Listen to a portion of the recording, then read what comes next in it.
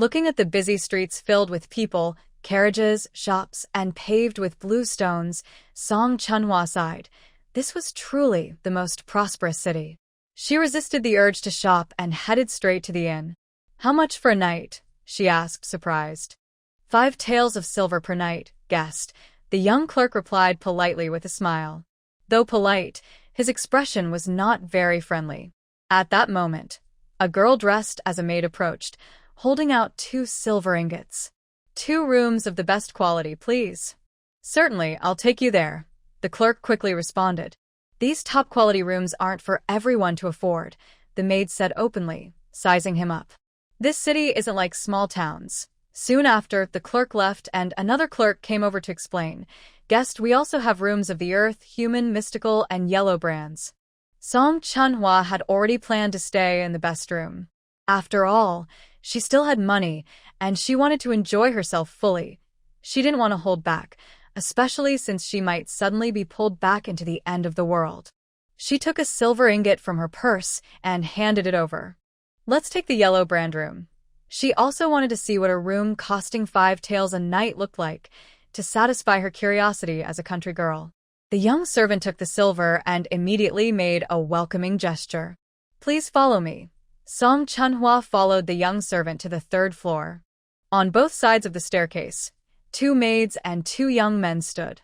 The entire floor was covered with a plush carpet. Seeing the young servant leading the guest upstairs, a young man quickly approached. After exchanging greetings with the young servant, he turned and went downstairs. He pushed open the door. Although Song Chunhwa didn't recognize the furniture and paintings inside, she could tell they were very valuable.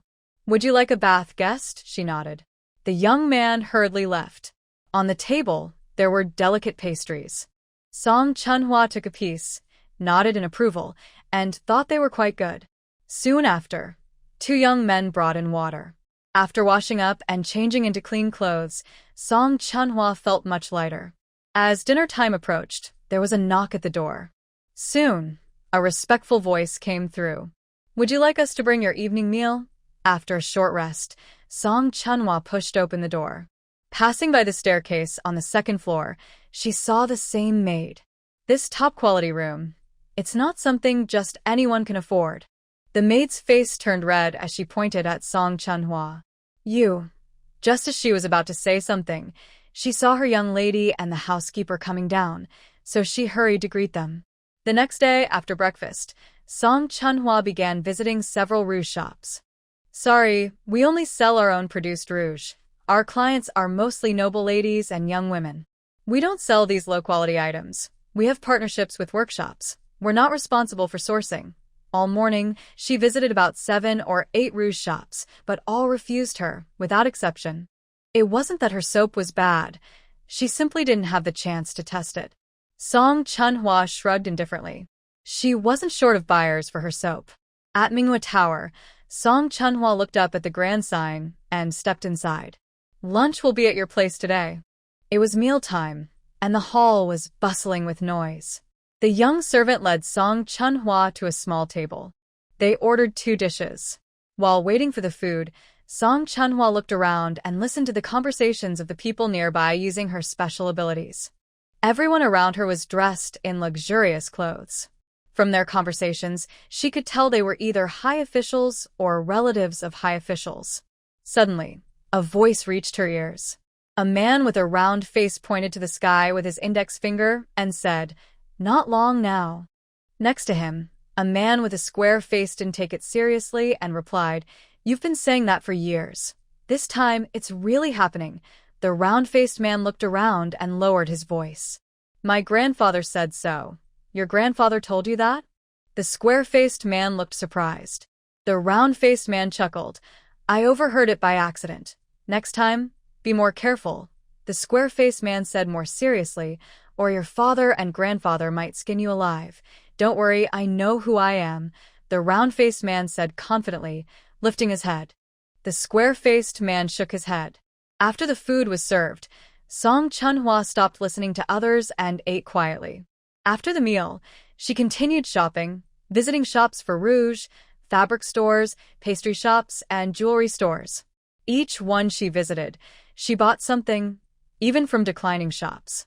Although she didn't manage to buy soap this time, she gained a lot from the day's shopping. When they arrived at the inn, many people looked around the hall. At this moment, Song Chunhwa was holding a tall box of gifts and carried a large, bulging bag on her back. The next day, Song Chunhwa led her horse-drawn carriage into a quiet alley. She stopped at a hidden spot and entered the carriage. About 15 minutes later, a man dressed in a way that hid his true appearance stepped out of the carriage. On a street lined with stalls, she paid for a spot and started looking for a suitable place to set up her stall. The street was now filled with various stalls. At the end of the street, in a less noticeable spot, she found an empty space. On one side was a stall for writing letters, and on the other, a meat shop. The butcher skillfully cut the meat to the customer's request. Like before, she set up her table and advertising signs. On the table, she placed soap. Then she took out 2 basins of water from the carriage, one plain soap and one with herbal ingredients like poria and mugwort, unwrapped a piece of each. Next to her, the meat stall was empty at this moment. Seeing that Song Chunhwa was selling unfamiliar items, the butcher asked, "Brother, what are you selling?" Song Chunhwa smiled and replied, "Soap." The butcher shook his head, "Never heard of it." Suddenly, a woman at the letter-writing stall started scolding, "I just wore this outfit today, and I want compensation. It must be compensated." Everyone looked over when they heard the voice, and saw a woman with a smudge of ink on her sleeve. The scholar looked nervous and apologized. I didn't do it on purpose." He wanted help wipe the ink off, but because of gender differences, he stopped halfway. Business was coming. Song Chunhwa hurried over and loudly said, "I can clean it. If I can't, I will replace it with a new one." The woman looked suspicious and stared at the earnest young man. "Please, sister, come with me." Song Chunhwa gestured towards her stall. Seeing her serious expression and friendly smile, the woman naturally followed to the stall. Because of the earlier scolding from the woman and Song Chunhwa's offer to pay for the clothes, many passers-by stopped to watch. Song Chunhwa used her sleeve as cover and took out a cloth stained with ink from her pocket. "Sister, your clothes are very valuable. I'll first try cleaning this similar cloth with ink. Please see how it goes." The woman, seeing how pretty and kind-eyed Song Chunhwa was, nodded again without hesitation. Song Chunhwa turned to the crowd and said loudly, "Everyone, watch carefully. The miracle is about to happen." She dipped the cloth into clean water, then took a bar of soap nearby and gently rubbed in circles. As she rubbed, tiny black bubbles appeared. When she finished, she rinsed the cloth in water. Seeing it was clean, she didn't immediately lift it out. Instead, she turned to the crowd and said loudly, "Everyone, watch closely." As she spoke, Song Chunhwa lifted the cloth from the water, shook it in the wind, and a clean cloth appeared before everyone's eyes. The large ink stain was gone. The crowd gasped in surprise. That's gone." An old woman pointed at the cloth in Song Chunhwa's hand and asked in disbelief. A woman nearby looked amazed. "I think the edges are even brighter than before." Another woman next to her leaned in to look and said, "Actually, it is brighter." At this moment, a man loudly questioned, "That can't be ink. If it were ink, how could it be cleaned so perfectly? Even the expensive soap wouldn't clean it completely." As soon as the man said that, many people in the crowd started to question him. "Yeah, how is that possible?" Song Chunhwa smiled calmly, not angry, and walked over to the nearby writing stall, picking up an ink-stained brush. "May I borrow your brush?" At this moment, the scholar was most eager to wash off the ink, or he would have to pay for a new piece of clothing. Sure. He took out a cloth from his sleeve without hesitation and, without saying a word, began to paint with the ink-stained brush. The cloth was completely covered in ink. Wow, it really can be washed off. A man stared at the now clean cloth, which was once covered in ink, and shouted excitedly, "This is unbelievable." Song Chunhwa smiled and said, "This can not only clean cloth and clothing but also wash hands and take a bath."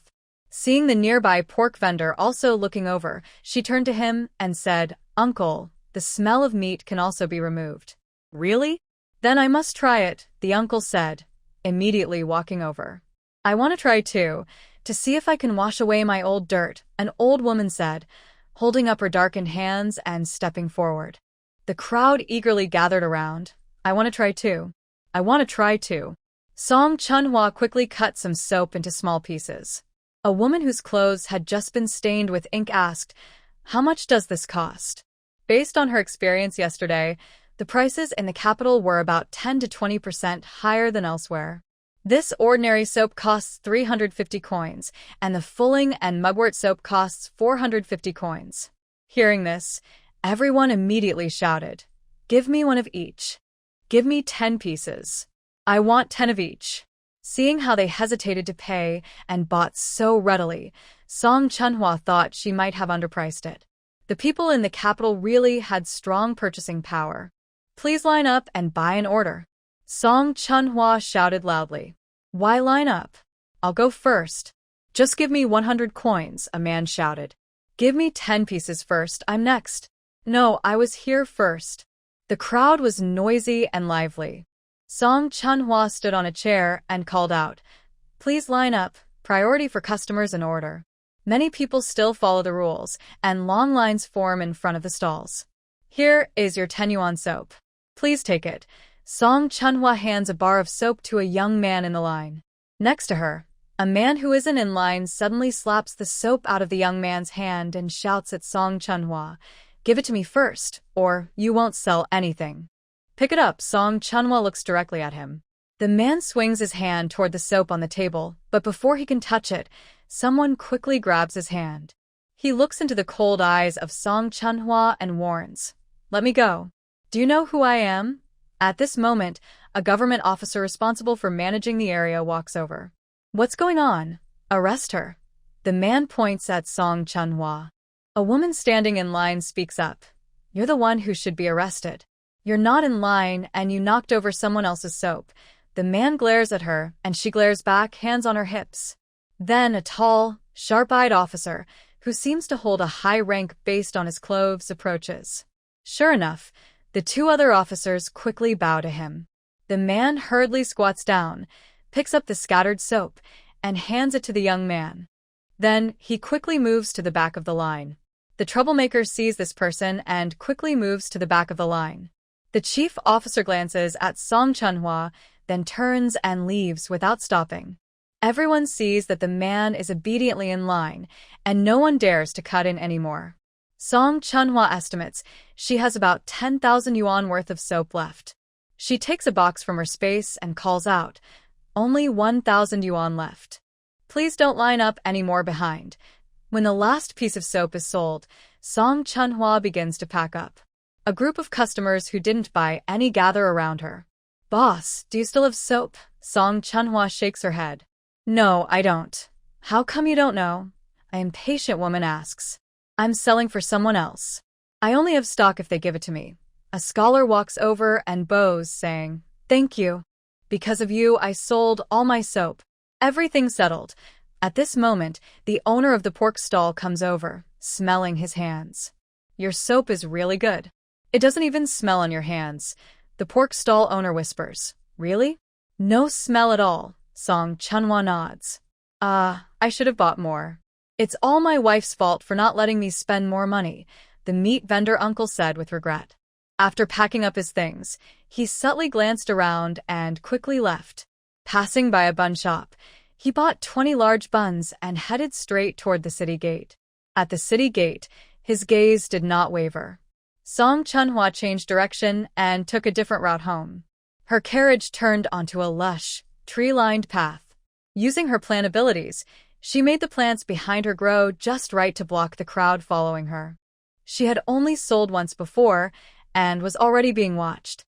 It seemed she couldn't sell any more in the capital. Traveling so far, selling only for 10,000 coins, Song Chunhwa wondered why she was doing such a losing deal. Since she was here, she decided to sell a few more pieces. She took out a map from her space and studied it carefully before heading east again. Her next destination was Mingyang Prefecture.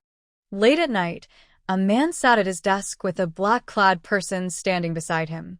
"Did you find out anything?" It was bought at a stall at the end of Qingshui Street. The stall owner is a young man, about 15 or 16. He left the city on the day of the stall, followed by 5 others when he left. The black-clad person continued. The stall owner used a Tongjing Prefecture travel permit. The man at the desk slightly lifted his eyes upon hearing this. Got it. Go back and keep watching. The black-clad man disappeared into the night again. The man at the desk stared at a soap box labeled Eagle Brand, lost in thought. Meanwhile, Song Chunhua was calmly enjoying the scenery along her route. They traveled during the day and stayed overnight at night. After 3 days, they reached their destination, Mingyang Prefecture. Young master, please take care on your way. The female shopkeeper saw Song Chunhua off at the shop door. Next, she visited a rouge shop. At mealtime, Song Chunhua entered a restaurant. As soon as she sat down, a plump middle-aged woman with a bright smile approached. Song Chunhua looked up. The woman bowed politely and said, "Young Master Song, I hope you are well. Sorry to bother you. I want to buy some soap from you." Song Chunhua searched her memory and recognized her as a previous customer from the rouge shop. She gestured for her to sit. "What is your name?" "I am Zhao, the second oldest in my family. You can call me Lady Zhao." "How much would you like to buy?" "Currently, I only have 200 taels of silver." "I wonder how much I can purchase. We have 2 types of soap. The regular one costs 300 coins each, and the herbal ones with poria and mugwort are 100 coins more. I'll take the regular one." Zhao Ernyang quickly took out a silver note for 100 taels from her pocket. "Just pay when you pick up the goods." Song Chunhua waved her hand. "May I ask when young Master Song can deliver the goods?" "Tomorrow at 3:15 the 3rd watch, outside the city, 10 miles from the pavilion." Zhao Ernyang stepped back half a step, bowed and said, "Thank you very much, young master."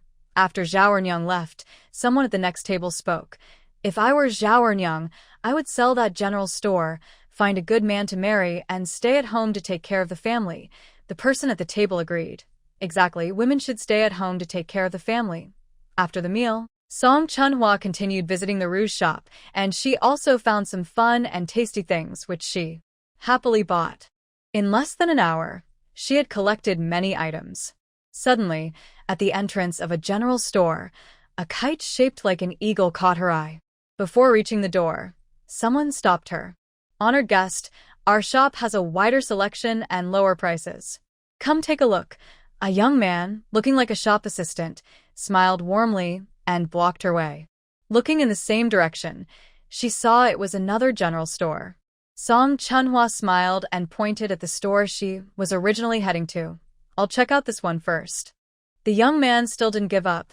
"Our store has everything they have, and our prices are definitely cheaper." Song Chunhua smiled. "No need."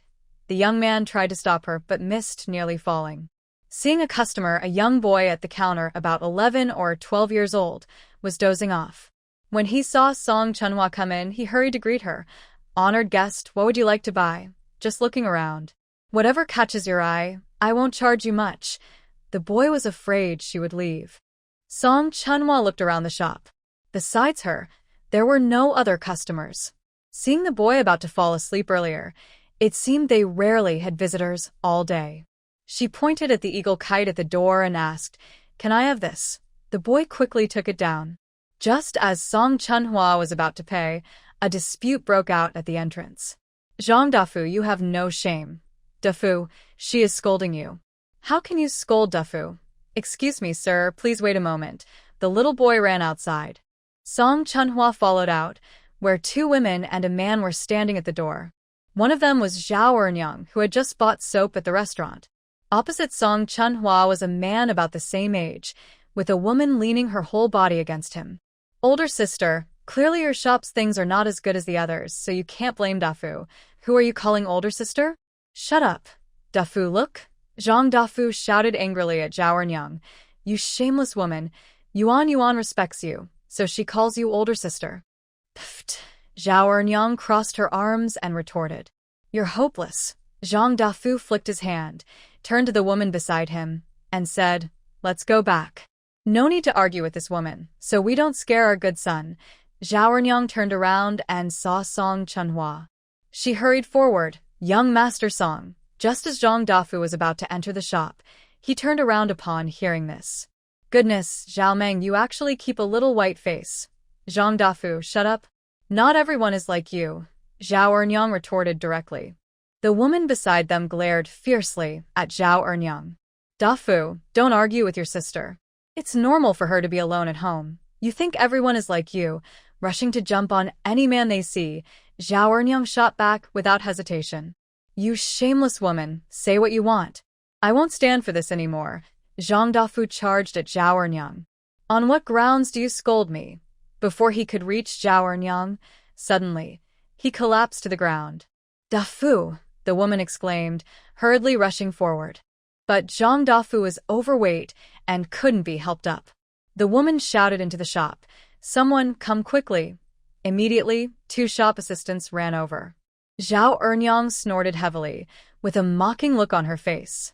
Zhao Meng, just wait and see. Zhang Dafu, lying on the ground, was provoked by her gaze, pointing and shouting angrily. Zhao Ernyang didn't even give him a glance.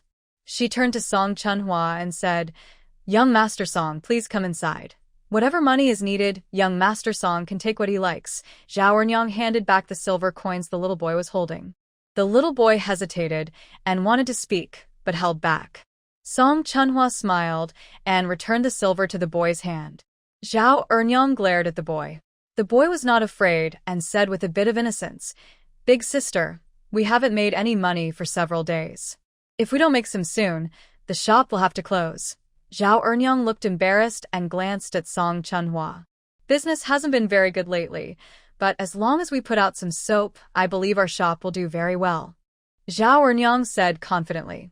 Just as she was about to say something, she saw a figure at the door and immediately stopped, grabbing a broom from the corner. Move aside. Move aside. Zhao Ernyang waved the broom forcefully at the door. The young shop assistant from the neighboring general store hurried back a few steps. Seeing that the person didn't leave, Zhao Ernyang turned and shouted to her brother. The trash at the door is too big. Bring the big broom from the backyard so I can sweep properly. The young assistant heard this, thought of something, and was frightened. He backed away quickly and ran off. Sorry for the trouble, Zhao Ernyang said, putting away her stern look and feeling a bit embarrassed. She said to Song Chunhua, The man arguing with me at the door is my ex-husband. The young assistant who was eavesdropping just now was sent by him. Zhao's younger brother, nearby, said angrily, That Zhang Dafu just hates that my sister and her divorce hurt his pride. He deliberately opened a general store next door, selling the same goods at cost price, just to make sure our shop can't survive. Zhao Ernyang signaled her brother to stop talking with her eyes. Sister, Zhang Dafu is so mean. Why can't I say so?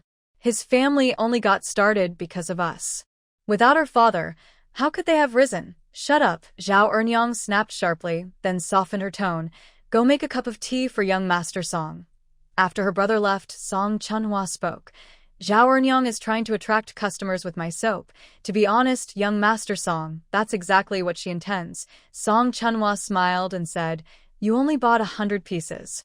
This 100 bars of soap won't last long on the shelves. Zhao Ernyang lowered her head, feeling shy. We've spent quite a lot of money recently. We're really short of funds. Based on the girl's helpful attitude, Song Chunhua continued to remind her. If someone buys everything at once, you won't be able to use the soap to attract customers anymore. If everyone only buys soap, your other goods won't sell either. The main point is, you only have 100 pieces of soap. No matter how much you sell, you can only earn from those 100 pieces. Zhao Ernyangzi was stunned. She quickly bowed seriously and said, Please, young Master Su, give us your advice. Limited quantity, matching supplies. Limited quantity?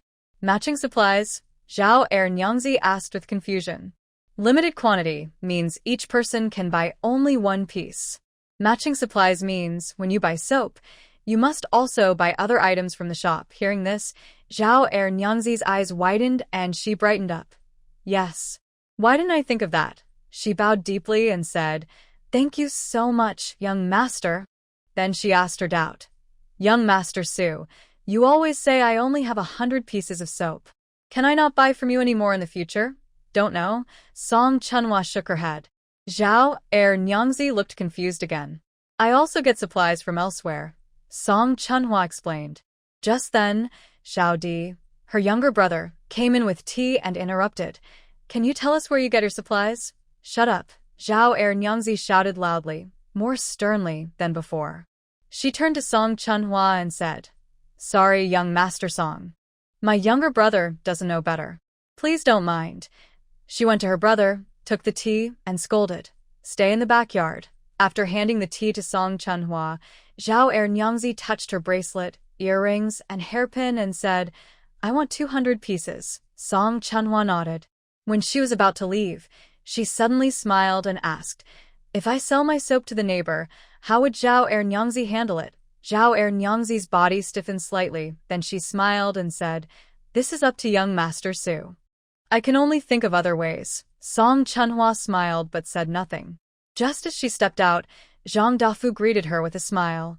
Young Master, no matter how much the neighbor offers, I will add 10%. After saying this, he looked provocatively at Zhao Nyangzi, who was seeing her off. Although Zhao Nyangzi had just said that, a hint of panic flashed in her eyes. After all, in business, who wouldn't want to earn more money and refuse? Seeing that Song Chunhwa didn't speak, Zhang Dafu continued. Add another 20%. It looks like they are determined to win the deal. Song Chunhwa politely said, Sorry, I have no more stock. Zhao Ernyang was surprised and looked at Song Chunhwa gratefully. The young master hasn't delivered the goods yet. I am willing to pay 30% more to buy it, and you can give the goods to the neighbor. Before Song Chunhwa could speak, Zhang Dafu, looking confident and wealthy, continued, Give 4% more. Finally, gritting his teeth, he shouted loudly, 5% more. He looked confident that he would succeed. Sorry, the goods have already been delivered, said Song Chunhwa politely, bowing and taking her leave. Zhang Dafu, unable to make the deal, started spreading false accusations. I think you two are involved in something, maybe secretly. Zhao Ernyang angrily shouted.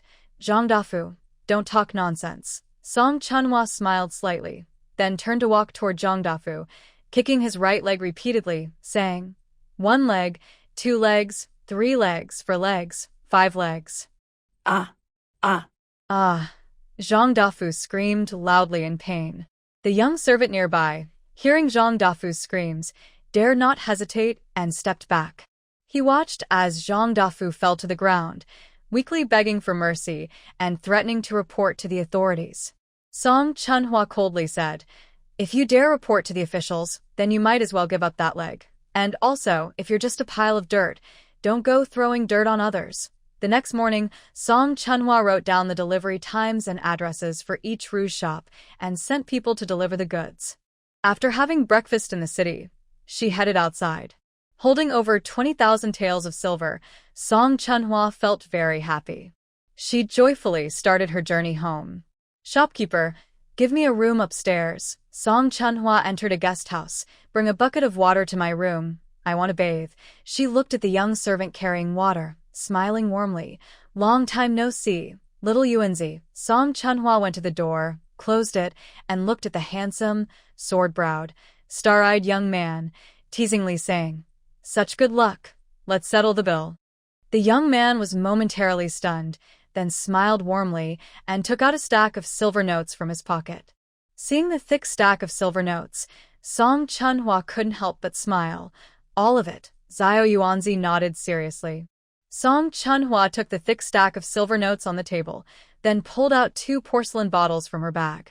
Your sister won't let you suffer losses. Take these. Song Chunhwa handed over the bottles, proudly raising her eyebrows. Take one every 2 months, and you'll be able to go up the mountain to hunt tigers. The boy's black eyes sparkled. Big sister, when have I ever lied to you? Song Chunhwa pointed at one of the bottles. I only have 2 bottles in total. Be good to you, right? After saying that, she raised her eyebrows again. Be touched, but don't hide your feelings. Turn them into something real, like silver or gold. She made a gesture as if counting money. The boy still looked at Song Chunhwa, then took out another thick stack of silver notes from his pocket. Is your family running a bank? Zhao Yuanzi wanted to answer, but Song Chunhwa quickly stopped him. Before leaving, Zhao Yuanzi hugged Song Chunhwa tightly, then released her after a long moment. He strode away quickly without looking back. On the way home, they traveled nearly 100 miles.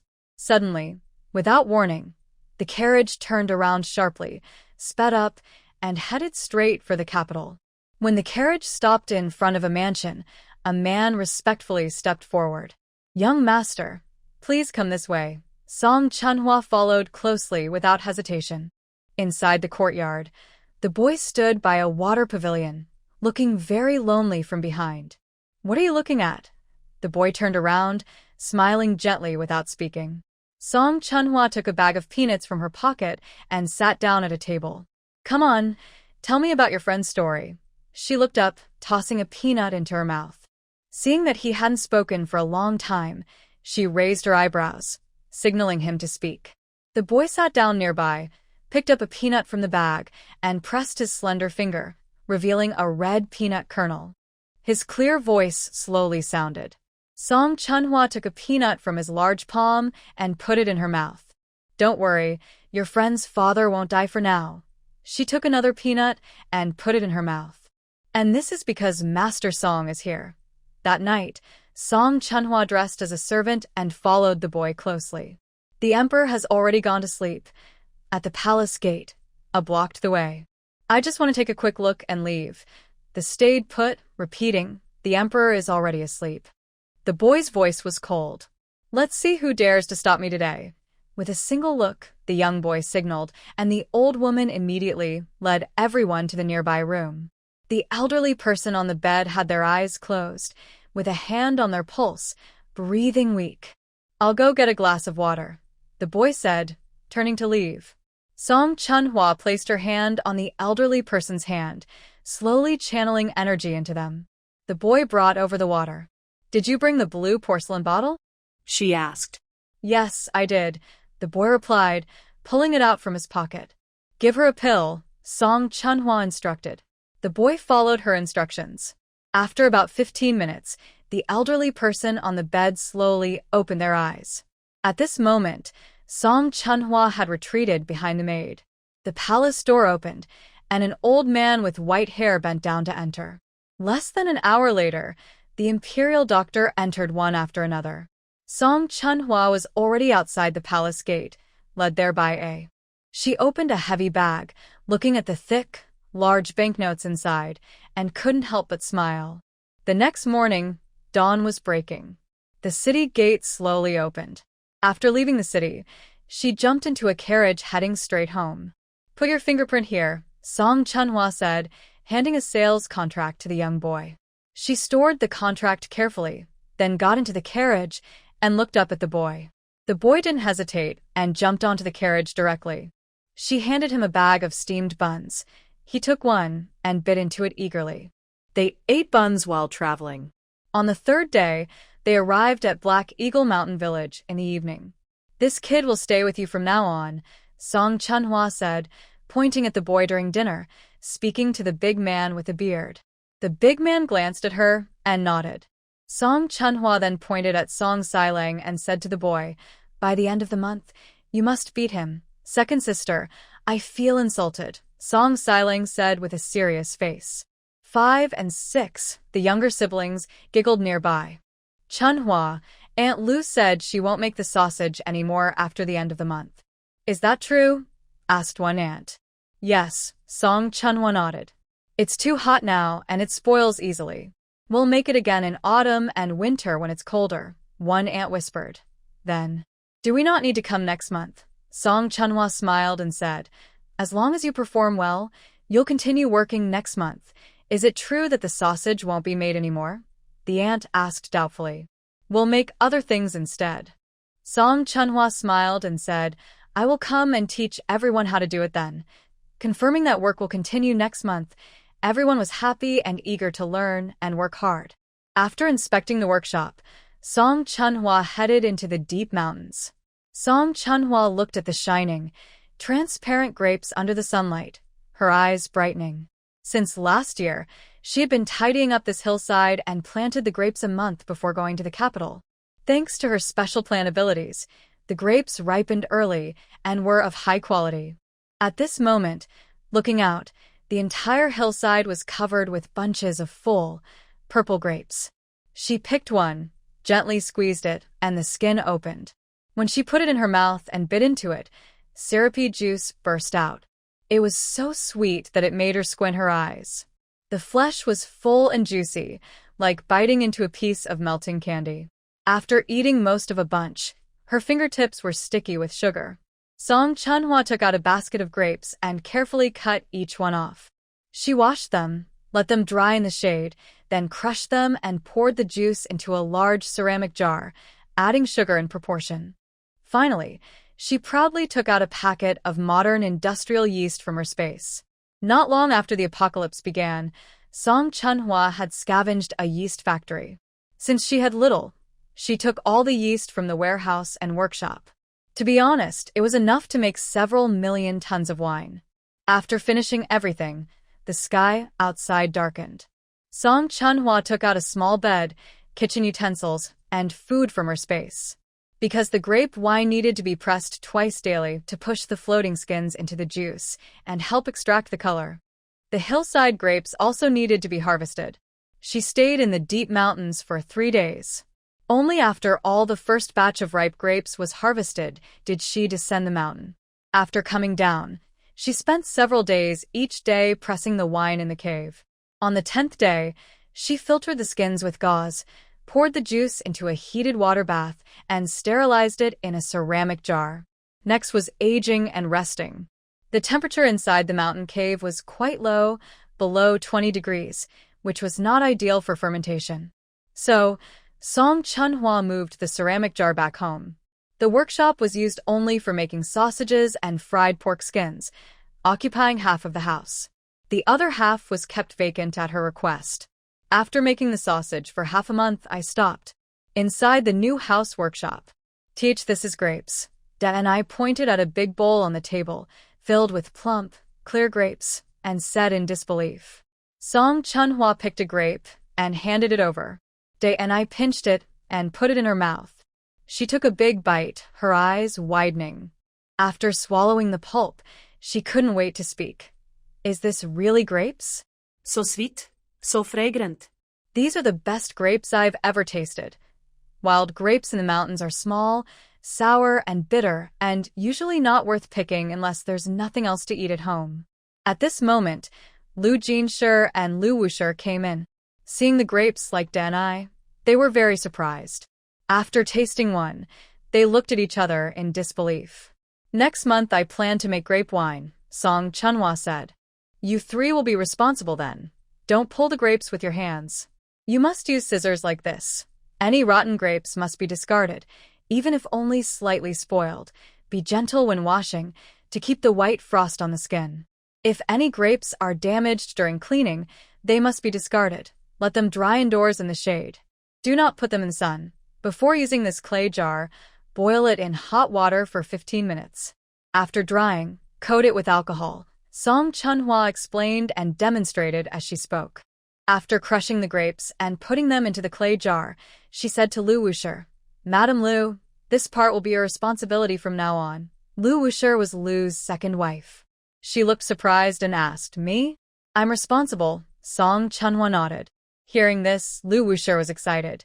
Chunhwa, I will do my best. Later, Lu Wushi couldn't wait to tell her mother-in-law the news. That evening, her mother-in-law slaughtered the chicken that laid eggs at home. She repeatedly told her daughter-in-law to work hard. Song Chunhwa told Lu Wushi and Da and I to leave first. Jinshi, the part 1 will teach you next. You will be responsible for alone.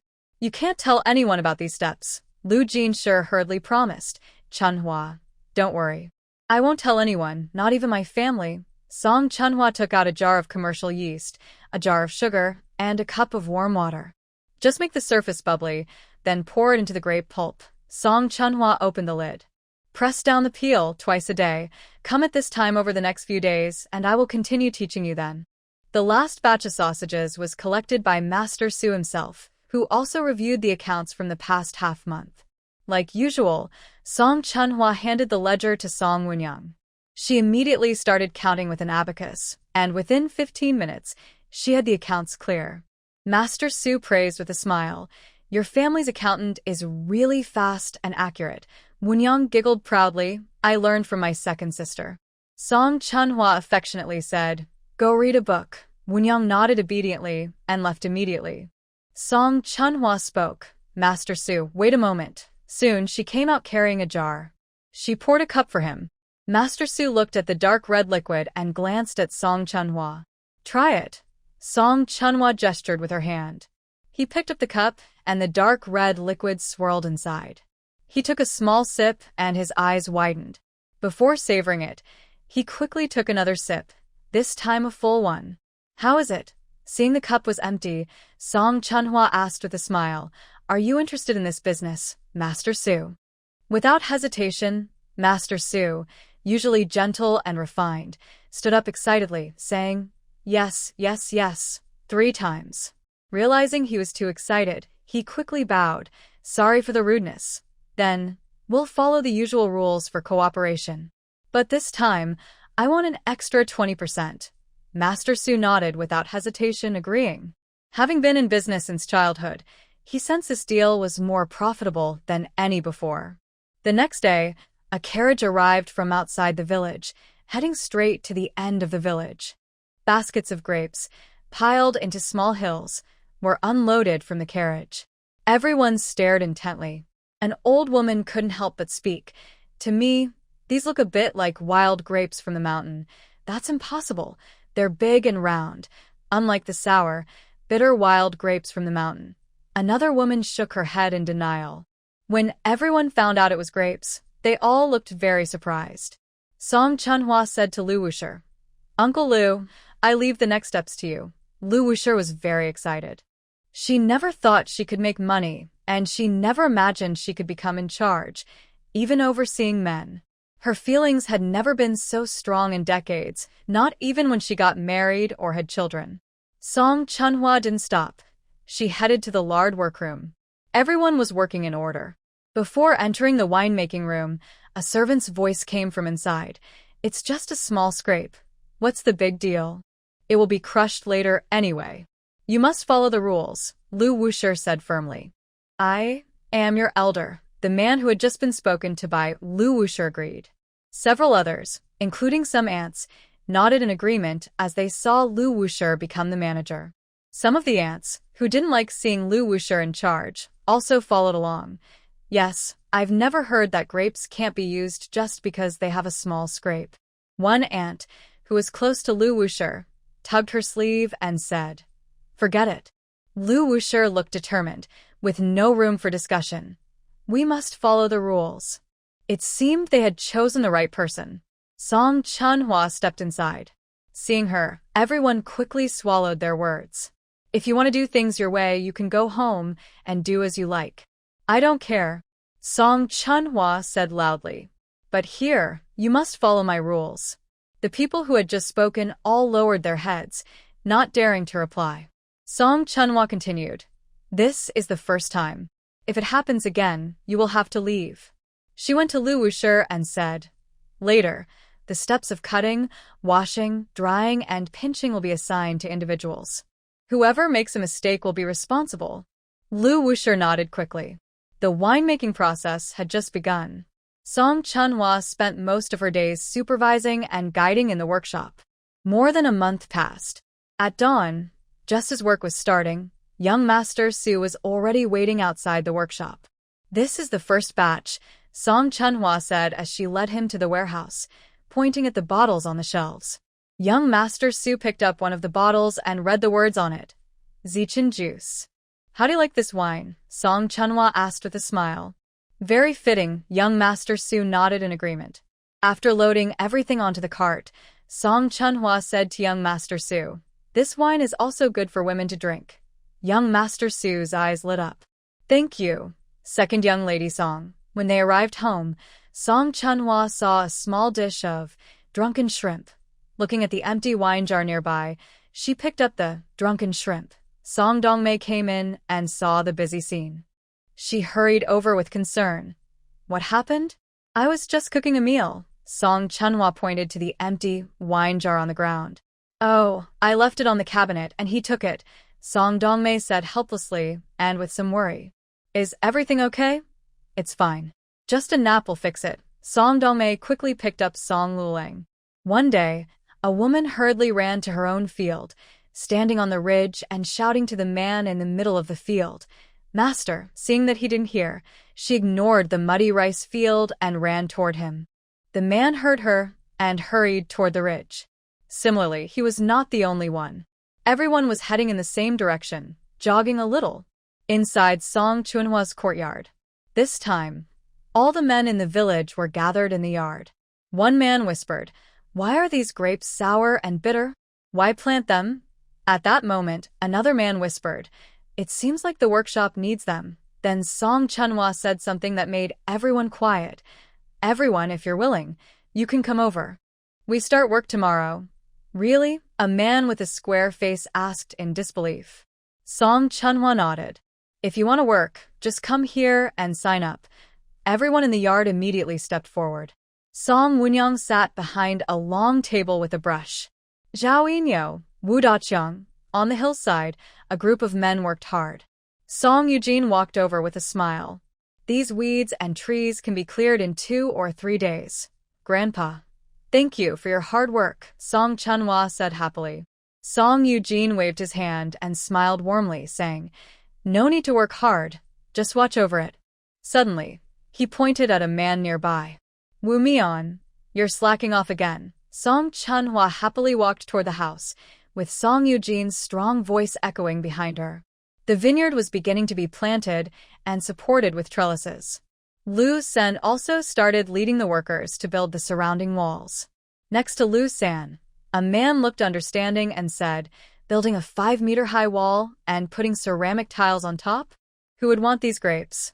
Lu Sen listened carefully and replied, "The owner wants it done a certain way, so we follow his orders. Don't say anything else." He then looked at the others nearby. As the sun set in the west, Song Chunhua arrived at the vineyard. Seeing no one around, she used her plant powers. As her powers activated, the seeds sprouted from the ground. Chunhua, Chunhua. Song Jia, just sitting down for breakfast, ran into the yard excitedly with a happy face. "The grapes are sprouting. The grapes are sprouting." Everyone inside the main room was very happy. At that moment, the sound of a carriage came from the gate, and Su Gongzi, also looking joyful, entered happily. Song Chunhua's small study. Su Gongzi placed a box on the table and opened it. A full box of silver notes appeared before the two of them. "It seems the price of Zichin paste is good," Song Chunhua said with a raised brow and a smile. 10 taels of silver per jar. Su Gongzi made a 1-foot gesture with his hand. Song Chunhua looked at the full box of silver notes and said, "It looks like you regret setting the price too low." "Exactly," Su Gongzi said with a smile. "Once this Zichin paste reaches the city, it will be sold out quickly. Every day, people ask when it will be available. I should have asked for 20 taels." He paused and then asked, "Can we make more of this Zichin paste?" Song Chunhua shook her head. "Not for now. The grapes aren't enough." Hearing this, Su Gongzi sighed. "That's a pity." Song Chunhua smiled. She didn't lack grapes, but the more money-making products like this, the more attention they attracted. Although Su Gongzi had backing, he couldn't be sure to keep it safe. After the latest batch of grape wine was loaded onto the carriage, Su Gongzi bowed and took his leave. After planting the grapes, 5 people, including Song Eugene, stayed behind to take care of the vineyard. Buzzing, whirring, Song Wunyang looked at a bloodied mosquito in her hand, then quickly got up and went to the water jar in the kitchen. Everyone finished their dinner while mosquitoes buzzed around them. "Second sister, what are you doing?" Song Chunhua saw Wunyang kneading a dark, dough-like ball and asked curiously. Chunhua pressed the dark ball flat and looked up, saying, "It's to keep mosquitoes away." "Can this really repel mosquitoes?" Wunyang widened her eyes. "Yes." Chunhua smiled and asked, "Want to make some together?" Wunyang nodded, turned around, and took down her special apron from the wall to tie it on. She shaped the dough into a square, then used a kitchen knife to cut it into even strips. Then leave about half a foot in the middle and wrap it into a circle, Chunhua demonstrated as she worked. "Why do we need to make it into a circle?"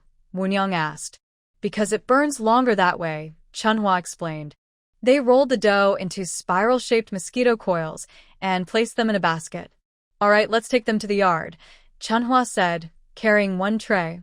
Woonyang carried another tray. Second sister, there really are no mosquitoes now, Woonyang said happily during dinner. This will definitely sell well. Let's make and sell these, she suggested. Chunhwa smiled affectionately. That sounds good. Would Tangding like to help make them? Woonyang asked. She nodded eagerly. Yes. I'll come help after school. Chunhwa shook her head. Making and selling these will be handled entirely by Tangding. She will be in charge. Really? Woonyang was surprised. Chunhwa looked into her eyes and asked, Is that okay? The others at the table looked at the two. Tangding is still young, said Dongmei. Chunhwa didn't reply, but kept looking at Woonyang. Encouraged by Chunhwa's gaze, Woonyang nodded. I want to do it. The moonlight shone into the room. How about circle mugwort mosquito repellent? Woonyang asked clearly. Would it be better if the name was shorter? Chunhwa smiled and asked. Circle mosquito repellent, Woonyang said. Chunhwa smiled and explained the modern naming rules for products. Under Chunhwa's guidance, Woonyang suggested a name that had been passed down through generations. The next morning, Song Woonyang sat in the study, making a list of things to do. While writing, she softly muttered to herself, Gather mugwort. Make charcoal. Buy sulfur. After half an hour, Song Woonyang took some small silver coins from her little purse. Second sister, can I buy mugwort from you and rent the watermill? Song Chunhwa smiled as she took the silver. Third brother, fourth brother, Song Woonyang handed the shopping list and the silver to her two brothers. Everything on this list needs to be bought today. The two brothers happily responded. Then, Song Woonyang ran out to the courtyard. I'm going to the village entrance. An hour later, in the old house, about 10 villagers were gathered. Song Chunhwa stood nearby. The young girl was a little nervous at first, glancing at her second sister now and then. Song Chunhwa smiled encouragingly, saying nothing. Gradually, the girl's voice grew louder as she organized the tasks clearly. In the original soap-making workshop, Song Dongmei mixed powders into a wet paste according to the right proportions and brought it to the main hall. They had demonstrated this yesterday afternoon, and everyone was used to the work, so they picked it up quickly. Following her second sister's advice, Song Woonyang used a more efficient and less easily copied method to make the products in a continuous line. Nearly 20 villagers worked together, producing about 2,000 boxes each day. Is there a new business? When young Master Su entered the yard, he smiled and asked Song Chunhwa. Song Chunhwa looked at Song Woonyang and smiled. Woonyang stepped forward. Good day, young Master Su. He paused, then smiled back. Good day, fifth Miss Song. Woonyang explained the new sales project to young Master Su. After listening, he looked at Song Chunhwa. She smiled and said, This mosquito coil business is Sugar's idea. Hearing this, young Master Su believed her. At that moment, Woonyang lit a plate of mosquito coils. The smoke curled up, carrying a faint scent of mugwort mixed with other herbs. Lighting it at dusk works even better, Woonyang handed him a plate. The next morning, young Master Su came back to the Song house. Song Chunhwa and Woonyang exchanged smiles. Young Master Su Song Woonyang discussed the details of the cooperation in detail. Song Woonyang held a cup of tea and sat nearby, smiling but not speaking the whole time. After the deal was settled, young Master Su immediately took away a cartload of mosquito coils. When young Master Su's carriage disappeared from sight, Song Woonyang, holding the agreement and a banknote, was very excited. Second sister, I succeeded. Our Tangdang is really amazing. At this time, summer insects were numerous. The demand for mosquito coils was very high. Song Woonyang recruited all the idle villagers. Women were responsible for making the coils, men for chopping wood and making charcoal. All the rooms in the old house were used for making mosquito coils. At the end of the month, Song Woonyang received the payment and happily started repaying debts. Third brother, borrow 100 taels of silver, exchange for 100 taels of principal, with 1 tael of interest. Fourth brother, borrow 100 taels of silver. Second sister, borrow 100 taels of silver. 4 water mill rental, After repaying, the small boss Song Woonyang sat in the study, peeling an abacus, making payrolls and shopping lists, while Song Yen took notes nearby. Song Woonyang announced a number, then wrote it next to the corresponding name and item. Song Yen, how many months has he been at home? Mostly following the bearded man, and in the afternoons, learning to read with Shinmabe or Song Woonyang. After confirming everything was correct, she took out a box of broken silver and copper coins exchanged from her second sister and led Song Yen to the old house. By then, work was finished, and they were cleaning up. Today, after work, the men who chopped wood and made charcoal also came to the yard. Seeing Song Woonyang enter, everyone was very excited. They called out a name, then stepped forward, receiving silver and pressing their thumbprints next to their names. Late at night, frogs croaked endlessly in the rice fields, and occasional wild animal roars came from the mountain, making the mountain village seem quiet. Sudden screams broke the silence. Ah! Dead dog, let go. Good dog, please let go. Ancestor, I beg you. At the foot of the wall, 2 dogs were biting one person's left and right hands. Ignoring the fear of being heard, they shouted at the figure crouching on top of the wall, "Pull it off for me." The figure on top of the wall looked at the big yellow dog glaring at her from below, trembling and shaking her head. "You coward!" Song Urga looked up and scolded. Ah, his arm was bitten painfully again. The nearby old house was awakened by the loud screams, and several families ran over holding torches. Song Urxiang pointed at the figure lying on the ground and scolded, "It's you again, Song Urgu." A man nearby pointed at the top of the wall, asking, "Qian Yongqiang?" Pain kept shooting through his back and hands. Song Urgu trembled as he pointed at the 2 dogs stepping on him and said to the man, Let them go. Come here." Song Chunhua signaled to the 3 dogs with her eyes. The 3 dogs immediately wagged their tails and came to Song Chunhua. Released, Song Urgu quickly crawled up from the ground. The big yellow dog on the wall, no longer watching from above, immediately went down. Song Chunhua watched the 2 people fleeing and called the 3 dogs to stop chasing. The next day, at Qian Dafa's house. Officer, you can't take my son away." Wu Tsuehua held onto Qian Yongqiang. "Let go, or I will take you too." Wu Tsuehua immediately released her hands. Song Urgu was lying on the bed recovering when suddenly 2 officers rushed in and, without a word, took him away. Qian Yongqiang and Song Urgu were taken away by the officers. Wu Tsuehua and Granny Zhao rushed into the Song family yard. Chunhua, I beg you, let my Yongqiang go." "Chunhua, I also beg you to let my Urga go," the 2 women cried loudly in the yard. Villagers outside quickly gathered around to watch. Song Chunhua glanced and said, "Big beard." Before the villagers at the gate could react, the 2 women were thrown out of the yard. The gate of the Song family was tightly closed. The 2 women cried and shouted outside the gate for a while, then had to leave when they saw it was closed. Song Urgu and Qian Yongqiang were only released back home after a month. When they arrived home, both had pale faces. Some villagers who shared the same thoughts as them also gave up. Summer ended, and the wine and mosquito coils were almost finished. The workshop resumed making sausages. However, Song Woonyang felt empty inside. "What's wrong with our tangdang?" Song Chunhua asked, pointing at Song Woonyang, who was sitting at her desk lost in thought. "Second sister, it would be great if we could do the mosquito coil business all year round. You."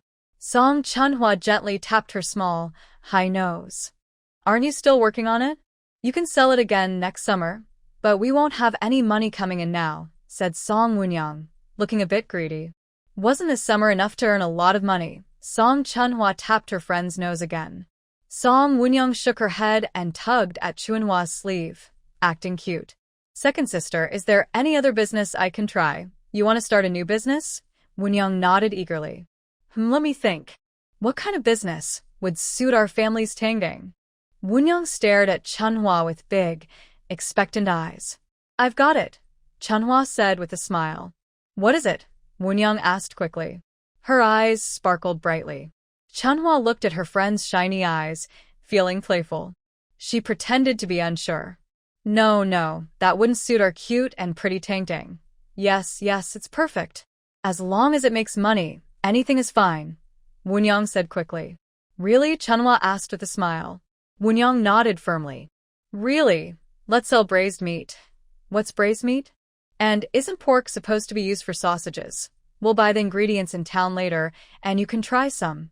We'll braise pig's feet, pig's head, and internal organs. Woonyang's eyes widened. You can do that too. Chunhwa nodded. Not just those. Tofu, lotus root, and kelp can also be braised. Second sister, let's go to town right now, Woonyang said, pulling Chunhwa out of the yard. After buying the ingredients, Woonyang couldn't wait and rushed into the kitchen. The pig's head and pig's feet must be cleaned thoroughly, or they'll be too greasy. Chunhwa said while cleaning, with Woonyang helping. This time, we'll only make pig's head and pig's feet. The other parts, next time. Second sister, let's not do it today. Woonyang looked at the soaking pig's head and feet. The pig's head is very greasy. It needs to soak overnight until the meat turns white. After dinner, Woonyang eagerly pulled Song Siling to change the water in the kitchen. What are you doing, Tang Dang? Song Siling poured clean water into the bucket with pig's head and feet, as Woonyang instructed. Tomorrow you'll see. The next day, just as the sky was beginning to brighten, Song Woonyang quietly got out of bed. Song Chunhwa, feeling helpless, smiled and followed her. When Song Dongmei went to the kitchen to prepare breakfast, she was startled to see her two sisters busy working there. As Song Chunhwa worked on her task, she explained, this way, it will absorb the flavor better. The spice bag should be boiled for about 15 minutes. This marinade is ready. You can add the meat now. Keep it simmering gently with bubbles for half an hour. Song Woonyang held a pen and her homemade notebook, taking notes. After soaking for 2 hours, Song Woonyang carefully asked Song Chunhwa to lift the lid. Second sister, this is so delicious, Song Woonyang exclaimed while eating, praising. Later, I will invite Granny Sun, Aunt Zhao, and Sister May over. Then, I'll take this marinated meat to the town to let Uncle Hong from Chunfeng Tower try it. Song Woonyang began to chatter about her plans. Brother Song Yen, get the horse cart ready. The next day, the marinated meat workshop started. 6 workers were chosen to make mosquito coils. The old workshop, which was used for making sausages, was now used for preparing marinated dishes. They still used assembly line methods. Clever Song Woonyang ground all the spices into powder, packed them in cloth bags to prevent theft of her secret recipes. The first batch of marinated meat was ready. Song Woonyang immediately placed a bowl of it and handed it to Song Chunhwa, her face full of nervous anticipation. Is it okay? Seeing Song Chunhwa nod, Song Woonyang jumped up excitedly. Half a month later, Song Woonyang added pig innards, tofu, seaweed, and lotus root to her marinated dishes. Her business expanded from the town to the county. The sales were booming. Her family jokingly called her Little Boss. The villagers heard and started calling her that too. This autumn was the 3rd-year cycle of the county exams. Early in the morning, the horse cart left the village entrance. The county exams were held at a single location for 3 prefectures. Candidates from Yongji Prefecture, Qiannan Prefecture, and Yuning Prefecture took the exams at the scholarly city of Yuning, filled with a rich atmosphere of books and learning. Let's eat something first, said Song Chunhwa, stopping the cart on a quiet spot beside the main road at noon.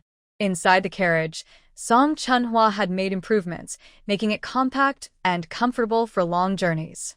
On both sides of the carriage, there are long benches covered with thick cotton cushions and pillows, making them comfortable for sitting or lying down. In the middle, there is a foldable table that can be used for reading, eating, or boiling tea. When not in use, it can be folded away. A small stove is placed in the center of the carriage, keeping the inside warm. On the wall opposite the chairs, there is a full wall of storage cabinets holding clothes, food, and books for the journey. Song Sanlang takes out a small pot and a steaming mat from the cabinet. Then, he scoops half a ladle of water from a bucket at the back of the carriage and pours it into the pot. He also takes out 3 rice balls in bowls and places them on the steaming mat inside the pot. Song Delong adds 3 or 4 pieces of charcoal to the stove fire. The rice balls are large, with white rice outside and meat and vegetables inside. 1 is enough for each person. After finishing their meal, the two brothers tidy up the carriage and continue their journey. This time, Song Sanlang is driving the carriage. Song Chinhua leans her pillow under her head and begins to rest with her eyes closed. She enjoys the gentle rocking while sleeping. Even before her previous life ended, she often slept on buses. Song Dalong sits on another long bench, reading a book. Following Song Chinhua's advice, he looks out the window or closes his eyes for a rest every 2 hours or so. They rest and wake as the sun slowly begins to set. The three find a guest house in the nearest town. They rent 3 rooms, have dinner, and then each goes to rest. The street becomes quiet. Inside the guest house, only the snores from each room can be heard. A small knife slips through the gap in a door, then the door is pushed open from outside. 2 shadowy figures sneak in quietly. They search the room but find nothing. The 2 figures exchange glances and look toward the person lying on the bed. Just as a hand reaches out, the person on the bed suddenly opens their eyes, speaking coldly without any emotion. Looking for something? Startled, the 2 figures shiver. The 2 shadows are a man and a woman, clearly thieves. The woman glances at the man. The man immediately pulls out a small knife from his pocket. But as soon as he draws the knife, the person on the bed restrains them both. They look at the 10 or so money bags on the table, and then at the 2 tied-up figures on the ground. Song Chunhua chuckled softly, then put the money bag back into the other person's sleeve. She took the 2 of them and headed down the stairs. The town street started to get lively. At the inn's entrance, 2 people were hanging, attracting the attention of passers-by. Wow, the innkeeper is hanging at his own inn's door. Didn't it say so on the sign? Someone nearby pointed at the sign hanging on the person. The shop owner in town, though not educated enough to take the imperial exams, could still read big characters. I'm a thief. At this moment, the stairs inside the inn shook. Last night, the 3 siblings left notes outside each guest room. Now, the guests saw the notes and hurried downstairs. The Song family siblings were now on the road heading toward Yuning Prefecture. Song Chunhua counted the silver and banknotes on the table, more than 2,300 taels. It seemed they had stolen quite a bit. This was found last night when searching the innkeeper's room. She counted out 1,000 taels and handed it to Song Dalong, who was reading. No need, I have silver on me, then go deposit it at the bank. She then lifted the curtain and handed another 1,000 taels to Song Sanlang, who was busy driving the cart. That night, after the inn was booked, Song Chunhua exchanged the remaining 300 taels for buns and old clothes, then headed out of the city to a broken temple.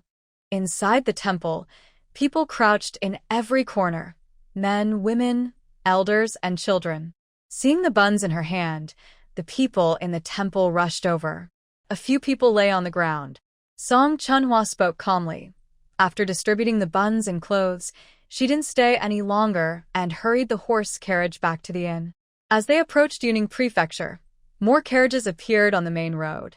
On both sides of the road, many students carried book boxes, heading to the exam. At noon, the 3 entered the city. They found it near the exam hall. The hall was filled with examinees and their families, discussing the upcoming exam. The exam was scheduled for the day after tomorrow. The next day, the 2 brothers studied in their room. Meanwhile, Song Chunhua started shopping. By noon, she was carrying many packages. She stopped shopping and headed back to the inn. After putting down her things and changing clothes, she was about to call the 2 for lunch when she heard a voice. Is this question genuine? Don't worry. Look who my master is. How could it be fake? One voice, speaking in a gentle tone, said, We can't go lower. Another voice, impatient, replied, Too expensive? Don't want it? There are plenty of people waiting outside. Yes, yes, yes. Then, the sound of a door opening. That night, in another room of the inn, the same kind of conversation happened again. Song Chunhua chuckled softly. On the first day of the exam, when Song Chunhua and her brother arrived outside the exam hall, it was already crowded with students and their families. After Song Daliang and San Liang entered the exam hall, Song Chunhua did not return to the inn. The exam lasted 3 days. In a hidden corner of an alley, she changed her appearance and came out looking like a handsome young man. After demonstrating how to wash with soap, the shopkeeper couldn't hold back and said excitedly, "This is the popular Eagle brand soap in Qianan Prefecture. 2 years ago, when I visited Qianan Prefecture, I saw this soap and asked where to buy it. Everyone told me it was at a certain stall. I went back a few times, but unfortunately I never found it." The shopkeeper looked disappointed but quickly became excited again. Waving his hand, he said, "How much of this soap do you have?" "I want it all," Song Chunhwa smiled. "Shopkeeper, I have quite a lot this time, 50,000 coins." The shopkeeper was surprised but didn't hesitate. He answered seriously and confidently with a smile, "I'll take it all." The shop assistants inside the store all stared wide-eyed. They had just seen how useful this soap was, but 50,000 coins seemed a lot. The time and place for collecting the goods were still announced on the day of purchase. After leaving the dye shop, Song Chunhwa continued shopping. She shopped for 3 days in a row. Meanwhile, Song Daliang and Sanliang finished their exams. The main gate of the exam hall slowly opened. Most of the students came out looking exhausted. Some were carried out on wooden boards by officers. Soon, Song Chunhwa saw Song Daliang and Sanliang appear at the door, and she hurried over. Thanks to good nutrition and her special tonic medicine, they looked healthy and rosy compared to the other exhausted students. "Did you do well?" she asked with a smile as she approached. They nodded and smiled. "Let's go eat." "I booked a table at Spring Breeze Tower," she said cheerfully, waving her hand. Back in a room, Song Chunhwa was about to take a bath and rest. A loud bang came from inside the room, followed by the sound of a chair falling. Then, in broken voices, someone called out, "Help! Help! Save me!" Song Chunhwa sighed, pushed open the door, and saw a man lying on the ground. He was clutching his neck, gasping for air. After a long moment, the man whispered softly. Song Chunhwa glanced at him, turned around, and left, closing the door behind her. This time, nearly 5,000 candidates participated in the 3-day exam. The grading would take 20 days, and the results would be announced then. Besides those who knew they wouldn't pass or couldn't afford to wait, most candidates went straight home after the exam. The others waited eagerly for the results. Once the exams were over, all the pressure was gone, and everyone relaxed. Yuning Prefecture became even more lively.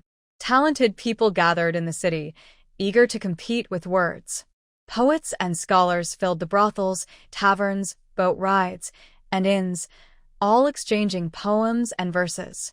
Song Dalong and his brother were invited once, but after that, they made excuses to avoid going out. They either accompanied Song Chunhwa shopping or stayed inside studying. Soon, the day of the results arrived. Early in the morning, candidates went to check the red list at the inn, while some waited inside the hall. Song Chunhwa and her friends decided to wait in the inn.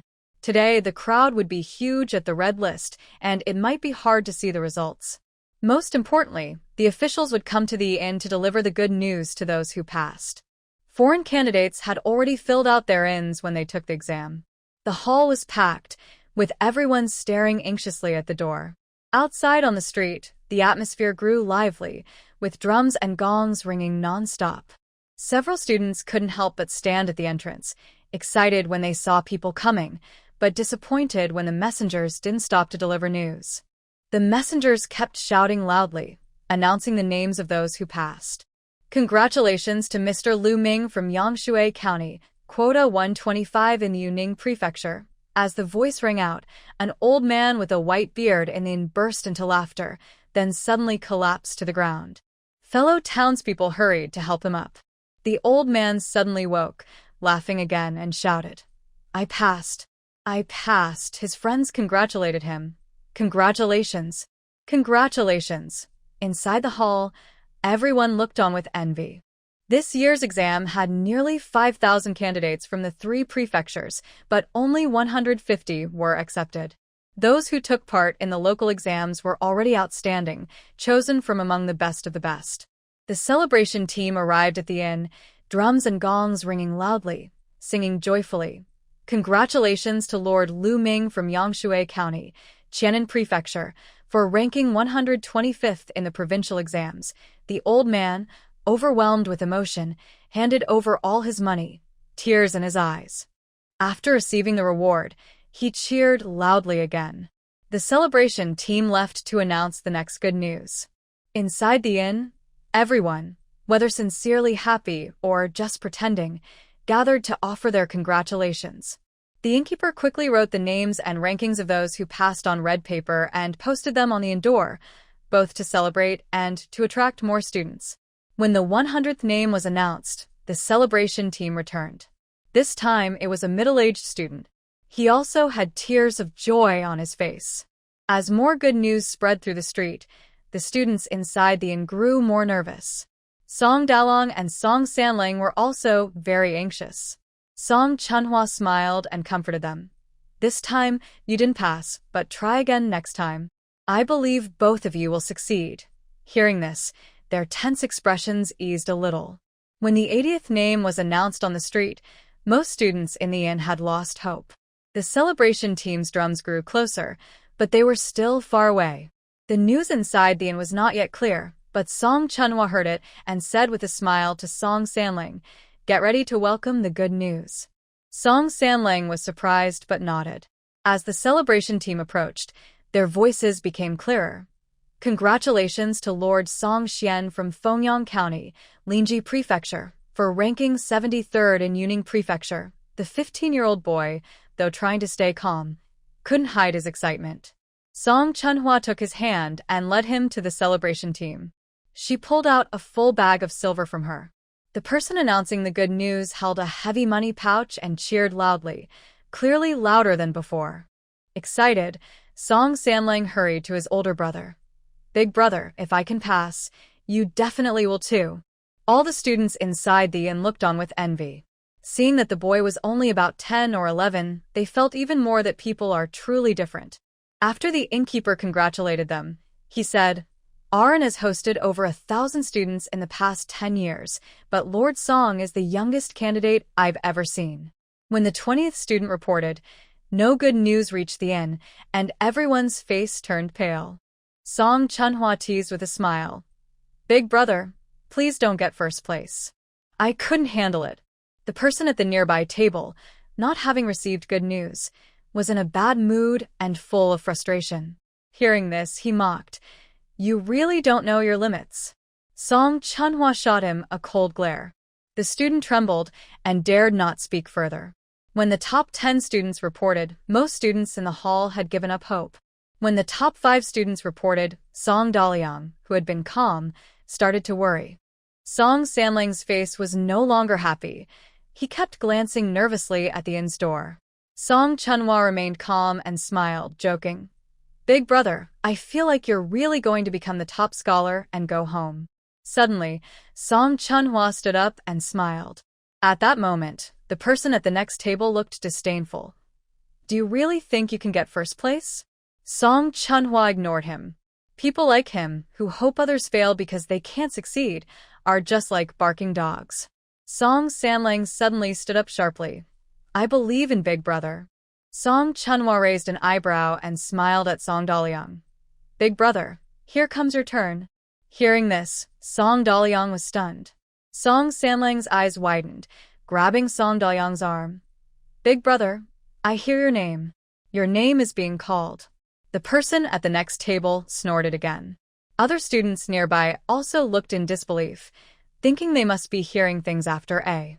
But some students remembered that just before Song Sanlang announced the good news, Song Chunhua also said the same thing, so they thought he probably didn't really win first place.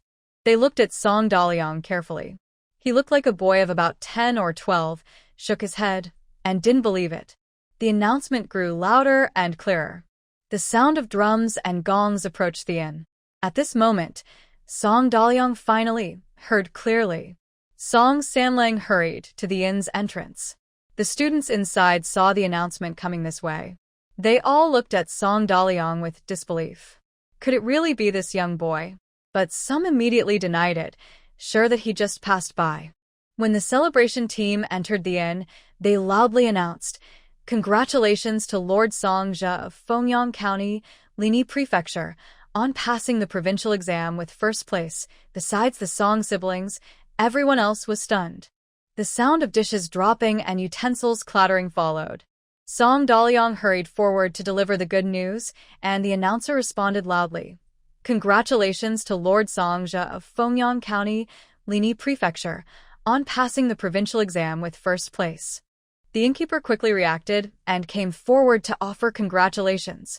Having this first-place winner at their end meant that this year, next year, and even the year after, they wouldn't have to worry about guests. Congratulations, Lord Song. Congratulations, Lord Song. The other students in the inn, regardless of their feelings, also came forward to congratulate. The students at the neighboring table, who had been criticizing earlier, shrank back and left in embarrassment. Song Chunhua still handed over a pouch filled with money. The announcer took the pouch and loudly cheered again. Congratulations to the champion. Because he was the top scorer, many students followed behind the celebration team to see the champion. The students watching looked at Song Daliang with disbelief. He was so young. The innkeeper quickly posted the good news on a prominent spot at the door. After the celebration team left, the students who followed did not leave. They all came forward to offer their congratulations. Song Chunhua carried a basket of grapes and wine from the back courtyard. The innkeeper quickly brought over cups, and Song Chunhua poured wine for each student to drink.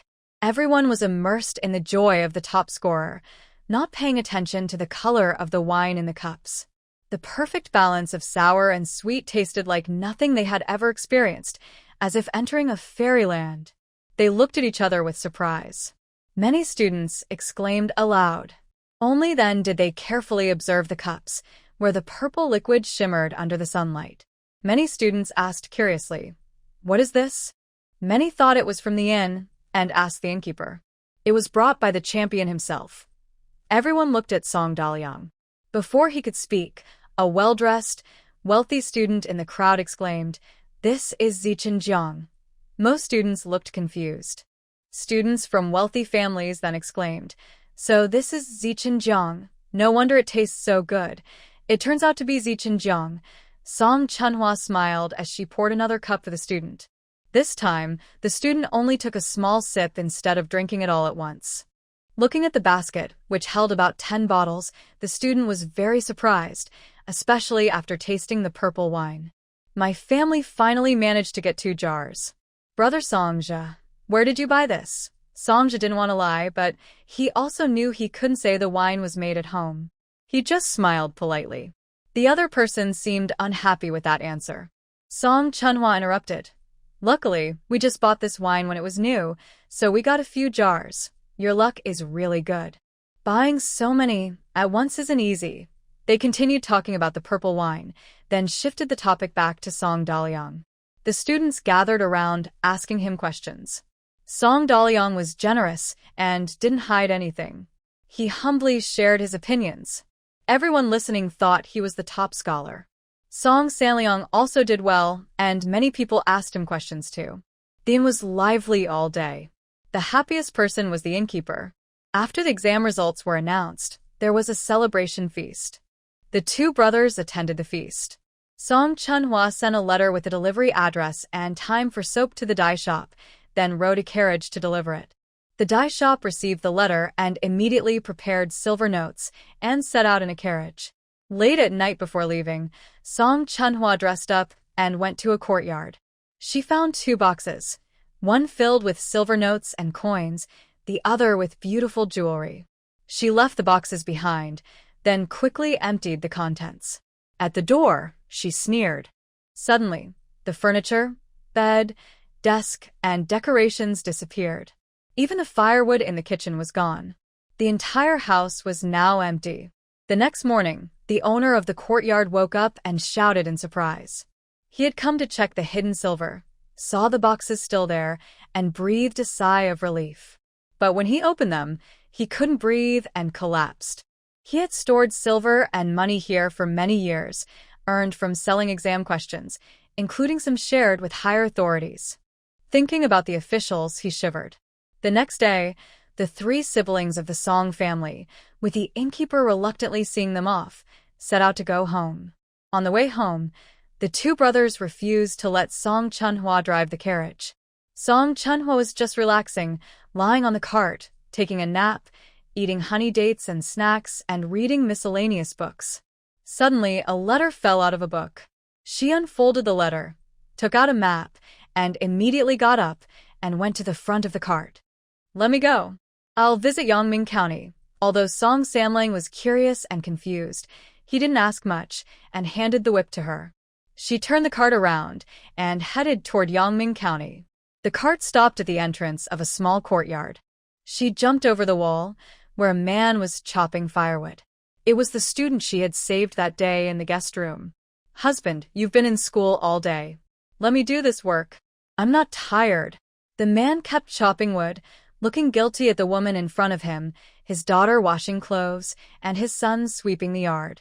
"It's all my fault. I didn't study well, took the wrong path, spent all the family's money, and made you live in this small courtyard." At this moment, a baby's cry came from inside the house, and the woman hurried inside. Song Chunhwa threw the money bag at the man's feet and jumped down from the wall. Seeing the sudden money bag at his feet, he was stunned. He looked around, then picked up the money bag, and was happy to see the silver inside. But after glancing at the house, he immediately closed it, planning to hand it over to the authorities. Suddenly, a letter envelope was revealed among the silver. She opened it and saw tears welling up in her eyes. At this moment, the sound of a carriage outside the yard was heard. She hurried to the gate, but the carriage had already left. The woman came out holding the baby from inside the house. The man quickly put the letter into his pocket, turned around, and handed the heavy money bag to the woman. This letter was written when he was about to end his life that day. Sitting in the study, the man looked at the last line added to the letter and burst into tears. The three siblings of the Song family continued their journey home. Before reaching home, news of Song Samlang and Song Samlang passing the imperial exam had already reached the county town. Fongyong County received the news.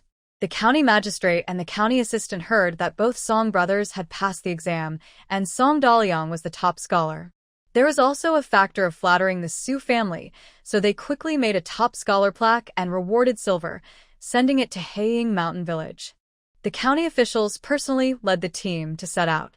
When the joyful team arrived at Haiying Mountain Village, it was the busy farming season, and the workshops had been on holiday for a while. All the villagers were busy in the fields, even children as young as 5 or 6. Chun Jinghe was also busy working in the fields. The villagers ran over to shout to him while he was bending down, harvesting rice in the field. "Master County Magistrate has good news. Song Dalong, Song Sanlang, has passed the imperial exam, and he is even a top scholar." The villagers who called him didn't understand what top scholar meant, but Chun Jinghe, who had been an official for many years, knew very well. A top scholar is the number 1 in the imperial exam. In the entire Linji prefecture, only about once every 10 years would there be one, not to mention Fongyong County. Now, their Black Eagle Mountain Village has produced one, and it happened during his time as an official. He hurried to the edge of the field, but was so excited that he nearly lost his balance and fell. His son quickly stepped forward to help him, so he didn't fall. The villagers working in the field heard the news, put down their tools, and ran toward the Song family. The villagers who came with him listened to Chun Jinghe explain that a top scholar is the first-place candidate in the imperial exam. They looked at each other in disbelief. They also heard that a top scholar could directly become an official, even a county magistrate, and their legs trembled. In their eyes, officials are very high and mighty. Halfway there, seeing his clothes covered in mud, he turned around and ran home. At the Song family's house, Song Sailang and Song Wunyang were calmly welcoming the county magistrate and officials who came to congratulate them. A table in the yard was filled with cakes and candies, and people were busy preparing to slaughter pigs and chickens in the kitchen.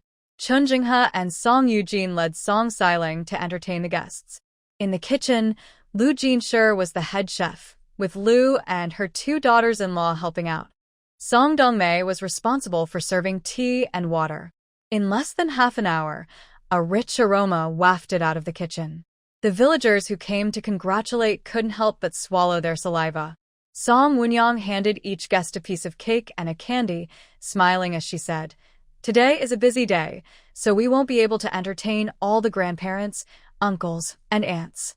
When my older brothers return, we will invite everyone again." The officials and several members of the Song family sat at two large tables in the main hall. A few helpers in the kitchen, including Song Erxiang, set up a small table. Although they didn't sit at the main table, Song Wunyang made sure to leave the same amount of food for them. The family was not short of meat. There were 10 large meat dishes, full of flavor, including popular cured sausage and fried pork skin from the city. Although the officials usually had plenty of meat, this table full of big chunks of meat was a rare treat for them. After the meal, everyone felt very satisfied. Chun Jinghe and Song Yujin, although usually able to speak well in front of villagers, were silent when facing the second-in-command of the county. They seemed like gourds with their mouths sawed open. In contrast, Song Xiling, despite his young age, talked easily with the county magistrate. He was neither humble nor proud, discussing everything from reading to people's livelihoods, with a wide range of knowledge.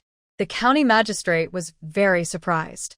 He thought, "The Song family is impressive." His tone became more serious and respectful. Seeing his grandsons so talented, Chun Jinghe felt very proud. Both Chun Jinghe and the county magistrate shared the same thought. Usually, Chun paid most attention to his 3 older children. Now he realized that his 2 younger children were also quite remarkable. He then thought about his mischievous children and decided to brew some wine for them. After sending off the county magistrate and the officials, nearby villagers and wealthy landowners came one after another to congratulate them. For 3 or 4 days, the Song family's house was busy with visitors coming and going. When the 3 siblings from the Song family arrived at the village entrance in a carriage, the village chief received news quickly and hurried over with firecrackers. The sound of firecrackers echoed through Heiying Mountain Village. Villagers treated Song Daliang and Song Sanliang with great respect, almost like officials, only missing kneeling and bowing. As business partners, Mr. Su had visited the village these days. The 3 siblings returned home and immediately rushed from the county seat with their own son. Looking at the house full of gifts, silver rewards from the county, silk and satin from wealthy landowners, and eggs, woven baskets, and vegetables from villagers, Song Chunhua said to Song Yujin, "Please ask the village chief to inform everyone that after the harvest, I will host a meal to thank everyone." Chun Jinghe nodded quickly. Good. From then on, whenever someone came to pick up goods, whether Mr. Su or the household steward, they would come to the house to say hello. The young master of the Su family was always on the list. Every time, he would come to greet them.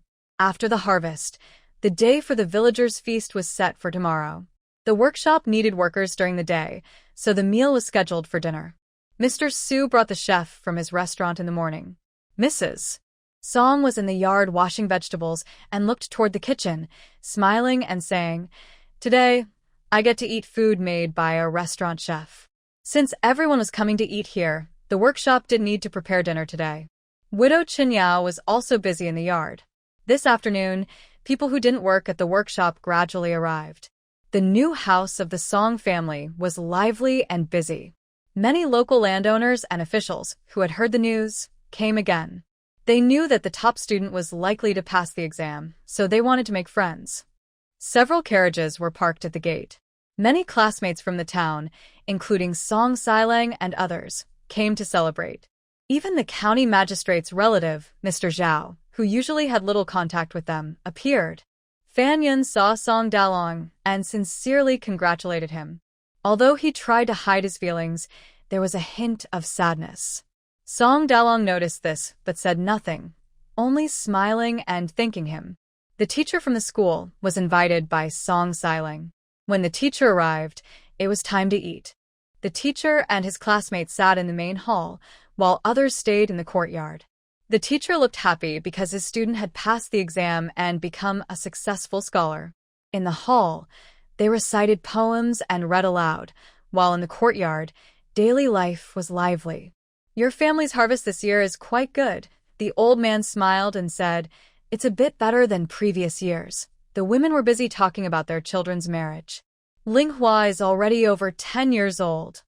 15 now. My nephew from my husband's family is 16 today, tall and strong. Would you like to meet him? The happiest people were Tao Pozi and Lu's family. Most of the family was working for Chunhua's family, and several members held important roles, so their quality of life improved a lot. Many villagers also came to flatter them. "Suelon, you're lucky. Look at Huzi. He's chubby and healthy. He seems to have good fortune. Yerda Mu and Air Mu are also doing well." At this moment, a woman at the same table tried to flatter. "Suelon, my Wankai is very diligent. When you need workers next time, can you ask Chunhua?" "Old sister, I can't decide that," she replied. "Haha, everyone in the village knows Chunhua treats you like a grandmother. It's just a matter of her saying yes." Lu's face grew a bit cold, but she still smiled and said, "Old sister, you're not the first to say that. But as you can see, Chunhua's family has many jobs, at the workshop, pig farm, grape vineyard, and even Wunyang's mosquito coil and marinated meat. They are all interviewed and none are recommended by me. As long as the work is done well, Chunhua's family will definitely be hired." Liushi not only told the story to the others but also spoke while the classmates and nearby villagers listened with their ears perked up. Aunt Tao nodded in agreement. That's right. Because of Liushi's words, they no longer discussed that topic. Most of the young children sat together, with Song Sixlang replacing Song Siliang in the seat. Thanks to the land his older brother had built, the little children listened carefully to Sixlang, and no one fought over the food on the table. Song Sixlang took candies from his pocket and handed them out to his younger brothers and sisters one by one. There was plenty of food, but by the end, every bowl was empty. Any leftover dishes were packed up to take home. The teacher, feeling happy, drank a few more cups, and the students also drank quite a bit. It was getting late. Song Chunhua arranged a few rooms for the teacher and his classmates to stay in. When the teacher and his students got up, they saw the courtyard neatly practicing martial arts. Song Sixlang was also nearby, pretending to punch and kick. The teacher stroked his beard and nodded repeatedly, then said to the student beside him, "I always say that studying requires good health. You all don't pay enough attention to that." The student quickly replied, "Yes, teacher." Seeing the teacher get up, the three brothers from the Song family hurried over to greet him. The teacher smiled and said, "Keep practicing, don't worry about me." "I'll go for a walk." The students quickly said, "We'll go with the teacher." The teacher thought they should exercise too, so he didn't refuse.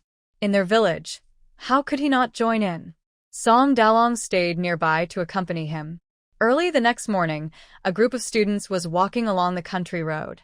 Villagers working in the field saw this and said with a smile, "I've never seen so many students before." An old man nearby replied with a smile, "Don't say you've never seen it. I've never seen it either." Some villagers working in workshops or saving a few silver coins at home, seeing that the Song family's children were studying and seemed different, hurried home to bring their children and grandchildren out from under the covers, hoping to catch some of the scholars' energy. Gradually, behind the students, a group of young children appeared. Just before breakfast time, everyone returned to the Song family. Today's breakfast was very rich with many different dishes because there were so many people and everyone's tastes varied. Pork pies, buns, steamed bread, fried dough sticks, porridge, noodles, song dongmei even cooked a pot of plain rice and 2 dishes. After the meal, she found an excuse to take Fan Yun into the study. "I've already arranged with the teacher at Baiyun Academy in the county town. Next spring, you can start school directly. Don't worry about the tuition." Songja this. Fan Yun was at a loss. "I will definitely pay you back this money later. Don't worry about that now.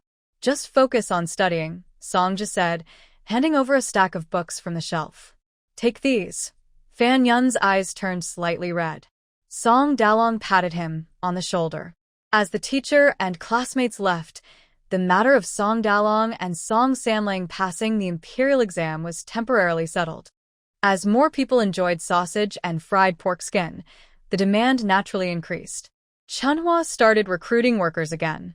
This time, unlike before, she was hiring people from outside the village. When this news spread, Women from other villages hurriedly returned to their parents' homes. When the news spread, some were happy, others not. The happiest were the Gua family.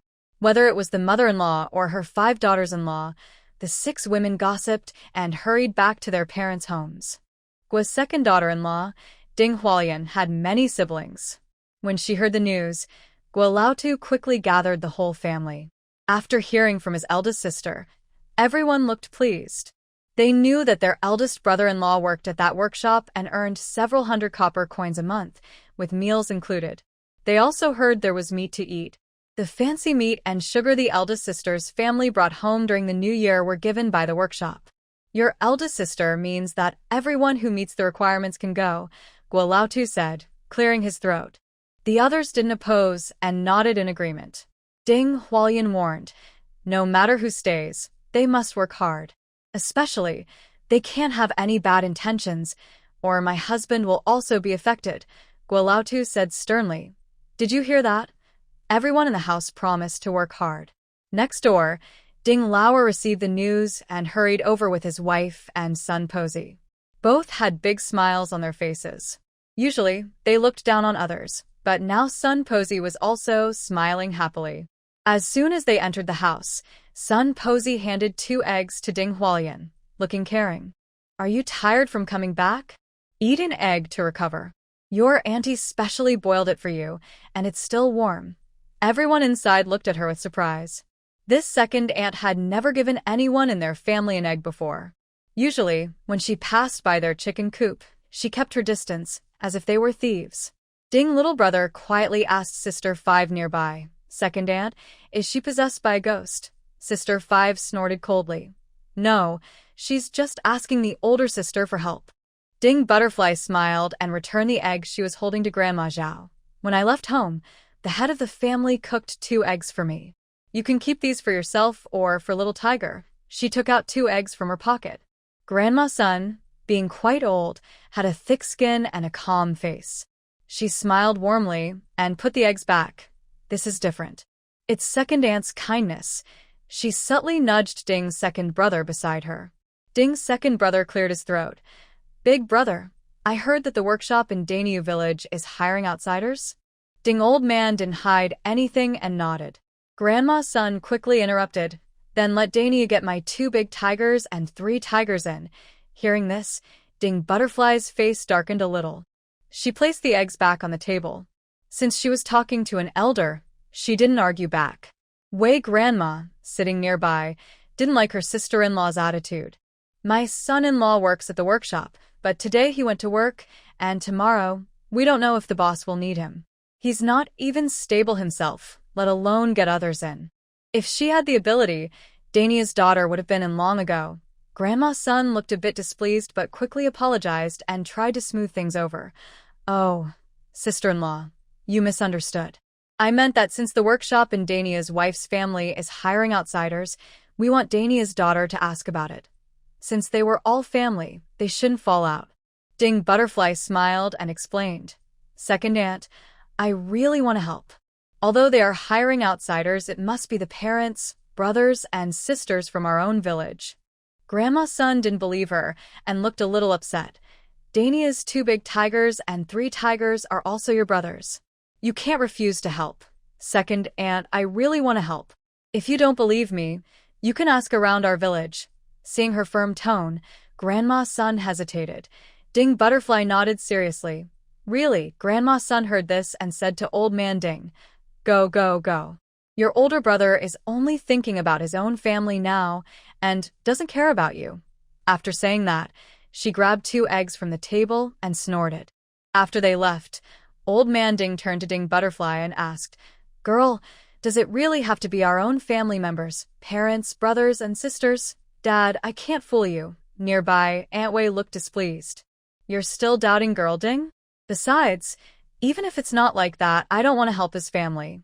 Old Man Ding looked at her with a different expression and turned his gaze away. Aunt Wei felt annoyed and couldn't hold back her words. Originally, the Wu family in town wanted my girl. Their son Fong caused trouble, so they replaced her with Chui Ping from their family. She snorted loudly.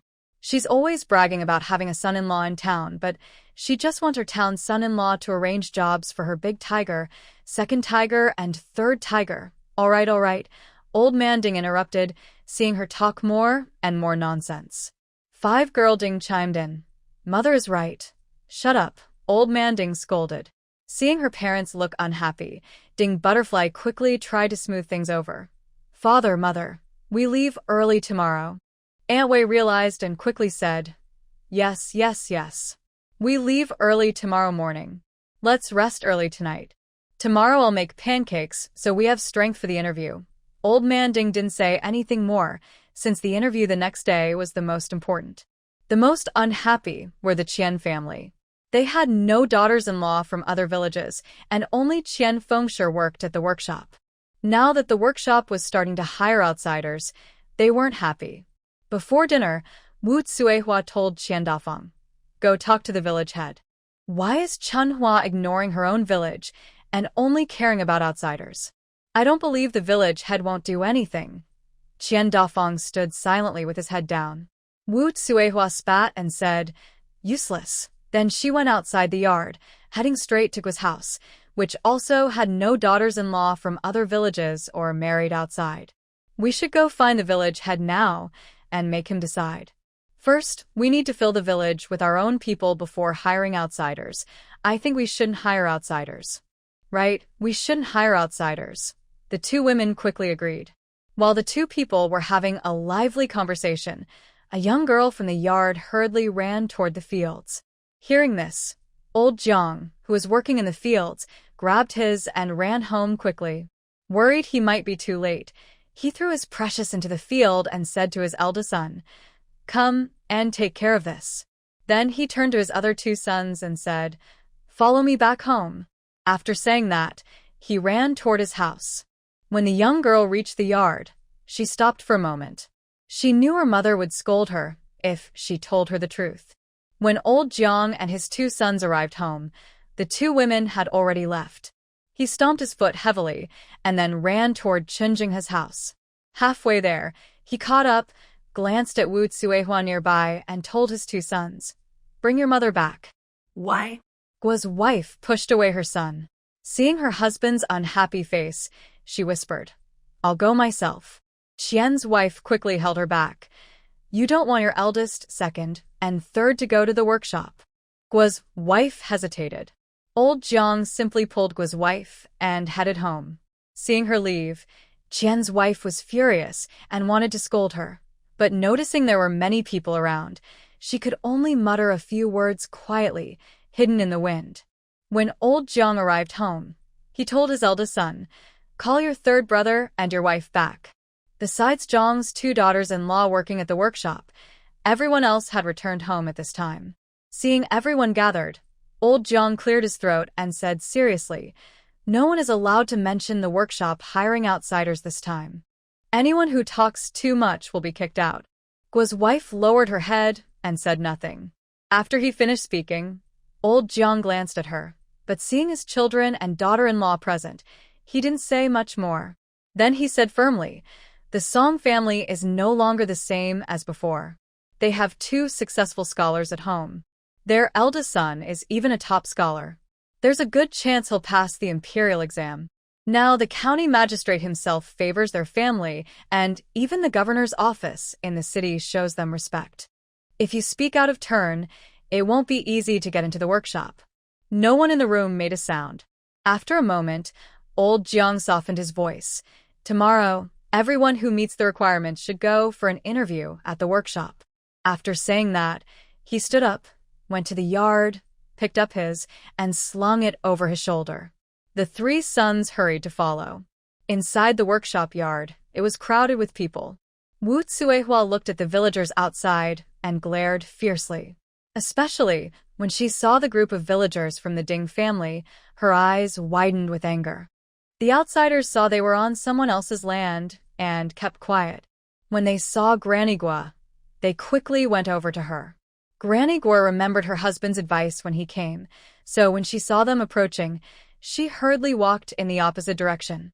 When Song Chunhua arrived, the yard instantly became quiet. Shun Mabe and Song Yen sat behind a long table with brushes and ink nearby. People in the yard lined up to register one by one. Song Chunhua stood to the side, listening as names like Wu Dainiu, Zhang Fugue, and Matsi were called out, nearly 10 in total. She asked the two to write down each person's address and age clearly.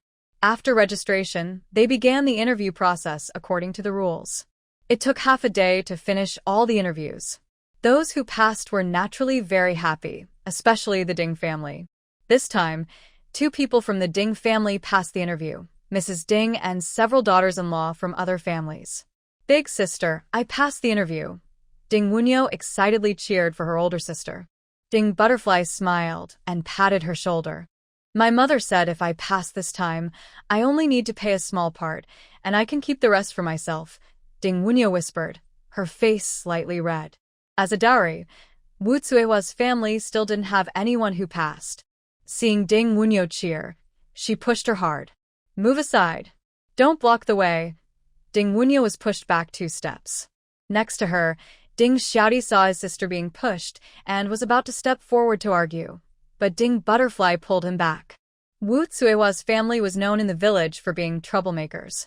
Her younger brother, being an outsider, would definitely be at a disadvantage if he argued now. Although angry, Ding Xiaodi listened to his older sister and stopped himself.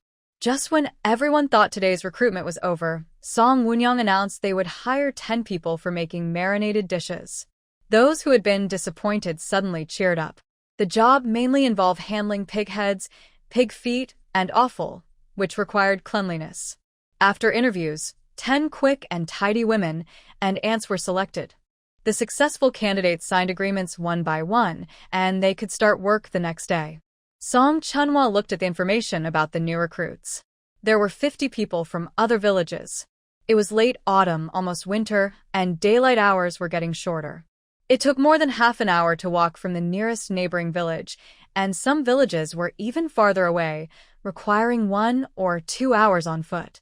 Although most of the outsiders being recruited were relatives of the villagers, most families in the village were not very spacious. Many young men and women lived with their parents, separated only by curtains, and there was rarely an extra bed for outsiders. Building dormitories was urgent. Since nearly 100 people were being recruited, the winemaking rooms would be used during summer, and the wine factory would need to be rebuilt. Song Chunhua handed the blueprints to Liu San. That afternoon, Liu San formed a construction team and started working. The wine factory wouldn't begin construction until next summer, so Song Chunhua asked Liu San to build the dormitories first. The dormitories were separated for men and women, like modern schools and factories, with 4 people in each room. Start by making 50 beds. Song Chunhua handed a drawing of a single bed to Carpenter Chen. Chen was surprised and asked, 50 beds? Song Chunhua nodded confidently. Yes, 50 first. If more are needed later, I'll tell you. More beds? Chen was even more confused. Chunhua, why do you need so many beds? For now, only a few people at home and Liu Sen knew about the dormitory construction. The rest of the village and workshop didn't know. Since we're recruiting many outsiders, I plan to build a few rooms for them to stay in, so they don't have to travel back and forth. Chen's eldest son, also a carpenter, asked, can they all stay? His brother-in-law's family was busy with work at the workshop. It took nearly 2 hours to visit his wife's family, and if they stayed at home, there wouldn't be enough space. Plus, the family had many brothers and hadn't divided the land. If his brother-in-law moved in, other family members might object. Hearing this, the problem in his mind suddenly disappeared. In the following days, everyone in Chen's family who wasn't working at the workshop helped out at home. After everything was arranged, Song Chunhua drove a horse-drawn cart to the county. She visited 3 shops, buying all the cotton in the stores. Then she went to the cotton carding shop and asked them to card all the cotton into 5-pound quilts. When I got home, I went straight to Lu's house next door. Chi Tsuehua has been busy having and raising children these past few years, so she hasn't worked in the workshop or done household chores. Song Chunhua has better sewing skills than Liu Jinshi and works quickly. She saw Song Chunhua carrying a bunch of cloth from the cart, roughly counted about 10 pieces. Chunhua, Why did you buy so much fabric? Please ask Annie to make it into quilt covers. How many do you need to make? Song Chunhwa smiled and said, First 50. Chi Tsuehua was stunned and looked surprised. 50? Really? She told her about building the girls' dormitory. Auntie, I need these quilt covers urgently, to finish in a month. I won't count days, just by pieces. If you want, others can help make them too, as long as the work is done well. This suited Chi Tsuehua, so the next day she sent someone from her family who works in the workshop to deliver the message home. Lu San worked steadily, and in less than half a month, the girls' dormitory was finished. Ding Wunyo looked at the bright room, the new bed and the thick, new quilt on it, her eyes shining brightly. A girl holding the quilt exclaimed, It's filled with cotton. The aunt standing nearby also hurried to see her bed's quilt. Really, I can't believe I'm sleeping under a cotton quilt. So soft, so warm. For several nights, just before sleep, the dormitory was filled with such sounds. Half a month later, the boys' dormitory was also completed. One day, Song Chunhua passed by Yu Widow's house. An unfamiliar woman sneaked out of the house, carrying a large bag. Suddenly, Yu Widow rushed into the yard. She put her basket down on the ground. Mother, what are you doing? Yu Widow quickly stepped forward. This grain isn't mine. Stop lying to me. If it's not yours, why is it in your house? The woman grabbed her bag tightly. Yu Widow tried to it. Mother, this isn't mine either, it's from the workshop. The woman hid the bag behind her. If you want, I can give it to you, but I want silver. Mother, I don't have silver. I still owe silver, Yu Widow said helplessly. Milk, milk, milk. A small boy about 4 or 5 years old ran out of the house holding a string of copper coins. Look, Widow Yu immediately rushed forward to grab them, but she was not as fast as the old woman, and the coins fell into her hand. Just now you said you had no money. What is this? The old woman said fiercely. This is to pay back my debt. Widow Yu begged. Let your sweetheart pay it back for you, the old woman said matter-of-factly. There are so many men in the workshop. Just find 1 or 2. Mother, Widow Yu raised her voice. Why are you shouting? I've looked for you before, the old woman said confidently. I am your mother. You should show me respect. She turned to the little boy and said, Little treasure, let's go. Grandma will buy you some candy. Other people's family matters are not her business, but since she was holding her food, she had to make sure she kept it. My back. Before Song Chunhua could step forward, suddenly, the old woman was pushed over by a small figure, like a gust of wind. The old woman held her back and cried out in pain as she fell to the ground. Little Bean Sprout didn't care about the crying person on the ground. She quickly grabbed the copper coins and the bag. The old woman, ignoring her back pain, tried to rush forward to take back her things, but Little Bean Sprout had already run away. Next to her, the little boy shouted, This is my family stuff. Give it back. He tried to rush forward, but seeing Little Bean Sprout's fierce look, he shrank back and stopped. Widow Yu saw her mother fall and hurried to help her. The old woman, with a forceful, started crying loudly. Oh, I've raised a white-eyed wolf. She eats well at home, but makes me eat plain food. She takes some food and pushes me down. Oh, this is unfair. Widow Yu stood nearby, feeling helpless, looking at her mother and daughter. Little Bean Sprout tightly held her bag and the copper coins. This food belongs to Sister Chunhua. These coins are to be returned to her, she said firmly. Bah! The old woman spat on the ground and broke the coins. You little brat! Little Bean Sprout held her head high, stubborn, and said loudly, I'm not a brat. I can work, and I can earn silver in the future. The old woman heard this and started crying loudly again. Oh no! Oh no! This is terrible. Even my grandchild dares to look down on me. Widow Yu quickly said to the old woman, Mother, Zaidia didn't mean it. The old woman saw people gathering at the door, her eyes rolling, and she started crying again. Oh, my back, my back. Zaidia, you are so cruel. I am your grandmother. How could you push me down? Seeing the discussion outside, the old woman became more excited. Oh, I came kindly to see my daughter and grandson, and you don't appreciate it. You even push me, she spoke while crying loudly. Why is Zaidia like this? She's usually very well behaved. She must be her grandmother coming to take something again, but you shouldn't push elders. Hearing the gossip at the door, Widow Yu said, Mother, stop talking. Xiaoduya didn't do it on purpose. Not on purpose. The old woman raised her voice. A little boy nearby pointed at Xiaoduya.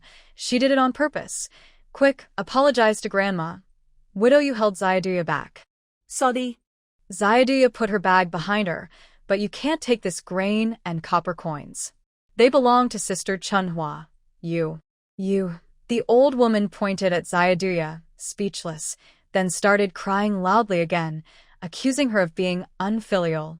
Widow Yu couldn't help but say, Give it to me. Xiaoduya shook her head. Mother, this isn't ours. Widow Yu hesitated, then suddenly stood up and came back with a basket of cabbage. Mother, I really can't give this to you. Take it back. She handed over the few copper coins she had. The old woman slapped her basket, and the coins and vegetables fell to the ground. Who wants your broken copper coins and these rotten vegetables? When neither side was willing to back down, a man rushed into the yard, pointing at Widow Yu and scolding. Fine. You pushed your mother down. You have to pay silver. 10 taels. Yes, pay silver. 10 taels. The old woman shouted. If you don't, I'll report you. Seeing her father come, the little boy ran toward Xiaoduya, grabbing the copper coins and bag from the other hand. Give it to me. She grabbed the bag and coins from the other person. The widow and her daughter were about to call the authorities and froze in surprise. Mother, please don't call the officials. The widow begged with tears in her eyes.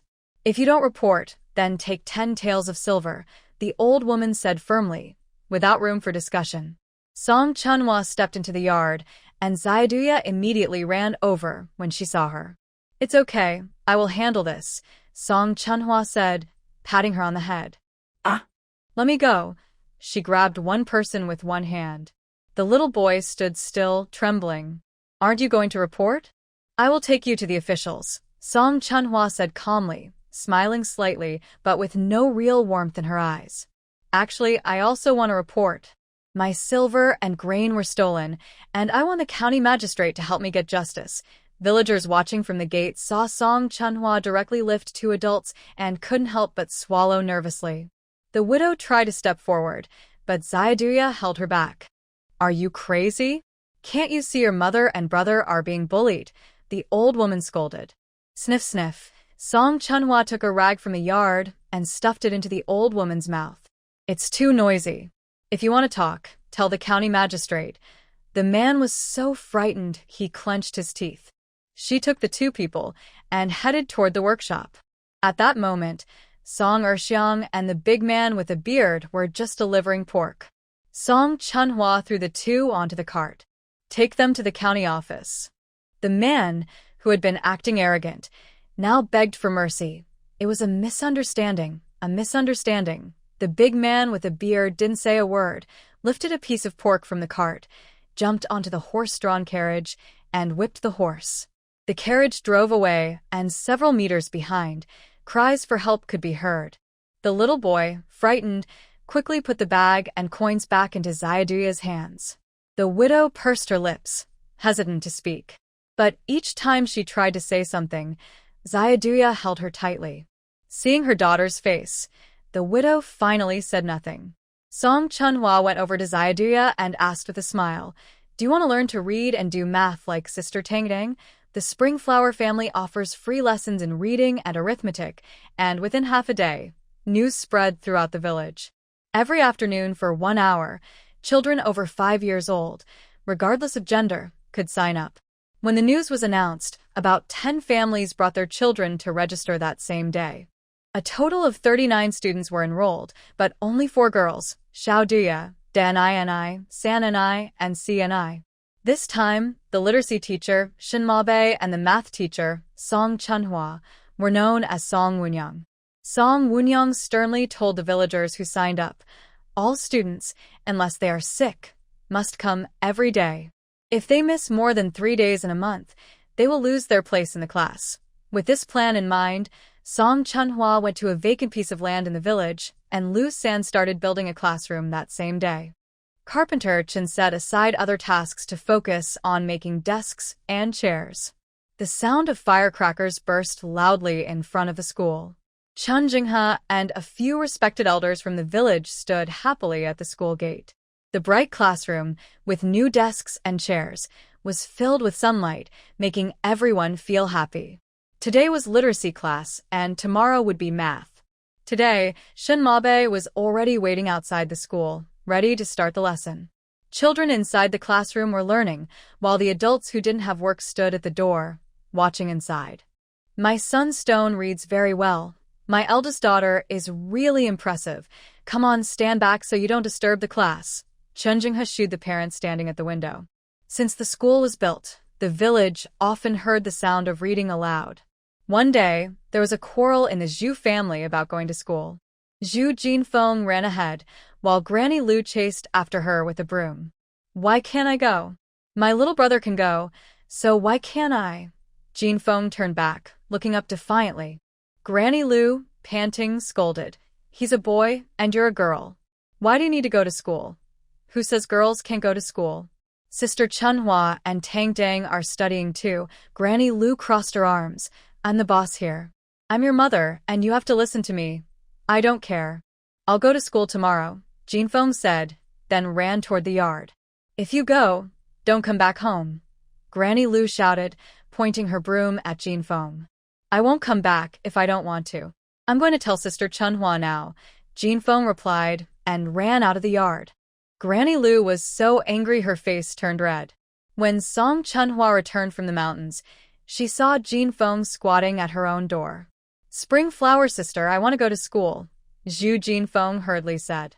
That's fine, but you've already been in class for nearly a month. If you go now, you might not keep up, Zhu Jinfeng quickly replied with confidence. I can keep up. My younger brother does his homework every day when he gets home, and I've seen it. All right, you can go tomorrow. When Zhu Jinfeng returned home, old Zhu and several brothers and sisters-in-law were chopping firewood. The sisters-in-law and nieces were also gathering pig grass and digging wild vegetables. Hearing about this, everyone started to oppose her going to school. Especially the older sisters-in-law, since the little sister-in-law was going to school, they thought the chores would fall on them. The eldest sister-in-law kindly said, in a few years, people will talk about her. For now, she should learn to do chores well with mother, so that her in-laws will like her. The second and third sisters-in-law agreed, saying, that's right. Seeing their words, Zhu Jinfeng knew she couldn't be like her younger brother, so she loudly said, it's just because you're worried I'll go to school and do less work at home. I can wake up an hour earlier to do chores, okay? Seeing that her daughter was determined to go to school, and since she was her only daughter, Granny Lu finally agreed. As long as your father agrees, I don't oppose it. Old Zhu looked at his daughter for a long time, then glanced at his son and daughter-in-law, and said, you can't do less work. Seeing her father's approval, Zhu Jinfeng stubbornly said, don't worry, I won't do any less work. The next day, Zhu Jinfeng started attending school. A few days later, at dinner, Sister Song Wunyang said, Jinfeng's sister is really amazing. She misses so many classes but still learns the best. Shinma Bei added, she can read and write and she ranks in the top 10. Next year, she might even be in the top 3.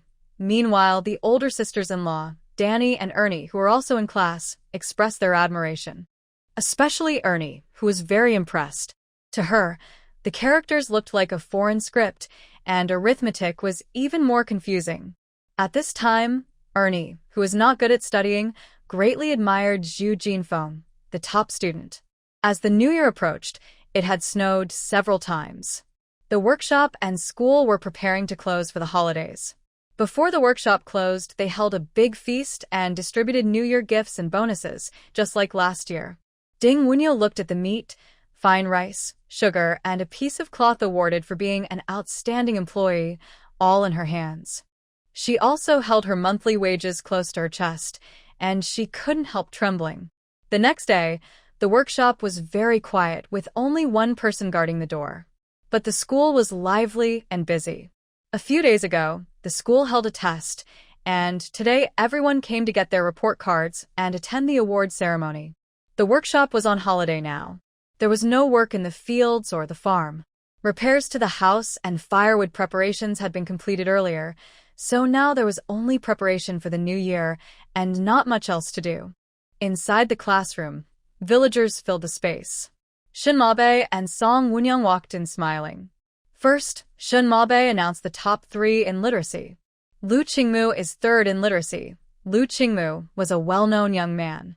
Grandma Lu, quite old, jumped up excitedly. Oh, my boy is doing so well. Lu Dafu and Lu Jinxiu also looked at their son with pride. Today, Lu Qingmu wore a new outfit that Lu Jinxiu had specially made. He smiled happily as he went to receive his prize, which included a brush, a book, a large piece of meat, and a certificate made by Song Chunhua inspired by the ones from later generations. Song Chunhua didn't know that these certificates had encouraged many talented students in the village. After announcing the 2nd and 3rd places, they moved on to the top 3 in arithmetic. Once the 2nd and 3rd winners were announced, the 1st place was next. Song Woonyang looked happily at Zhu Jinfeng. Zhu Jinfeng, she called out loudly. The prize was an abacus, a pen, a certificate for the top in arithmetic, and a large piece of meat. At that moment, an old woman whispered, "Why is a girl getting the award?" A man nearby echoed, "Yeah, what's the point of a girl learning to read and do arithmetic?" Song Chunhua just walked in and shot cold looks at the two. They quickly lowered their heads, and those about to speak also swallowed their words. After awarding the top 3 in each subject, they moved on to the 3 Good Students Award, the Progress Award, and the Award for Beautiful Handwriting. The day's ceremony ended with everyone reciting the 1,000-character classic aloud. On the way home, those who received awards couldn't help but lift their prizes and certificates high, as if to show everyone. But the Zhu family scene was quite different. Zhu Jinfeng placed her bowl and chopsticks on the table and looked at old Zhu. "Dad, you promised that as long as I don't delay my work, I can go to school." "I never said you could go forever," old Zhu said, picking up a piece of meat and putting it in his mouth. He glanced at her. "Well, then you shouldn't eat this meat either," Jinfeng said, standing up and lifting her bowl of meat. "This is what I earned from going to school." "You!" Old Zhu was so angry he pointed his chopsticks at her and slammed his bowl and chopsticks onto the table. "You'll be 12 after the new year, and in a couple of years, you'll get married. Why bother learning? Just a few months of school is enough." "I can learn this without it stopping me from getting married," Jinfeng replied loudly, feeling defiant. "What's the use of a girl from a farming family learning all that? It's better to do chores at home and have a few more sons for the family. That's how you stand firm in the husband's house," old Zhu said. Lao Posi softly advised, "Yes, Jinfeng, your dad is right. It's not useless. Many women in our village, like aunts and grandmothers, earn money in workshops. Because they can earn more, they have higher status at home, especially if they have more sons," Jinfeng argued. "And if I learn to read and do math, it will definitely be useful. Stop talking about other families. Women in our family should stay at home doing chores and raising children. And your literacy and math skills? What good are they? Will they help you get a good job, become a clerk, or a shopkeeper? Do you think anyone will want you?" Old Zhu said firmly. The Zhu brothers, who always listened to their father, lowered their heads and didn't dare say a word. The sisters-in-law, who had many nieces and nephews, didn't care about whether Jinfeng went to school or not. They only cared about the meat bowl in her hand. "Jinfeng, don't argue with Dad," big sister-in-law Zhu said, staring closely at Jinfeng's bowl. "Eat first. We can talk about anything after you finish." The other sisters-in-law quickly agreed. The nephews and nieces in the family also stared at the meat bowl, drooling. Jinfeng put her bowl down on the table, poured the remaining rice into her younger brother's bowl, and then got up to leave the house. She was walking casually, but soon she arrived near Song Chunhua's house. Song Dongmei was returning from Song Eugene's house when she saw Zhu Jinfeng standing outside the door. She walked up and asked, "It's getting dark. Jinfeng, why are you here?" "I was just out for a walk." "I'm going home now," Zhu Jinfeng replied, then turned to leave. After a few steps, she turned back and asked, "Annie Dongmei, is Sister Chunhua at home?" Song Dongmei looked at her and smiled. "Yes, come in quickly. Warm yourself by the fire."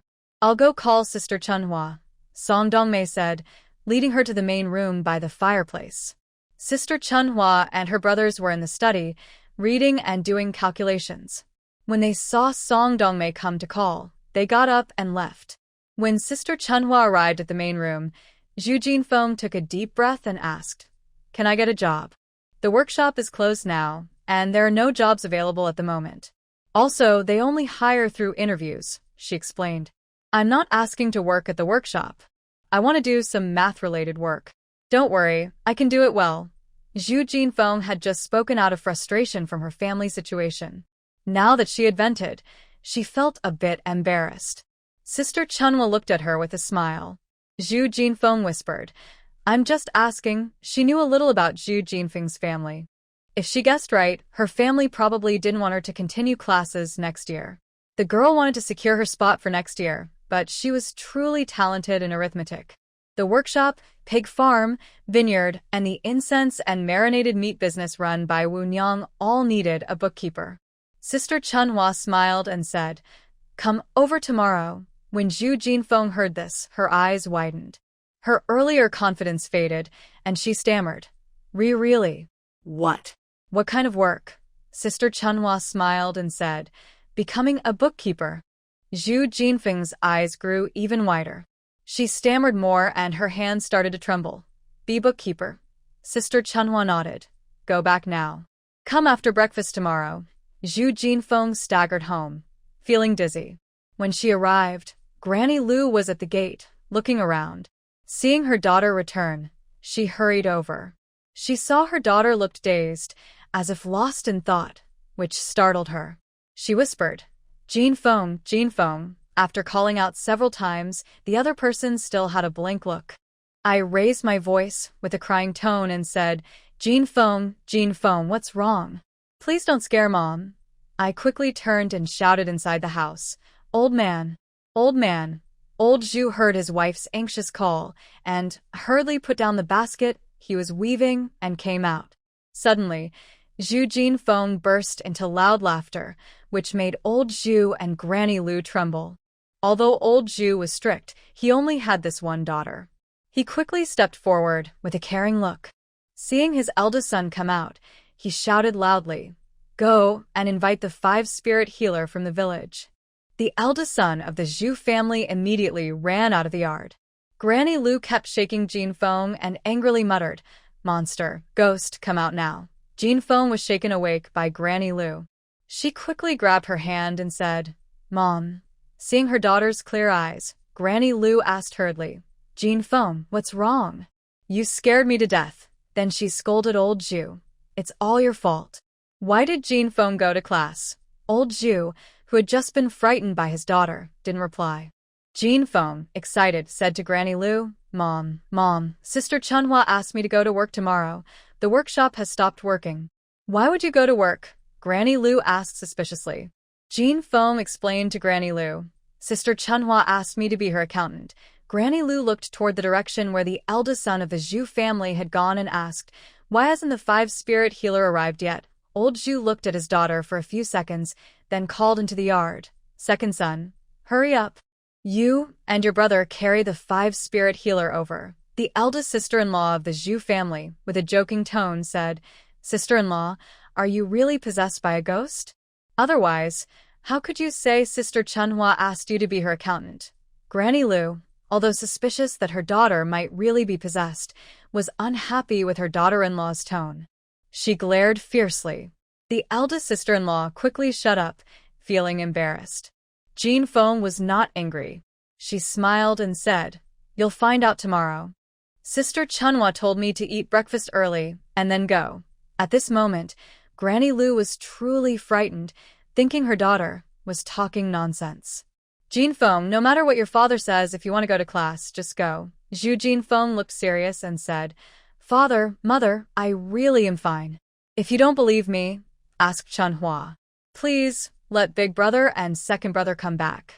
You know how talkative the 5-spirit woman is. Tomorrow morning, the whole village will be talking about your daughter being possessed by a ghost." Seeing her daughter's clear eyes and confident words, Lu Posey nodded repeatedly to confirm. Then she turned to her third son and said, "Hurry and bring back your older brothers. Although Lu Posey didn't mention the five spirit woman again, she still felt uneasy. The next day, after breakfast, she secretly followed her daughter.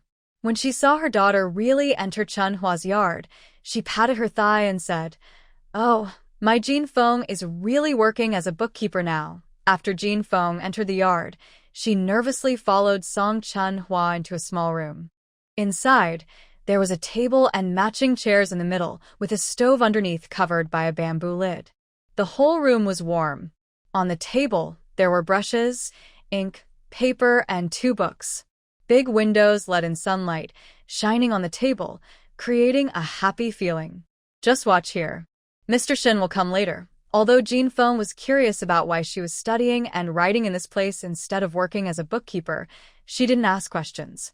Song Chunhua told her to do whatever she was asked. After saying that, Song Chunhua left. By noon, she came back and handed her 4 copper coins. "Here's your pay for half a day." Jin Feng waved her hand. "I didn't do anything. I only attended half a day's class and used the ink and paper for nothing. How can I take the pay?" Song Chunhua put the 4 coins into her hand. "If you want to be a bookkeeper, take this. Later, it will be deducted from your wages." Usually, old Zhu, Lu Posey, and her sister-in-law sometimes teased her for not crying. Now, holding the 2 coins with red eyes, she tried hard to hold back her tears, but still looked like a dam had burst. Song Chunhua patted the girl, who was only a few years younger than her. "Go back now." In winter, there was no work in the fields or the land. Old Zhu's family sat at home weaving bamboo baskets and winnowing baskets, exchanging a few coins at the market. Jin Feng went to the main hall and handed her 4 copper coins to old Zhu. "This half-day's wages." Old Zhu looked at his daughter, put down his bamboo basket, and took the money. Mrs. Lu smiled and said, "My Jin Feng is really talented." Upon closer look, she saw her daughter's eyes were red. She quickly stood up and asked, "What's wrong? Why are you crying?" Not far away, Zhu's eldest sister-in-law saw the 4 copper coins in old Zhu's hand and said, "Sister, why are there only 4 coins? Did they give you less? That's why you're crying." Mrs. Lu glared and said, "If you have the courage, you try earning 4 coins in half a day." Zhu's eldest sister-in-law smiled and explained, "I heard that the accountant earns nearly 1 tael of silver each month. I was worried you might not know the prices and get cheated. I was just trying to protect you from being bullied by Chunhua." Usually, Zhu's eldest sister-in-law said things, but Zhu Jin Feng never paid attention. Today, she shouted back, "Sister Chunhua didn't bully me. This morning, I didn't do anything. Sister Chunhua asked Mr. Shen to teach me all morning, and she even gave me ink, paper, and brushes. She said once I could write all the characters in the 1,000-character classic, she would start teaching me how to do accounts." She continued, tears welling up again. "I heard in town that apprentices working for accountants don't get paid and have to pay their master a fee. It costs silver each year." As she spoke, tears fell again. "Big sister-in-law, that accountant earns nearly 1 tael of silver a month. That's after many years of work, and they know everything. I don't know anything." The usually quiet eldest son of the Zhu family muttered a few words quietly to his sister-in-law. "Old eldest, if you don't weave 10 bamboo baskets today, don't expect to have dinner." Mrs. Lu glared fiercely at Zhu's eldest sister-in-law. "Stop crying, stop crying. Mother will stew you an egg, Mrs. Lu comforted her. A few sisters-in-law looked over, and the nieces and nephews swallowed hard. But because of what Zhu's eldest sister-in-law just said, no one dared to speak. Zhu Jin Feng learned very quickly. After just 5 days at school, she could recite the entire 1,000-character classic from memory. Her handwriting was neat and beautiful. The 3 sisters, who were learning together, were all stimulated. Day and and San and I worked even harder. Song Dongmei was very happy, but Erin I was more convinced she wasn't cut out for studying, and daydreaming became normal for her. Starting on the 6th day, Song Chunhua and Song Wu and I took turns teaching her how to do accounts. Zhu Jin Feng was especially talented with numbers. From learning to read to practicing bookkeeping, the 10th day has arrived, just before the Lunar New Year's Eve. When she heard she didn't need to come tomorrow, Zhu Jin Feng felt very disappointed. Song Chunhwa smiled and asked, "Since it's New Year's tomorrow, do you still want to come?" Eagerly, Zhu Jinfeng replied, "As long as Sister Chunhua allows me to come, I will." Song Chunhua softly smiled and said, "Stay home tomorrow and review your lessons well." The next day, Lunar New Year's Eve. Early in the morning, the Song family started to get busy. The kitchen was busy all day, never stopping. First, they cooked breakfast, then fried various dishes.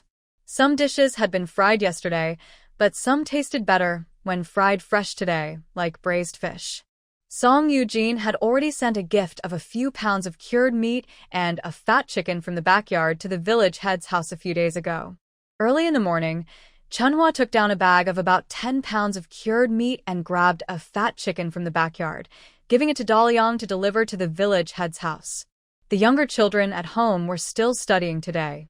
Everyone was doing well, except for Ernie, who looked unhappy. Finally, she was grabbing the cooking spoon from Song Dongmei in the kitchen and refused to let go. Song Dongmei glared at her fiercely, and Ernie chuckled. "Mom, just let me hold the spoon. I'm more used to holding this spoon than that pen." This made Song Dongmei even angrier, almost wanting to scold her, but it was New Year's Eve today. For the reunion dinner, a table full of dishes and people. After eating, the whole family divided tasks, tidied up the table and kitchen, then moved to the study room to sit around the fireplace. During the New Year, they still visited Sister Chunhwa's family and Song Eugene's family for a meal, cooked at home, and then relaxed at home. On the fourth day of the New Year, Zhu Jinfeng appeared at Chunhwa's house. When Ernie saw her, her face immediately looked unhappy. Her cheerful face turned into a small frown, and she hurried to the kitchen. Yesterday, Zhu Jinfeng heard that Chunhwa's family didn't need to visit relatives, so she immediately asked if she could attend the lessons. Seeing this, Chunhwa happily agreed. Today, she came over early in the morning with an abacus. Time passed quickly. After the Lantern Festival, the workshop reopened the next day. The ground was covered with thick snow, making walking difficult, but everyone arrived on time. After all, this work was so hard that even carrying a lantern wouldn't help find it. Zhu Jinfeng began her bookkeeping work. Chunhua first asked her to start at the pig farm. During the first 3 months, wages are 300 coins per month, and they will gradually increase afterward. Song Chunhwa spoke. "Just 4 coins a day is enough."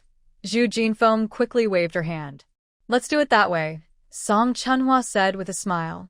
"Everyone will get used to it. Just follow what the town accountant advises." A month later, when Zhu Jinfeng returned home with 300 coins and 2 pounds of fat meat as a reward, Granny Lu was proud and showing off in the village for several days. Several families in the village started thinking about sending their daughters to school. The snow melted, revealing tender new shoots. In the village hall, the sound of reading was heard again. This time, there were more girls than last winter, a total of 10. Lu San was building an extension to his house nearby. "If you need anything, just ask Grandpa Li and Grandpa Da." Song Chunhwa packed her travel bag for the next day and told Song Wunyang. Next year, the imperial exam would be held, and Song Dalong and Song Sanling planned to participate. Song Chunhwa decided to send the two of them to Beijing a year early. One reason was to attend a better school, learn from better teachers, and make friends with better students. The other was to get used to the northern weather. Another reason was that the exam included a policy essay. Only a few people in Linji Prefecture, who had been officials or successful candidates, could take it. Less than 10 people lived in the prefecture at that time. Although they could use the Jinshi title and connections with Mr. Su to visit, it was still inconvenient. Also, after investigation, Song Chunhwa found that these 10 officials did not hold high ranks. Most were not first class, a few were second class, and the rest were third class. "All right, second sister will be back in a few months," Song Chunhwa said with a smile, comforting Song Wunyang, who was reluctant to part. "I'll bring you the finest jewelry and clothes from Beijing," she turned to remind Song Xiling. "Study hard." "I will come back before the imperial exam," Song Wunyang eagerly said. "Second sister, don't worry. I'll watch over you. Every time I catch you slacking, I'll draw a small circle." Song Xiling rolled his eyes at Wunyang with a smile. "You too," Study seriously with Mr. Shin and listen to Aunt and your older siblings. Song Chunhua crouched down and gently advised Song Lulang, who was still sleepy. Finally, she told the big-bearded man and Song Yen, "Take good care of the family." In the early morning light, the carriage left the mountain village surrounded by hills. Lying comfortably inside the carriage, Song Chunhua was reading a book when she saw the carriage stop. She put down her book, got up, and stepped out of the carriage. "There's a landslide. The road is blocked by rocks," said Song Sanling when he saw Song Chunhua come out. Song Chunhua looked ahead and saw that within a few hundred meters, the road was covered with falling rocks and dirt. "Look, which way should we go?" Song Chunhua handed over the map. At this moment, Song Dalong also opened the car curtain and stepped out. Song Chunhua jumped down from the carriage and looked around. It seemed that recent heavy rains had caused a landslide on the mountain. After checking around, she returned to the carriage, where Song Sanlang and another person were discussing the route. Seeing her return, Song Sanlang said, "There are two routes. One is a small path nearby, which doesn't require a detour, but there's a chance of encountering wild animals or bandits. The other is to turn back and go to the town we left this morning, taking the main road." Song Chunhua didn't decide right away. She smiled and said, "You two decide." Then she went into the carriage. After a while, Song Dalong came back and said, "We decided to take the small path first to see how it goes. If it's not good, we'll return and take the main road." Song Chunhua nodded without saying anything. The small path was very narrow, just wide enough for a carriage. Grass and trees along the side often brushed against the carriage, making rustling sounds. After traveling a bit, the carriage stopped again. Sounds of swords clashing and cries for help came from outside.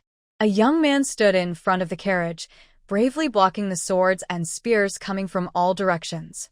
Outnumbered, his strength gradually began to weaken. Seeing this, the attackers' faces showed joy. "Brother, surrender. Since you're skilled, we'll spare your life if you join us." The young man snorted loudly.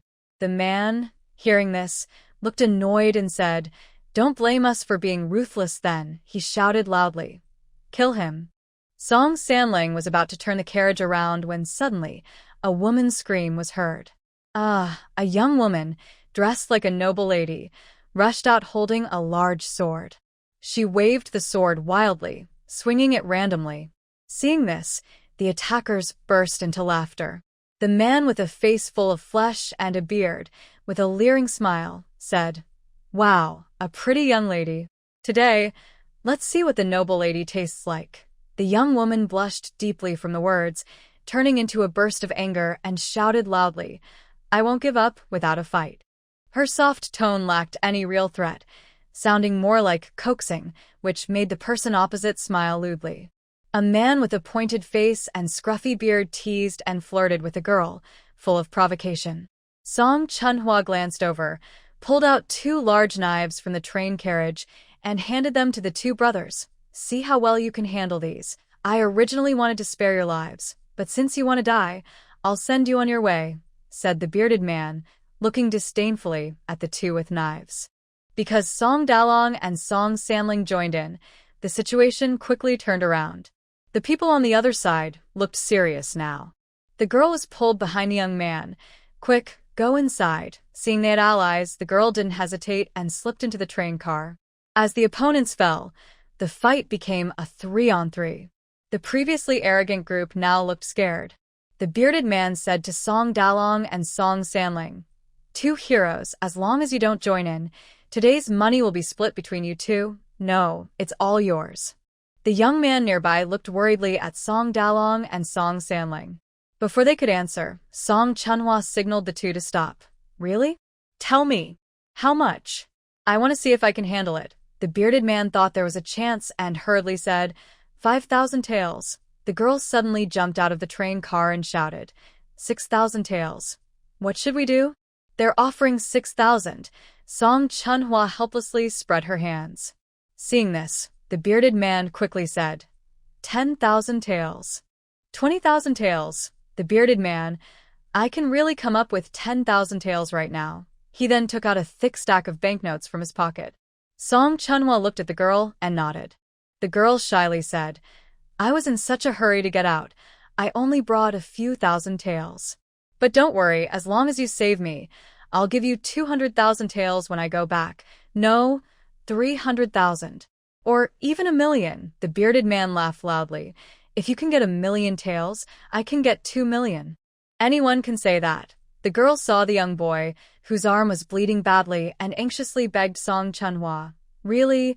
I am the third Miss Chan of Chanin House. Song Chunhwa suddenly smiled gently. I believe you. The bearded man looked incredulous and shouted, Hero, don't be fooled by her. We are willing to give all our wealth. But facing the weapons and threats from the other side, they kept retreating step by step, no matter what they said. The bearded men grew desperate and fought back fiercely, but they were weak and had little strength. In the fight against the sharp-faced man, suddenly, a big sword swung towards Song Chunhwa.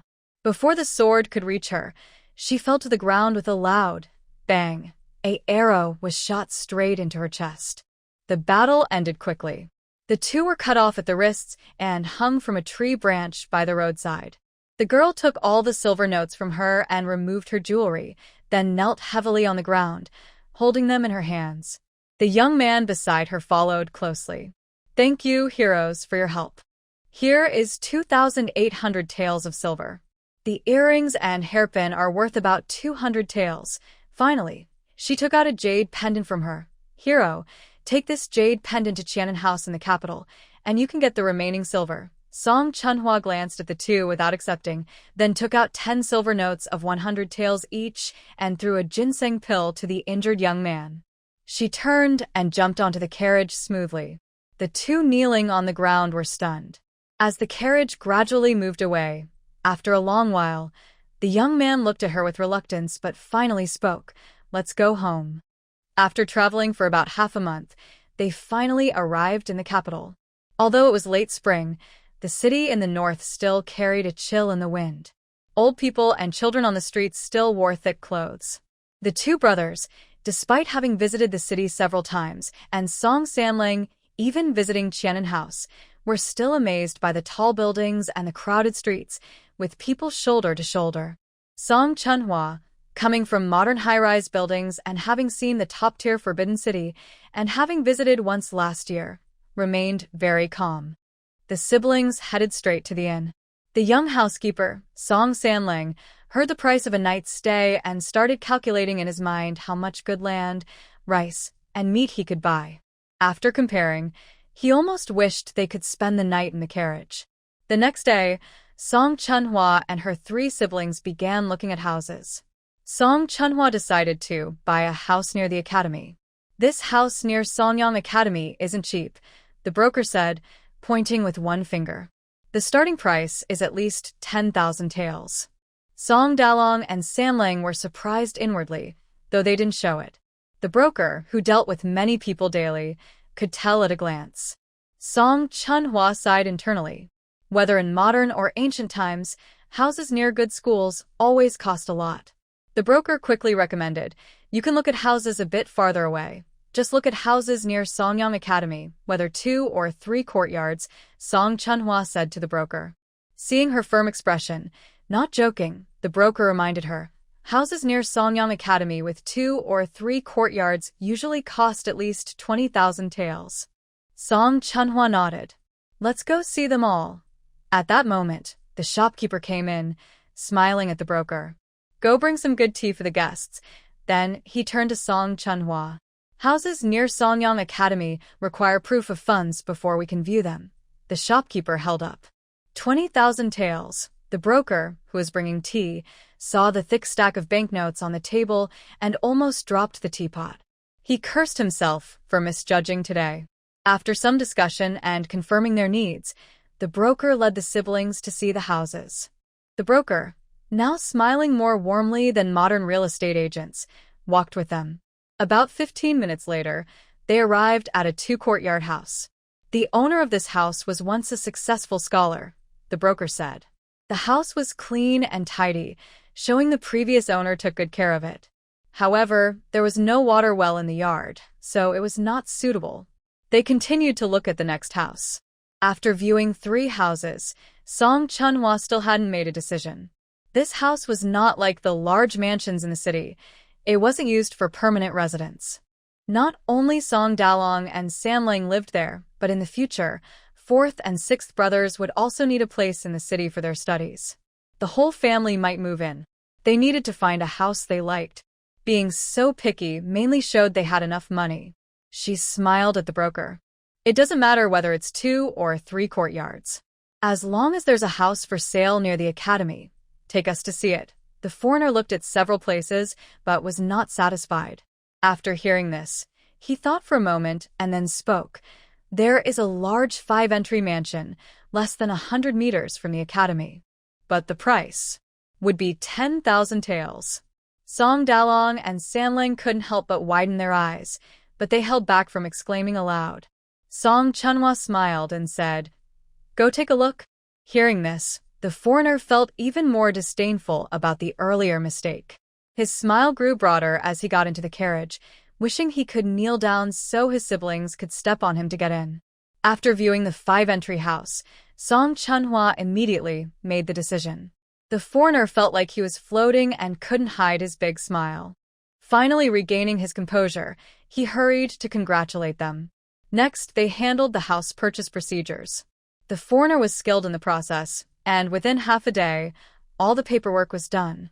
After Song Chunhwa and her siblings left, the foreigner was still very excited. Other foreigners in the shop regretted not going forward to greet those 3 young gentlemen. A mansion worth 10,000 taels.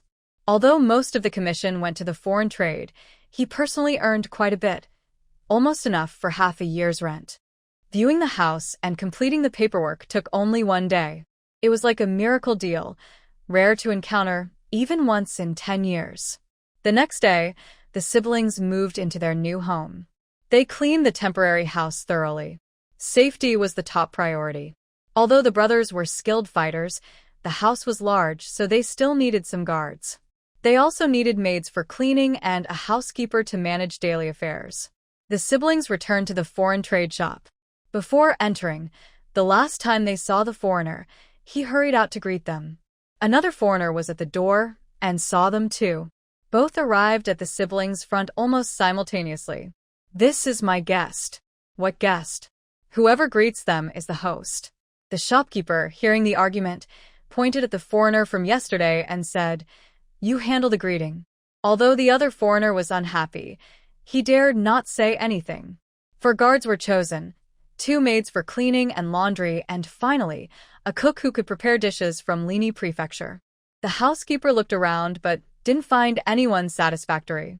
As I stepped into the main hall outside, I heard a child's voice.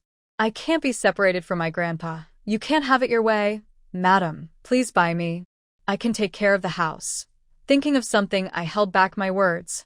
The maid behind the noble lady heard this and chuckled softly. The servant looked at the noble lady, hoping she would buy the old man. It wasn't because they felt sorry for the grandfather and grandson being separated. Mainly, the old man was being sold alone, and no one wanted to buy him. The noble lady remained unmoved and even showed a hint of disgust. The servant separated the grandfather and grandson. The little boy cried loudly, "I want my grandpa. I want my grandpa." "Grandpa, can you take care of the house?" A clear female voice came through the crying.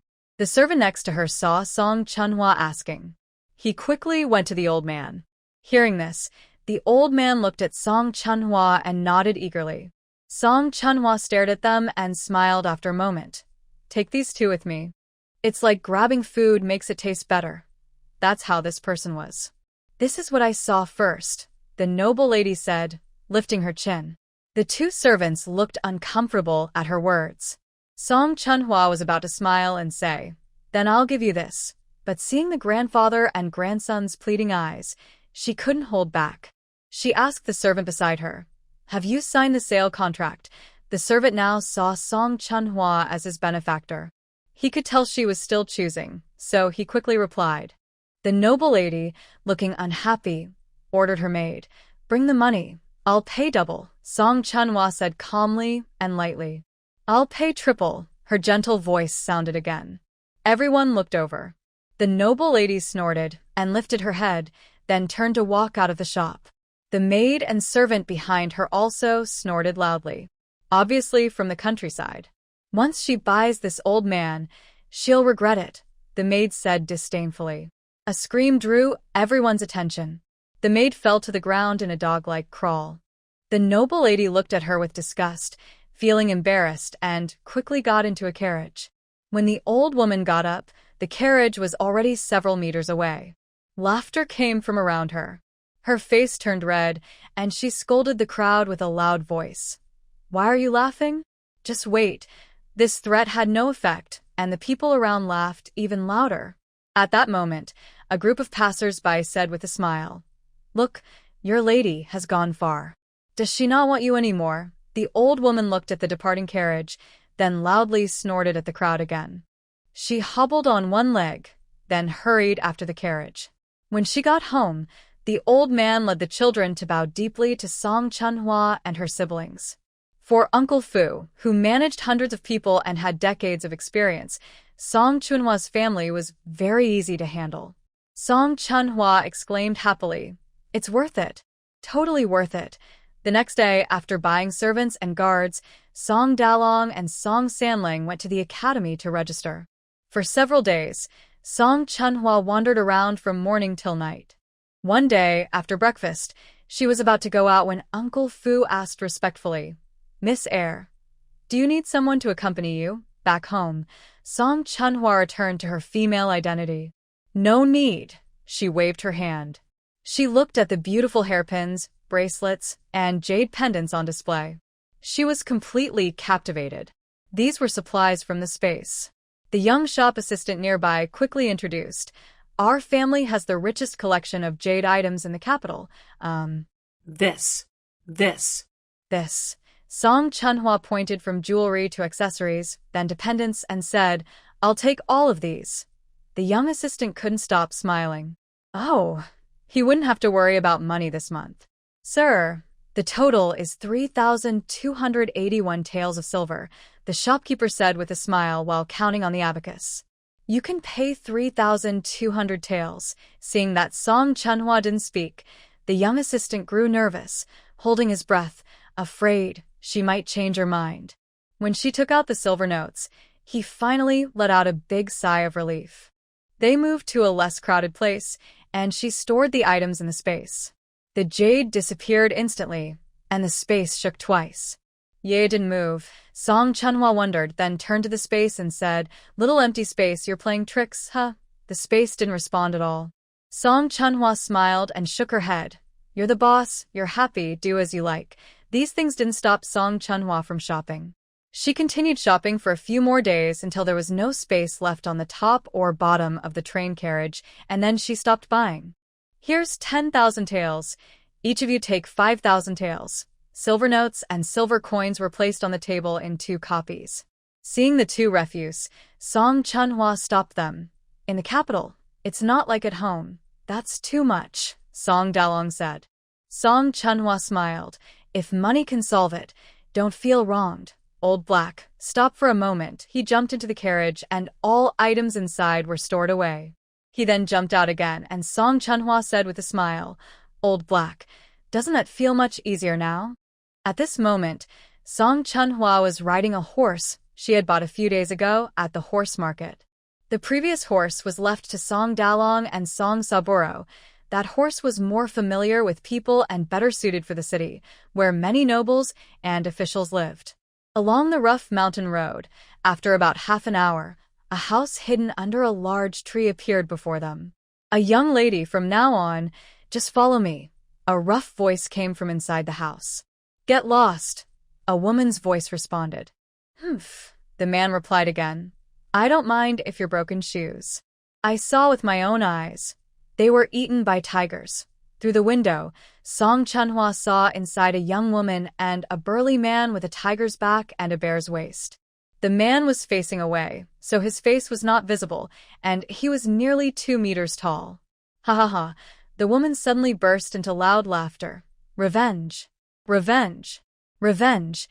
she shouted heart-wreakingly, each cry louder than the last. Tears kept rolling down her cheeks, falling into her wide dimples. Suddenly, a piece of porcelain shard was thrown at the man. Before it could reach him, it was knocked to the ground. The man picked up the woman and headed toward the bed. Bang! The door fell to the ground with a crash.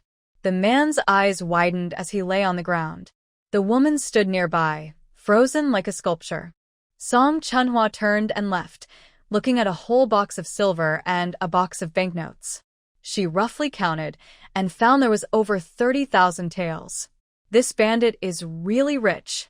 Plus, those men with the beard the other day had over 10,000 taels each, almost 50,000 taels in total. Shall we go? Song Chunhwa returned to the women's room. The woman gently shook her head. Where can we go? Song Chunhwa took out 3 silver ingots and 3 banknotes and placed them on the table. If you don't want to leave, you can stay here. Those 5 people are really dead. If it's just those 5, you can stay peacefully. After saying that, she lifted her leg and turned to leave the room. The woman behind her softly said, Song Chunhwa didn't turn around and loudly said, Live well. Having nearly 30,000 taels, Song Chunhwa was happy again.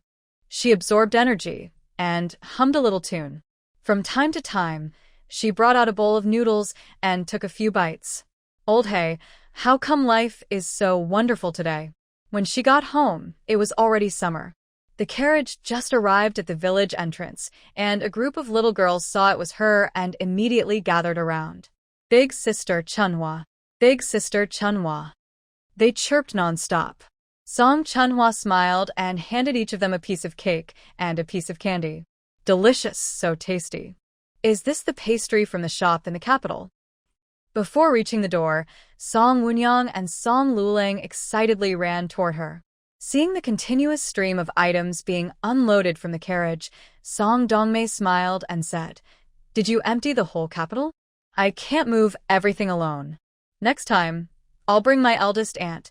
Song Chunhwa giggled, then handed over 2 bolts of cloth and a set of new clothes. This is for you, eldest aunt. Why did you buy me more gifts again? These are our Yan-Yan's gifts, Song Chunhwa said, lifting a stack of books and handing them over. Song Lialong's face twisted in confusion. Second sister, are you sure these are gifts? Then I'll write a letter to third brother right now, saying Yan isn't happy with the gift he chose. Happy. This is the best gift I've ever received. Song Luling quickly changed his tone. The others inside the house burst into hearty laughter. The big-bearded man, Song Yen, and Shin Mabe also received gifts brought back. The last 3 siblings carried cloth, snacks, and tea as they walked one after another toward Qinjinghe's and Grandma Song's house. Grandma Liu and Song Eugene sent gifts, with Song Dongmei to deliver. Just as they reached the gate of Qinjinghe's house, a young man suddenly rushed out from inside. Get lost. Get lost. Get lost. Qinjinghe's voice rang out. The young man rolled on the ground immediately.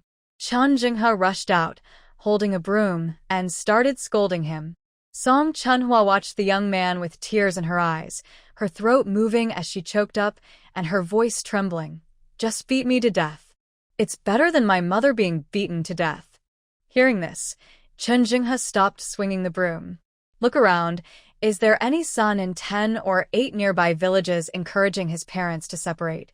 Since I started, it's been happening. Hearing this, Qinjinghe couldn't help but swing the broom again. He swung the broom and hit the young man. Big brother-in-law, you don't know that Wu Yao wants to bring that woman outside and to be a concubine, the young man said. That woman, I saw her and I know my mother can't compete with her. Who is Wu Yao? That's your father. Seeing Qinjinghe's face turn grim, the young man's tears started falling like pearls. Oh, my mother. My unfortunate mother, shut up. Why is a man crying? Qinjinghe scolded, but his eyes showed concern. Qin Yao's wife came out and gently advised, Your mother just needs to endure a few more years. When your grandma gets too old to manage and you get married, everything will be fine. Big brother-in-law and sister-in-law, you don't know. That old woman. My grandma is in good health, and when she scolds my mother, she's full of energy. I think she'll be strong for decades, not just a few years. The young man struggled to get up and continued, My mother is too miserable. An old woman has already tormented her into a shadow of herself, and now there's a young one too. Song Chunhwa looked at the young man with admiration. Chun Jinghe was about to say something but suddenly glanced at Song Chunhwa. Chun Yao's wife saw his gaze and quickly stepped forward with a smile. Chunhwa, you're back. Yes, I brought some tea leaves and cakes for you and Grandpa Lijing, Song Chunhwa said, handing over the items she carried. You're such a good girl, Chun Yao's wife said with a smile. Oh, this is fine cloth, isn't it? Chun Jinghe approached. Why are you bringing such expensive items? The three people were being polite when suddenly a young man stepped forward. You are the famous Spring Blossom girl. The young man's eyes sparkled with admiration. Chun Jinghe frowned and pushed him away. Move aside. Move aside. The young man ignored Chun Jinghe's dislike and looked at him with admiration. Song Chunhwa saw the overly eager look in his eyes and shivered a little. After saying goodbye, Song Chunhwa headed toward her aunt's house. Less than 100 meters later, the young man jogged up to her. Without saying a word, he bowed deeply to her, still looking at her with admiration. Spring Blossom Girl, I am Chuningjia. We just met. Song Chunhwa nodded. Yes. You are the best among women, a brave and outstanding lady, a leader among women, even like Zhuge Liang among scholars. Get to the point? Song Chunhwa interrupted, seeing he was talking non-stop and not stopping. I heard that you are very talented and helped your elder aunt settle her issues. I want to ask for your advice, Chuningjia said sincerely. He looked at her with hopeful eyes. Do your mother and elder brother agree? Song Chunhwa asked. Chuningjia hesitated briefly. They will agree.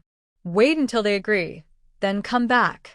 Chuningjia was happy and quickly said, Spring Blossom Girl, you've agreed. Thank you. Thank you. When they reached her aunt's house, Song Wunyang and Lu Lang were playing with the oxen in the yard, and their giggles could be heard. Shen Sufin, pregnant, sat nearby sewing clothes, occasionally glancing at them with a smile. Zhao He was in the kitchen, poking his head out and smiling. Seeing Song Chunhwa come in, Shen Sufin stood up and called out, Aunt, Chunhwa is here. As soon as she finished, her grandmother, Song Gu Nai Nai, came out smiling from the house and said to Zhao He in the kitchen, Pour a bowl of tofu pudding for Chunhwa. Why are you buying so many things again? Grandma asked with a smile. Song Chunhwa teased, Because you are my grandma. You, child. At this moment, a woman holding a bowl entered, smiling and said, You are so lucky to have a caring nephew and niece. That's true. Granny Song smiled even more. Big sister, I still have some bean dregs left today. Please take a bowl home. Hearing this, the woman praised Granny Song and the Chunhwa family generously. After a while, the three siblings returned home. After lunch, Chunhwa went to visit the workshop. 2 days later, Chunhwa just returned from the workshop. Before reaching the gate, Chuningjia came forward. My eldest uncle and my mother both agree. Come in. Chunhwa waved her hand. Chuningjia looked uncomfortable. That old woman is very clever. She never hits my mother in front of others, and she always chooses clothes to hide the hits. Wu Yaozu is even worse in front of others. Your eldest aunt's way of leaving might not work for your mother, but everyone has their weak points.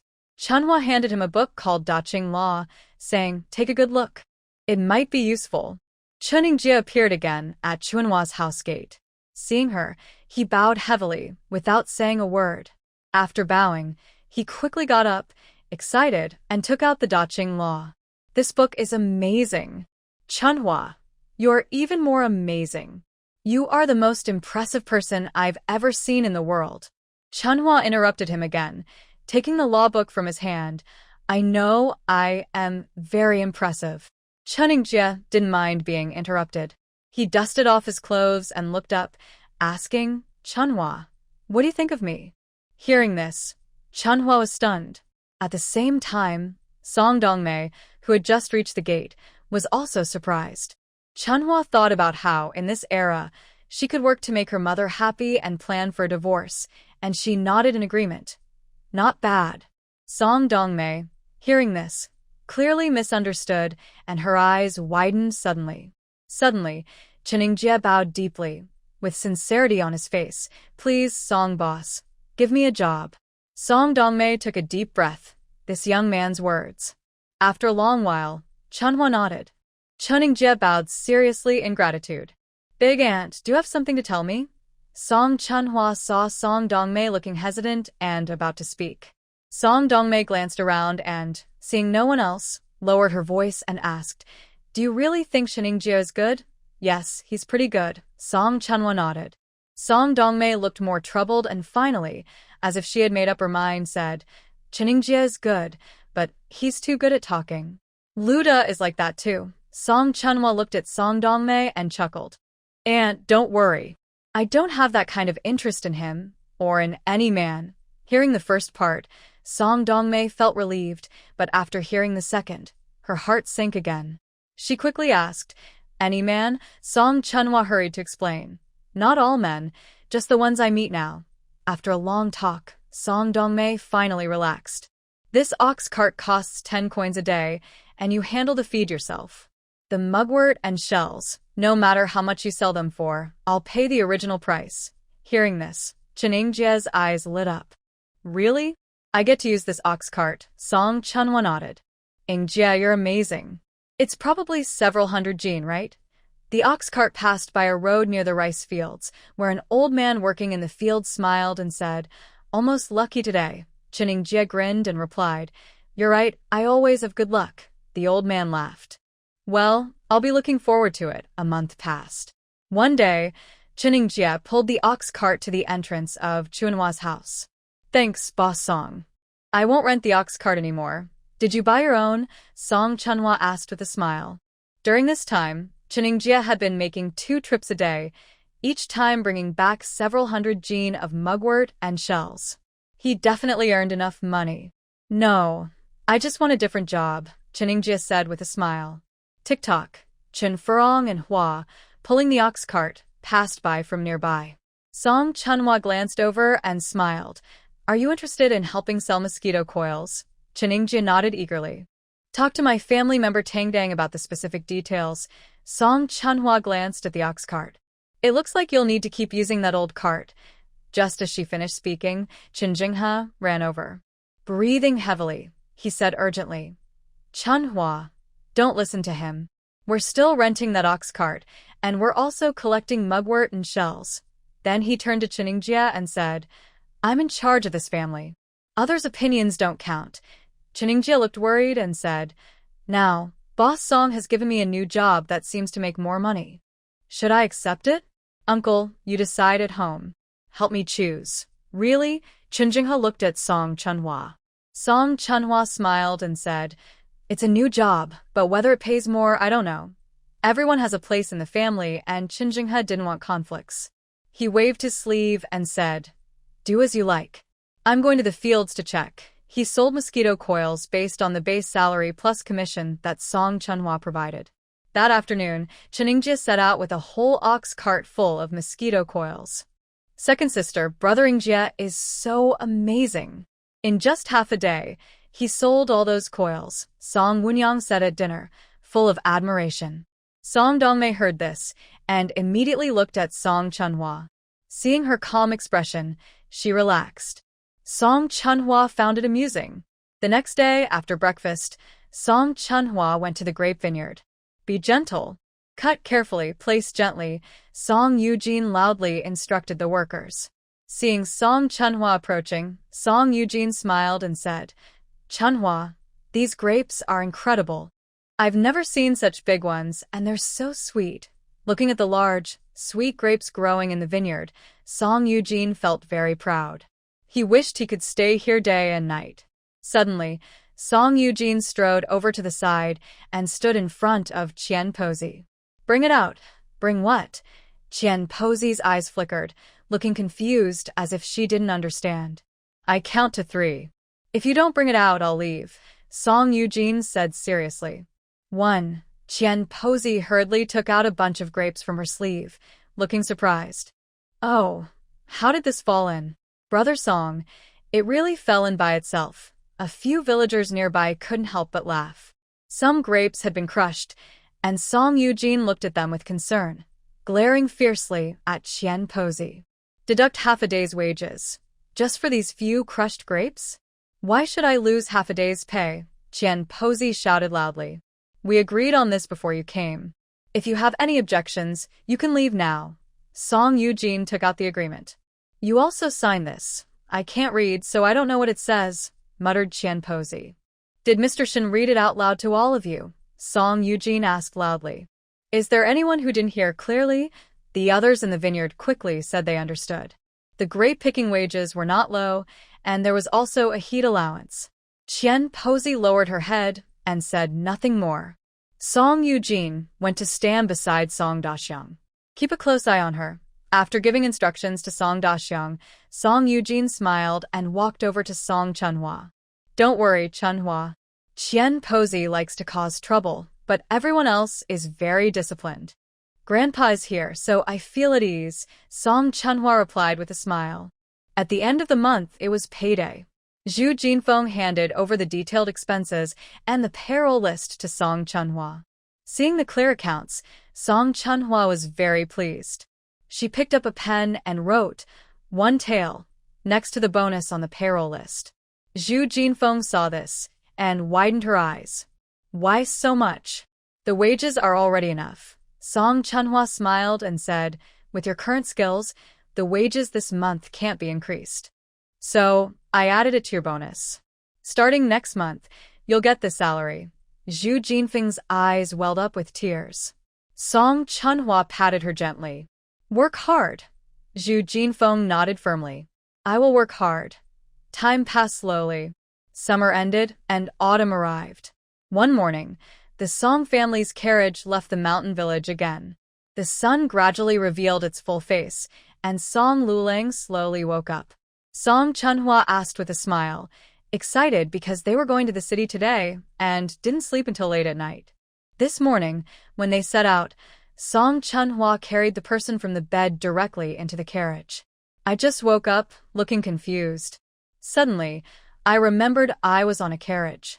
My eyes lit up, and I immediately pushed open the window to look outside. About 15 minutes later, Song Chunhua handed over some steamed buns that had just been heated on the stove. Eat these buns first, she said. Song Lulang obediently took them, still gazing out the window. Song Wunyang climbed back into the carriage from the front seat, teasing, Lazy little one, you're awake now. They sat close to the window, chatting happily, even commenting on a tree by the roadside. Meanwhile, Song Chunhua was rocking gently, with voices, laughter, and bird sounds outside falling into a peaceful sleep. At noon, the carriage arrived at the city gate. They headed straight to their home. A few days ago, Chen Suifang and Zhu Xiaohua, along with a maid, had cleaned the house. When they heard the carriage, Chen Suifang quickly opened the big door, excited and ready to rush over. Zhu Xiaohua held her back, pointing at her growing belly. Chen Suifang smiled and slowed down. At that moment, from the neighboring yard, a small chubby child ran out, tears still drying on his cheeks, excitedly rushing toward the carriage. Uncle Yan Yan. The little boy hugged Song Lulang tightly. Have you memorized your lessons? Chen Suifang asked softly. The little boy sighed, then looked up seriously, with a playful tone. Mom, can we not talk about such sad things during this happy moment? After reviewing the reasons for his son's poor reading, Zhu Zimo's father decided that studying must start from a young age. So, Zhu Zimo, who just learned to walk, began his reading lessons. His name means to hope he will study diligently and work hard. But the little boy in front of them didn't seem to live up to his name. Zimo, why are you crying? Song Lulang asked with concern. Uncle Yan Yan, I feel so miserable. Zhu Zimo immediately looked sad. My grandfather watches me recite every day, but I forget the words as soon as I look away. I just can't hold on to them. The small boy sighed again, saying, I guess I really am my father's son. Everyone around couldn't help but laugh softly. Zhu Xiaohua glared at his son. After Song Chunhua's family arrived, Chen Suifang's family came every day from dawn until dark, only returning home when it was late. Little Zhu Zimo is the happiest because his grandfather finally gave him a few days off. Wait for my good news, Song Sailang said confidently as he turned around holding a food box. Second brother, aim for the top score, shouted Song Wunyang happily. Song Luolang and Zhu Zimo quickly followed and shouted, "Wait and see." The boys straightened their backs, full of confidence. As the students and family members prepared to enter the exam hall and heard this, they all looked over. Song Sailang didn't mind at all and laughed loudly. The door of the exam hall slowly closed. Song Wunyang couldn't wait and said, "Second sister, let's go eat that grilled fish." The two little ones nearby brightened their eyes and said, "Grilled fish. Let's eat grilled fish." When they arrived at the stall, the fish seller had just packed up his stand. The four of them weren't in a hurry and sat at a table behind the stall to wait. Next to them was a tofu stand. Song Chunhua bought a bowl of tofu pudding for each of them. The sizzling sound and fragrant smell of the grilled fish filled the air. The owner brought two already grilled fish to the table, and everyone eagerly picked up their chopsticks. Song Chunhua smiled and said, "Boss, your grilled fish skills are getting better and better." The owner chuckled in response. After finishing the grilled fish, they continued shopping. Song Wunyang loved shopping. Song Luolang and Zhu Zimo loved running around and exploring even more. The four of them wandered from the exam site until just before the results were announced, then hurried to the exam hall. Family members waiting outside the hall all looked at the four of them. The exam hall door slowly opened, and the students came out one after another. Seeing this, Song Sailang was unbothered and walked over to the four carrying bags and gift boxes hanging from their arms. "Fourth brother, you're finally out.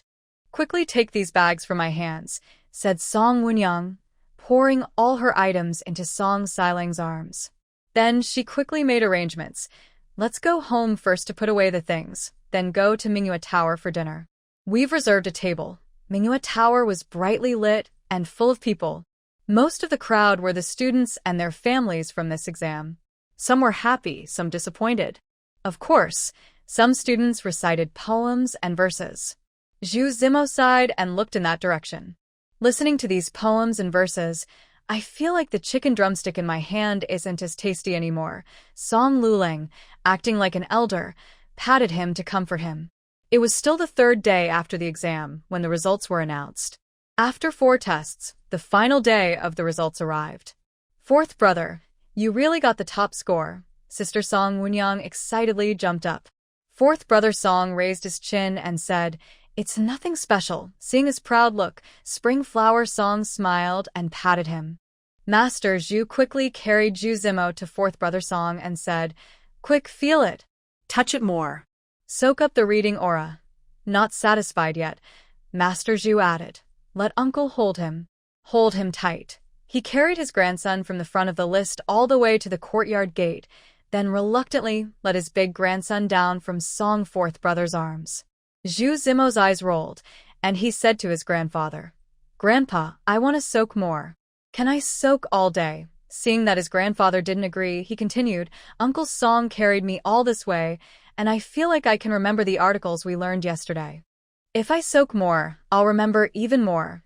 Grandpa Zhu didn't hesitate and pushed his grandson in front of Song fourth brother, saying, "Soak more." Zhu Zimo looked at the book in his hand, about to cry, but with no tears.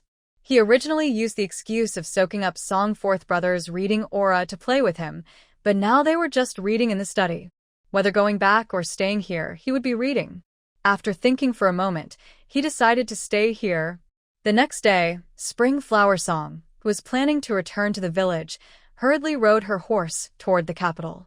She rode day and night without stopping. After exhausting 2 horses, she finally reached the city gates at the last moment on the 5th day. Seeing her second sister, her eyes couldn't help but turn red. After Big Brother collapsed, I immediately gave him a pill you left, and he spat out a mouthful of black blood before passing out. He hasn't woken up since. Every day, I dissolve that pill in water and give it to him. All the doctors in the city have been called, but they all say there's nothing they can do," said Song Sanlang with a choked voice. Half a month ago, after returning from school and studying in the study, Song Dalong suddenly collapsed and trembled all over. Song Sanlang quickly gave him a pill left by Springflower Song, and he spat out a mouthful of black blood on the spot, but Song Dalong also fell into a coma. Until the next day, when he remained unconscious, Song Sanlang immediately wrote a letter, asking Uncle Fu to send it as quickly as possible to his home in the city. At this time, Song Dalong was lying in bed, almost asleep, but his face was a little pale. Several days without eating. Have Uncle Fu prepare a few dishes. Then bring a cup of warm water, said Song Sanlang. Hearing this, he immediately got up and left. Inside the room, only Song Chunhua and the unconscious Song Dalong remained. She was holding his wrist, and a gentle flow of energy was entering his body. When she heard footsteps, Song Chunhua raised her hand from his wrist. She took out a pill from her pocket, and Song Sanlang quickly handed her a cup of water. She crushed the pill and dissolved it completely in the water, then gently opened Song Dalong's mouth and poured the mixture in.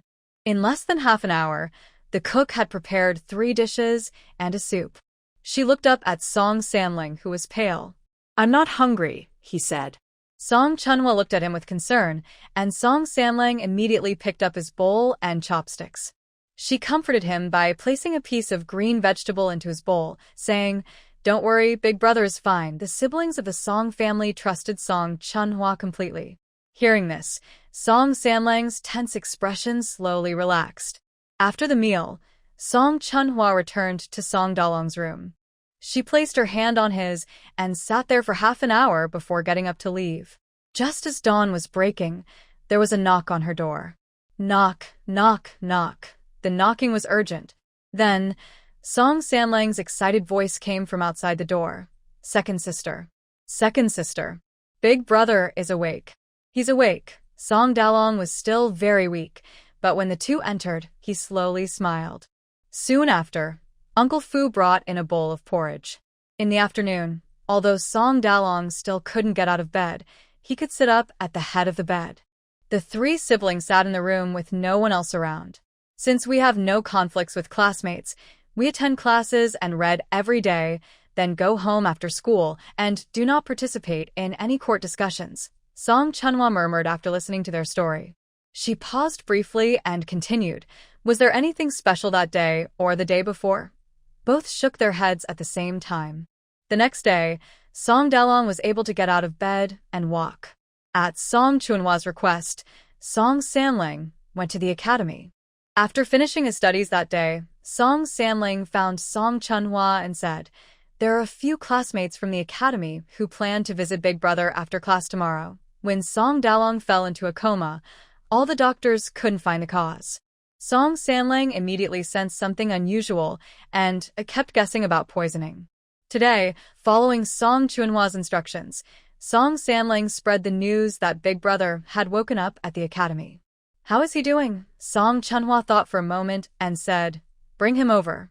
"Who is Song Xian?" a tall, thin classmate asked when he saw Song Chunhwa. Song Sanlang introduced him. "This is my second sister." The two hurried to bow to Song Chunhwa. Then they introduced their 2 classmates one by one.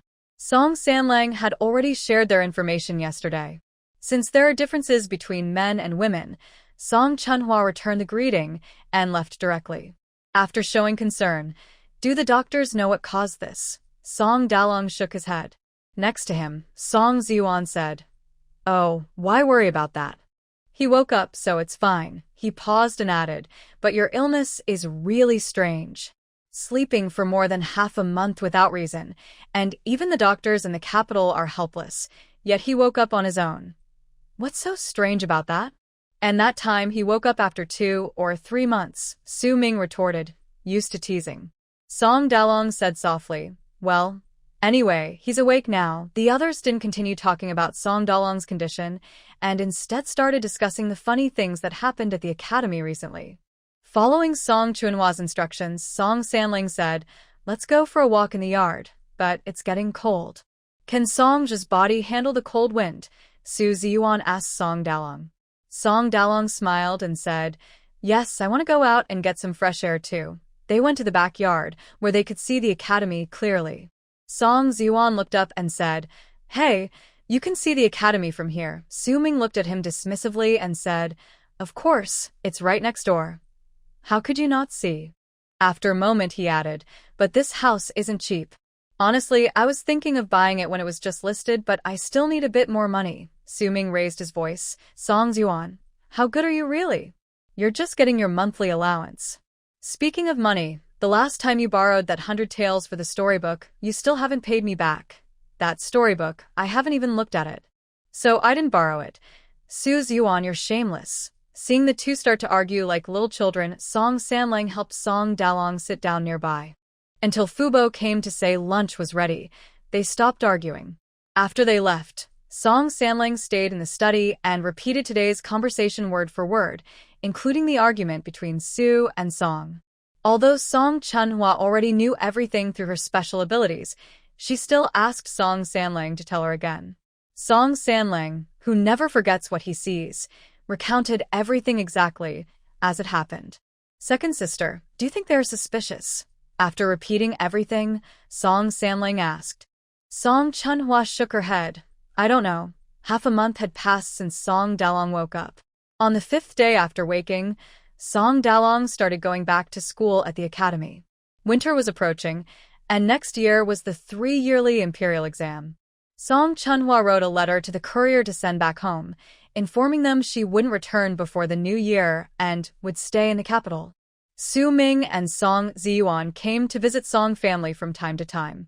But they didn't come to see Song Dalong or Song Sanlang. They came to see Song Chunhua. The northern winter was extremely cold. Before winter, Song Chunhua built a large fireplace in her study. Most days at home, she spent her time sitting by the fireplace writing stories or lying nearby reading books and eating sunflower seeds. After Su Ziyuan and Su Ming bowed politely, Su Ziyuan excitedly said, The Legend of the White Lady is sold out. You don't know, as soon as a batch of this book is released, it's gone in no time. Every day, many people come to ask about it, and some even wait outside the bookstore for the next batch. He then took out a stack of silver notes from his pocket. Here's the share. There was no progress in Song Dalong's poisoning case. It seemed as if his health was truly the problem itself. Song Chunhua decided to start from Su Ziyuan and Su Ming to find a breakthrough.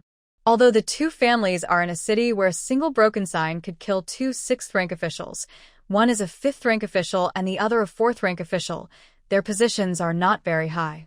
However, both families are native to the city, with strong connections, influential relatives, and wealthy ancestors. They are very familiar with the social networks in the city. When Song Chunhua took out the book, The Legend of Lady White, and shared her idea of opening a bookstore, both of them agreed, without hesitation. Although they were still studying at the academy and had no official positions, they were not married yet and had no assets to control. They only received a fixed monthly allowance. They sold everything they could to gather enough money and opened a bookstore in the main city within 3 days. Su Ming secretly invested because of personal and family reasons. Song Chunhua created the stories, and Song Ziyuan handled marketing. From the profits, Song Chunhua earned 4 parts, and they shared 6 parts. Song Chunhua had only one rule. She must not let anyone know she was the creator. Both of them were very happy about this, as it was completely beneficial to them. After giving out the money, they couldn't wait to speak. I wonder if Miss Song's new book has been published. Song Chunhua smiled and said. Both of them said in unison, but then shook their heads quickly. No. It's too sad.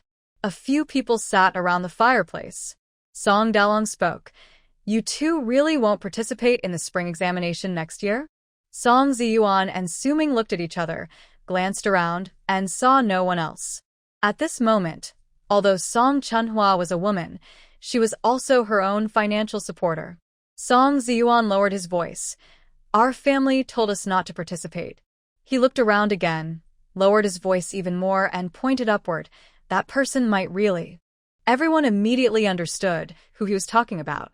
Although Song Ziyuan's family held low official ranks, they had people in the Imperial Hospital and the 5 ministries, so they could hear some news. Knowing that no one in the Song family siblings held official positions in the court, he continued, This exam's chief examiner is very likely to be from the factions of Crown Prince Yu and Prince Ning. Participating would mean taking sides. Our two families have always been loyal officials. What Song Ziyuan didn't say was that if this time the examiner wasn't from the future emperor's faction, even at the high school level, it would bring no benefit to the family and might even lead to attacks. Seeing the tense atmosphere, Song Ziyuan grinned and said, "One more thing. Whether I participate or not doesn't make much difference with my level. Hee. Besides, I find running this bookstore much more interesting. Not only can I read stories, but I can also make money. Be careful, your father might hear and give you a whipping." My father agrees with me opening this bookstore. He also sees clearly that I am not suited for studying, nor for becoming an official. And there's my mother too. Today, Song Ziyuan and Su Ming discussed this matter to advise the two brothers, Song Daliang and Song Sanliang, who were about to take the imperial exams. Out of gratitude, Song Chunhua said as they left, "The future is unpredictable. The family might change their mind after a while." Su Ming looked thoughtful. Song Ziyuan didn't care much. After they left, Song Chunhua looked at the two brothers' gazes and firmly said, "Prepare well for the exam." The ripples of excitement that had just been stirred up settled down again. Song Chunhua left a medicinal pill for Xiao Yuanzi. For the next 5 or 6 years, that person could use her pill to extend life. If that person left during this time, it meant Xiao Yuanzi was confident enough or had no choice but to do so. Thud, thud, thud. 2 figures under the moonlight. Song Chunhua handed over a bulletproof vest. "Hold this, wear it inside." In this era, Song Chunhua realized that gold-threaded soft armor couldn't stop blades or spears. The ancient version of a bulletproof vest was just heavy armor. The young boy showed no hesitation and nodded. "Are you worried about problems?" Song Chunhua asked with a smile. The boy shook his head firmly. "No," Song Chunhua proudly said. "With this on, you'll be invulnerable to blades and guns." A hint of surprise flashed across her calm face. Song Chunhua patted him, like she did when he was a child. "Live well." After a moment, teasingly, she said, "Big support." The boy nodded heavily across from her. Half a month later, Song Chunhua's second book, The Ghostly Love, was published. It was immediately popular among scholars and young women, sweeping through the entire capital. Early in the morning, Song Ziyuan and Su Ming, walking through the heavy snow, arrived at the residence in high spirits. As soon as I entered the house, Song Ziyuan placed a box in his arms on the table and opened it, revealing a full box of banknotes. Song Chunhua smiled and said, "It looks like the sales are very good. Not just good, it's really excellent," Song Ziyuan said happily. Su Ming looked surprised and said, "They paid the money a month early," claiming it was a reservation. Just then, Uncle Fu came in and looked at Song Ziyuan, saying, "Miss, a lady outside claims to be the mother of young Master Song." "My mother?" Song Ziyuan looked in disbelief. When he saw his own mother rushing towards Song Chunhua, Song Ziyuan froze in place. The same stunned look was on Su Ming's face as well. His eyes sparkled as he looked at Song Chunhua, full of joy, and said, "You look so beautiful." Before Song Chunhua could speak, he took off a bracelet from his hand, ready to give it as a gift. "It's our first meeting, and I didn't prepare much." This small gift. Seeing that the bracelet was a family heirloom from his grandmother, Song Ziyuan quickly stepped forward. "Mother, what are you doing?" "Giving a gift for our first meeting." Everyone in the house, except for Lady Song, looked shocked. Lady Song winked at Song Ziyuan and said, "I didn't bring anything fancy this time, but next time I will bring my bracelet." Song Ziyuan quickly put the bracelet back on Lady Song's wrist. "Mother, you misunderstood. It's not what you think. Miss Song Air is the sister of our classmates Song Jia and Song Xian." "Classmate sister? That's great. A closer family tie." Lady Song looked at Song Chunhua with increasing fondness and smiled happily. "My mother is always overthinking," Song Ziyuan said helplessly, rubbing his forehead. "Mother, she's just a classmate sister." "Don't you believe me?" asked Su Ming. "Madam, she really is just a classmate sister," Su Ming explained. Lady Song confirmed. "Really?" Both Song Ziyuan and Su Ming nodded vigorously, afraid their mother wouldn't believe. "You two rarely tell the truth," Lady Song suddenly said. looking at Song Chunhwa with a serious expression, as if waiting for her to give the answer she wanted. "Miss Song." Song Chunhwa politely bowed and explained with a smile. Young Master Song also explained from the side. Everyone denied it, and upon closer look, neither side showed any shyness or embarrassment. Madame Song suddenly felt disappointed.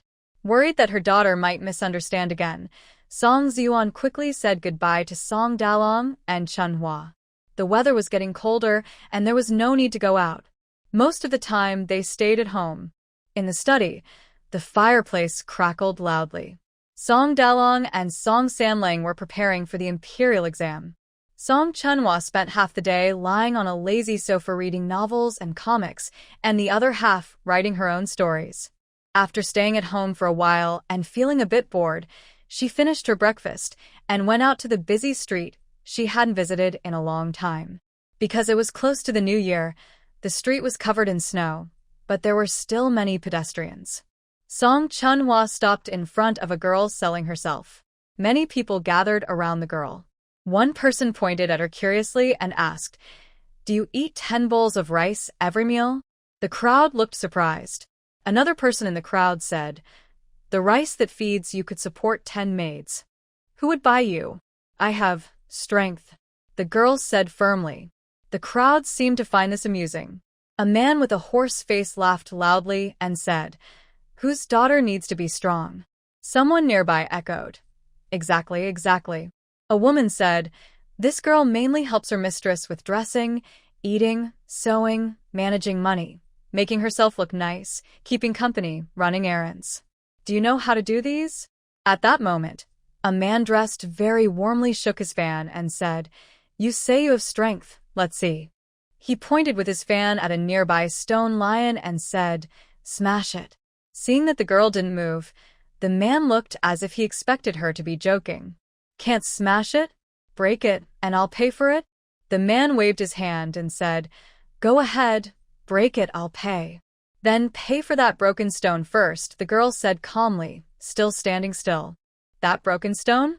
I, young master, wouldn't lie to you. Don't say you can really smash it." The girl nodded confidently. Hearing about smashing the stone lion with bare hands, more people gathered around.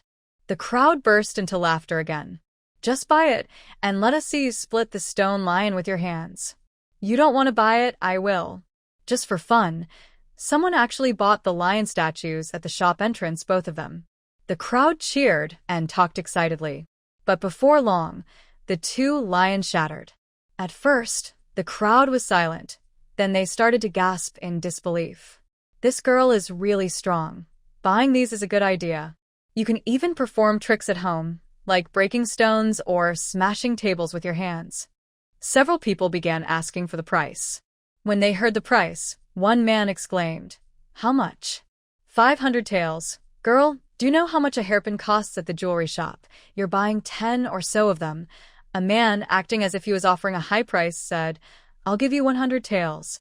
Come with me. 100 taels is enough, much more than other hairpins." "Yeah, the jewelry shop's top-quality hairpins don't cost this much." The girl still shook her head. Seeing she refused the 100 taels, the crowd sneered. "Don't think you can split open that stone lion and that someone will pay 500 taels. Exactly, do you know how much 500 taels is?" The girl seemed not to hear. While the crowd was lively with discussion, 500 tael silver notes were handed to the girl, and then a calm voice said, "Come with me." A tall stack of bowls was piled on the table. The diners kept eating without stopping. When the 10th bowl of rice was finished, they put down their bowls and let out a big burp. "More," said Song Chunhua, pointing at the rice basin. "No, just eat until you're about 80% full. Eating too much isn't good," Xiao Zhao said seriously, rubbing her bloated stomach. Next to them, the cook's maid couldn't help but chuckle softly. Fubo looked over, and everyone immediately shut their mouths. "From now on, cook according to this amount." Fubo nodded. "Yes, arrange suitable work for her," Song Chunhua told Fubo. Fubo nodded again and agreed. Time came to New Year's Eve. This was the first New Year that the Song siblings spent apart. Inside, there was a fireplace and 2 tables were set up, each with a copper stove in the middle. The Song siblings sat at one table, and the servants at another. Song Chunhua, a modern person, didn't feel much about the difference between master and servant. She saw it simply as an employment relationship. But the servants were amazed by this gesture. Uncle Fu and the two maids had always been born into the family, and even their parents had never seen the master and servants eat together in the same room. On a cold day, they had hot pot. Besides the hot pot ingredients on the table, the cook had also prepared a big pot of rice and 8 large dishes, filling the table. Some dishes didn't fit, so 2 small tables were brought in to hold them. The table was steaming, and the room was warm. Today, Song Chunhua brought out 2 bottles of wine, one for each table. Uncle Fu usually didn't drink, but before eating, Song Chunhua poured him a glass. This wine isn't strong or spicy. Try it. It's been a tough year for you. Song Chunhua drank her glass in one sip, and Uncle Fu's eyes filled with tears. Let's eat, Song Chunhua said with a smile. As soon as she said that, others felt a bit shy. Xiao Zhao quickly picked a big piece of braised pork she had already eyed. But because of Xiao Zhao's action, everyone started to relax. Wow, this wine. Such good wine, Xiao Zhao said happily, savoring the taste. Except for Uncle Fu's grandson, Xiao Song, who wasn't allowed to drink, everyone else had 1 or 2 glasses. The cook squinted, looking pleased. This sour-sweet taste is really good. A round-faced maid smiled and said, I usually like to have a drink, but I've never had such good wine. Some guards poured the remaining wine into cups. By the time Xiao Zhao noticed, the wine jar was empty and she was annoyed, scolding a few people. They ate from dawn until dark, until they couldn't fit another bite. The New Year's Eve dinner finally ended. On the first day of the new year, early in the morning, Song Chunhua handed out red envelopes to each servant. There were still some leftovers from last night's dinner, and the cook used them to prepare breakfast. There was no need to visit relatives this year. In the capital, the family stayed home, lying around. Actually, only Song Chunhua was resting. Song Daliang and Sanling spent the whole day reading, preparing for the imperial exam. Miss, are you really going to see the lanterns tonight? Xiao Zhao asked with bright eyes. To get a clear answer, Xiao Zhao narrowed her small eyes into a slit. After the new year, Xiao Zhao became Song Chunhua's maid after training. Although she was trained by the professional butler Fu Bo, it seemed he was not very skilled. Indeed, no matter how talented the master is, it doesn't stop the apprentice from being a poor student. A maid should know the basics, but she hardly did. Xiao Zhao then asked, Can I bring Xiao Song? Seeing Song Chunhua looking at her, she giggled and said, Xiao Song also wants to go, but Fu Bo won't allow him. If you miss, say the word then. Seeing that Song Chunhua didn't reply, Xiao Zhao continued, Xiao Song is very strong and can help carry many things. I can bring a guard, Song Chunhua said with a smile. Seeing Xiao Zhao's face start to look disappointed, she paused, but I can also bring someone else. Let's take him along. Xiao Zhao's eyes immediately brightened, and she loudly shouted outside the house, Xiao Song, Xiao Song. Miss is taking you to see the Lantern Festival. Xiao Zhao was strong and spoke loudly, her voice echoing throughout the courtyard. Originally, Song Dalong and Sangling, who had planned to stay home and read, were also pulled along. Song Chunhua said it was good to balance work and rest. Fu Bo was old and didn't want to go out. Only he and the 2 remaining guards stayed at home. The others dressed warmly and left the courtyard. On the Lantern Festival night, the capital city was filled with falling stars and bright lights. The area around Zhuke Gate was already crowded with people, voices loud and lively. Thousands of lanterns hung on tall poles and draped from eaves, creating a shining river of lights. The group split into 3 small teams: the older women and cooks, Song Dalong, Sang Lang, and the 2 guards, and Song Chunhua, Xiao Zhao, and Xiao Song. There's a lantern riddle over there. Xiao Zhao excitedly pointed at the crowd gathering. With the moon, you climb the stage. Without the moon, it opens in the sky. What is it? The crowd was guessing eagerly. Each guess cost 3 coins. After collecting over 100 notes, no one had guessed correctly. The vendor cheerfully called out, Anyone else want to try? 3 notes for 1 guess. If you guess right, you win this lantern. Xiao Zhao frowned, holding 3 copper coins, scratching her head and muttering, "This little tiger drawing really looks like one." Her little dog tugged at her sleeve softly. Xiao Zhao was surprised, then her eyes widened and lit up. She quickly went to the vendor and handed over her 3 coins. Confidently, she shouted, "Round fan." The vendor nodded. "Yes, that's the round fan." Xiao Zhao jumped up excitedly. Xiao Song, we guessed it." The vendor happily took down the little tiger lantern. "Your guess, here you go." Xiao Zhao handed the lantern to Xiao Song. Xiao Song shook his head. "Xiao Zhao, you keep it. You pay. Okay, I'll buy you some candy later," Xiao Zhao said happily, not giving the lantern away this time. Song Chunhua walked over to a lantern stand and smiled at Xiao Song. "Let me try guessing." Xiao Song nodded with bright eyes. Song Chunhua pointed at a rabbit-shaped lantern. "Xiao Song, you're amazing," Xiao Zhao said with admiration. Seeing that the vendor looked worried, everyone took a lantern and left the guessing booth. Each of the 3 carried a lantern and moved on to the next activity, releasing lanterns. At this moment, the river sparkled with stars. Many people stood by the riverbank, making wishes with clasped hands before releasing their lanterns into the water. Suddenly, there was a loud splash nearby. "Miss, help!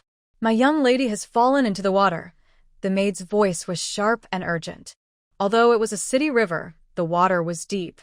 It was winter, and the cold river water was icy. Even if they managed to rescue her, she would catch a cold, which could be deadly in ancient times. Despite the maid's frantic calls for help, most people stepped back a few paces, some prepared to jump in but were stopped by their family members. The scholars looked at each other with a sense of duty. No one jumped into the water.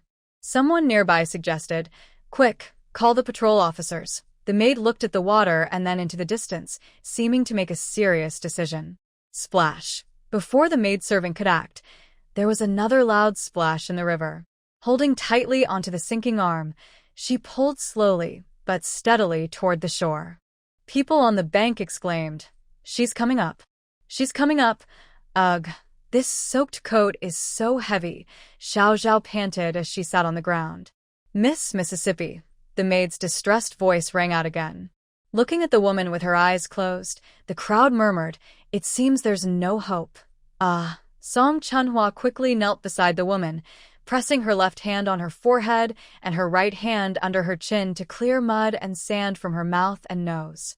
After cleaning her, she pinched the woman's nose, took a deep breath, and covered her mouth completely to give her artificial respiration. The crowd around gasped in shock. What? "What is she doing?" She blew air repeatedly, glancing at the woman's chest, which was slightly rising, and felt relieved. Once, twice, 5 times, she silently counted. After 5 breaths, Song Chunhua immediately moved to remove the woman's clothes, then looked up and sternly told the crowd, "Step back." Seeing her cold gaze, the crowd hesitated but gradually retreated a few steps.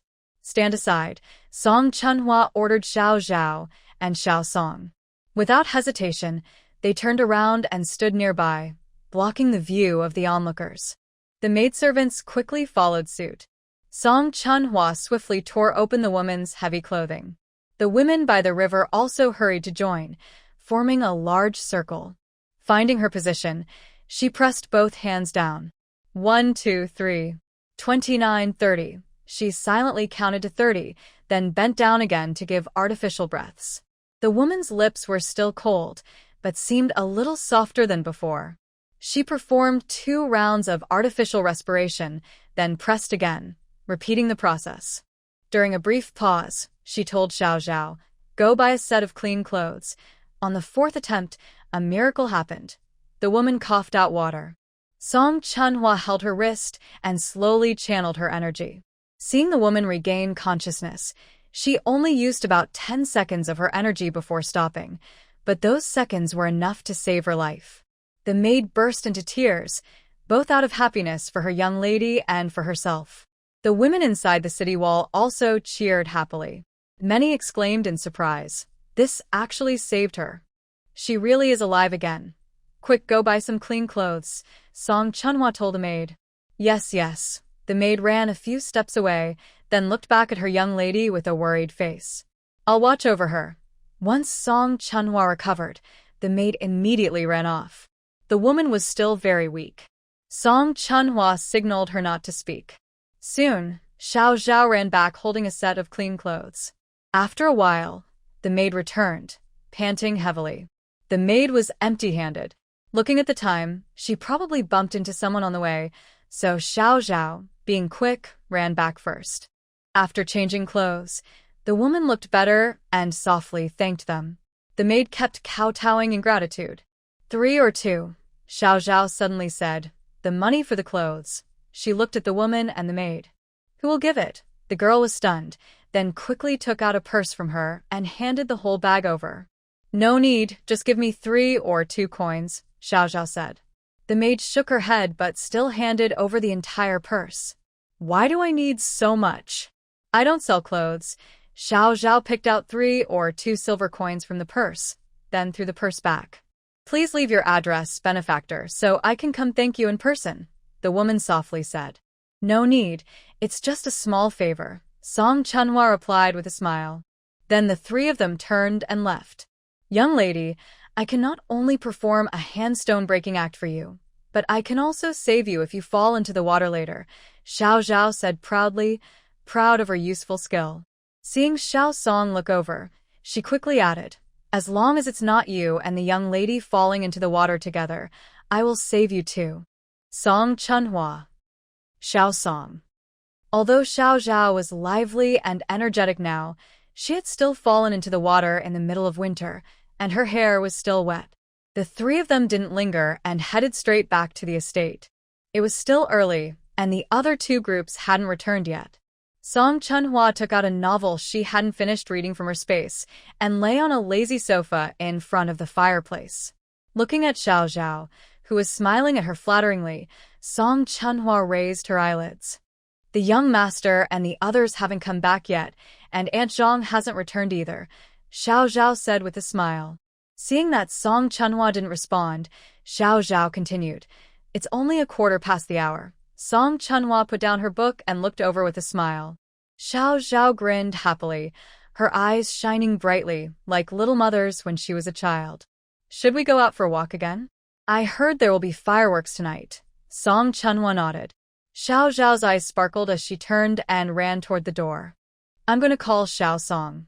At this moment, the street was still crowded with people, not a bit less than before. Suddenly, a loud cracking sound echoed in the sky. At the end of Zhuke Street, a golden rainbow shot up suddenly, piercing the night sky. The bright light exploded high above, turning into a sky full of shooting stars. The crowd immediately became excited, all looking up at the falling stars. Children sat on their parents' shoulders. Girls wearing veils looked up with their faces glowing red and purple, and scholars nearby were reciting poetry spontaneously. Xiao Zhao and Xiao Song shouted loudly, "This is amazing! So amazing!" Then the second, third. Fireworks burst in the sky one after another. Xiao Zhao, tall and strong, quickly lifted Xiao Song onto her shoulders without hesitation. Xiao Song giggled happily. As the fireworks ended, the crowd started to disperse in all directions. Suddenly, a tall man with a hoarse voice shouted, "Bauer! Bauer!" He kept pulling at passing pedestrians. "Have you seen a tall boy, about 5 years old, wearing a green jacket and a red tiger head hat?"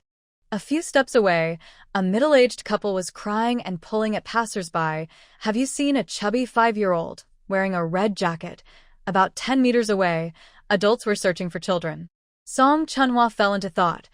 All descriptions matched a small boy around 4 or 5 years old. The crowd started to feel uneasy. In previous years, there had been a few cases of children going missing during the Lantern Festival, but only 1 or 2. Now, it was clear that more than 1 or 2 children had disappeared along this route. This was very abnormal. Xiao Zhao tightly held Xiao Song, walking a few steps but feeling uneasy, so she decided to carry him in her arms. Why are so many children missing? Xiao Zhao wondered aloud. Let's go back. Song Chunhwa did not answer. Yes, yes, go back safely, Xiao Zhao quickly said. At this moment, she had no desire to continue wandering. On the way back, Xiao Zhao muttered to herself, could there be a flower thief? That's really bold, daring to steal children in the capital. What if they accidentally steal from a wealthy family? Xiao Song, what's wrong? Xiao Zhao saw the child in her arms with a worried look. I need to use the bathroom, Xiao Song said shyly and softly. The street was crowded and moving slowly, so it would take at least half an hour to return home. Seeing that they couldn't hold it any longer, the three of them entered a tea house. The tea house was full, so Xiao Zhao carried Xiao Song straight to the back courtyard toilet. Inside the tea house, there was a standing drinking area with a few tall tables. The waiter placed teacups on the tables. Song Chunhua was a bit thirsty, picked up a cup, and was about to drink the second when Xiao Zhao hurried out. Little Song is missing. The toilet in the tea house was like a modern one, with separate facilities for men and women. Without hesitation, Song Chunhua put down her tea and rushed to the back courtyard toilet with Xiao Zhao. Hey, hey, hey! When they rushed in, they were frightened to see a man inside, holding up his pants and rushing out. Xiao Zhao, who was about to look into the pit, was pulled back. She pointed to a hole above. Xiao Zhao was furious and stomped her foot, cursing in her native language. Go home first and don't tell anyone, including Uncle Fu, Song Chunhua ordered.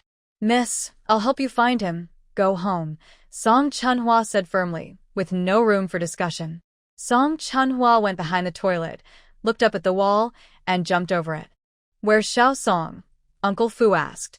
Xiao Zhao swallowed hard, lowered her head, and dared not look at Uncle Fu. He's with the young lady doing something, she replied quickly, then ran to her own room. I'm tired. I'll sleep first. Tonight, when they went out, Song Chunhua sprinkled a special powder on each person's clothes. The scent only she could smell. Using her plant-based supernatural power, she followed the scent. Half an hour later, she arrived at a small courtyard. Wow, this is a good place. Oh, inside there's cotton. Tomorrow, I can take it to the pawn shop to exchange for a few silver coins. Inside the house, two people shivered in fear. Who are you? Why are you breaking in so suddenly? Catch him. Before the man could finish speaking, his mouth was covered. Here, take this. The woman grabbed some clothes from the table and handed them over. Song Chunhua glanced at them. Sure enough, one set was Xiao Song's clothes. She asked coldly, where did these come from? I found them. The woman stammered. I really found them. They were right at the gate of the yard. The man nodded hard, making a woo-woo sound. Did you see who dropped them? The woman shook her head forcefully. When I got back, I saw these clothes at the door. She looked at the two of them with a cold gaze. Take these clothes to Jingzhou Prefecture. She looked at them again and placed two small silver pieces on the table. After Song Chunhua left, the woman trembled and asked, Master, are you sure these clothes will be sent to Jingzhou Prefecture? Of course, I will send them. The man shivered at the warning look in her eyes. The trail is broken here. Song Chunhua stood at the gate and thought again. Since the clothes were left here, they must be nearby, at least passing through this area. She used her plant powers again to follow the scent of Xiao Song. After a moment, she looked to the right. She stopped at a quiet, luxurious house. The gate was closed, and the wall was tall. Looking at the house, it was hard to connect it with the flower seller, but Song Chunhua was very sure Xiao Song was inside. She leapt again and appeared inside the yard. Following the scent, she reached the back garden and used her plant powers once more. Today's gains are really good, and the items are all excellent. Soon, two older women came out of the house and said to the two guards at the door, Watch carefully. If you catch anyone slacking off, there will be consequences. The two women walked away. The man with a long face at the door spat at the direction they left, and then said to the man with a square face opposite, I'm going to. Seeing that the square-faced man looked worried, with an experienced expression, Don't worry. Everyone's been knocked out. They won't wake up tonight. The man with the long face lifted his clothes, and a fragrant smell hit him. Suddenly, he collapsed to the ground. Song Chunhua dragged him into a corner. The scent returned, and the man with a square face standing at the door suddenly collapsed to the ground. He pushed open the door, and through the moonlight, he saw about 10 young boys lying on the bed. He glanced at Xiao Song, took out a special powder from his face, and applied it to each child's body. Feeling someone approaching, he quickly left the room. The man lying on the ground woke up and muttered, "Why am I on the ground?" Realizing what happened, he hurried to check the door lock. Seeing it was still locked, he relaxed. After Song Chunhua left the house, she continued moving through the estate. In a brightly lit room, a deep voice came from inside. "Tomorrow morning, we will send them out of the city. Aren't they going to be very strict tomorrow?" "I don't think so," a woman's voice replied. "Don't worry, we've already made arrangements." Suddenly, a creaking sound. An old woman stepped out of the room. She jumped onto the roof, lifted the tiles, and saw a bearded man sitting at a desk. Recognizing what he was writing, Song Chunhua smiled. The man turned the inkstone on the desk, and the bookshelf behind him slid open to both sides. 15 minutes later, the man came out, and the bookshelf returned to its original position. The lights went out, and the man left the house. Feeling that no outsiders were entering, 2 guards standing at the door suddenly collapsed to the ground. Seeing a full box of silver ingots, Song Chunhua smiled sincerely. Next, she opened another box and looked at the full jade stones inside, hurriedly saying, "Xiao Kong Kong, your food. This time, you can't eat it for free. You've eaten so many times for free." She opened 20 boxes in a row, her eyes brightening with each one. All the contents were stored in her space. She began searching for the ledger the man had hidden. After searching around, she couldn't find the ledger. Confirming it was inside, her gaze was suddenly caught by a protruding part of the cabinet.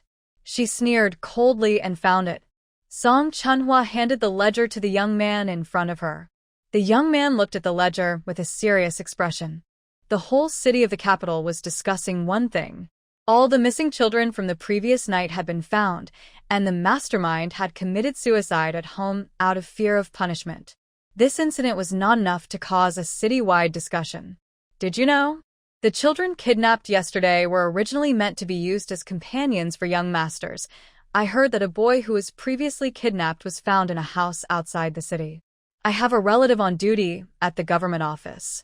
I heard that many bones were found in the pond and well of that house, and after examination, they were confirmed to be boys around 10 years old.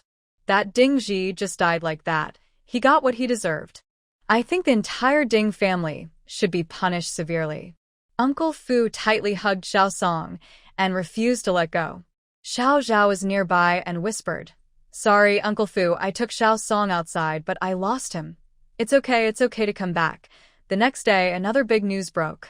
It was revealed that there was a mastermind behind Ding Ji, a high-ranking official in the court.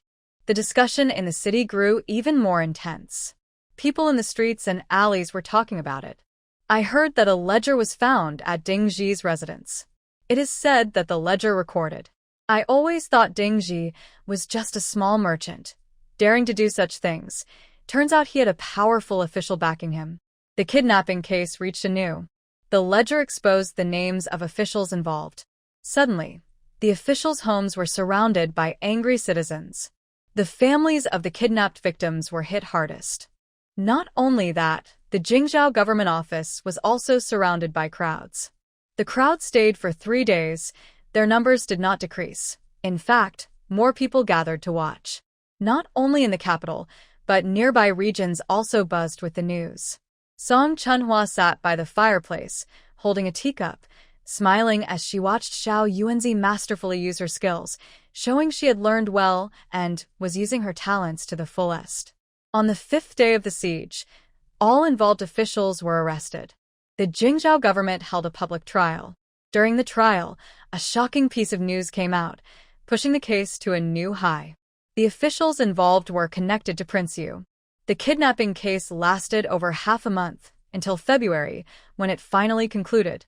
The officials were punished according to the severity of their involvement.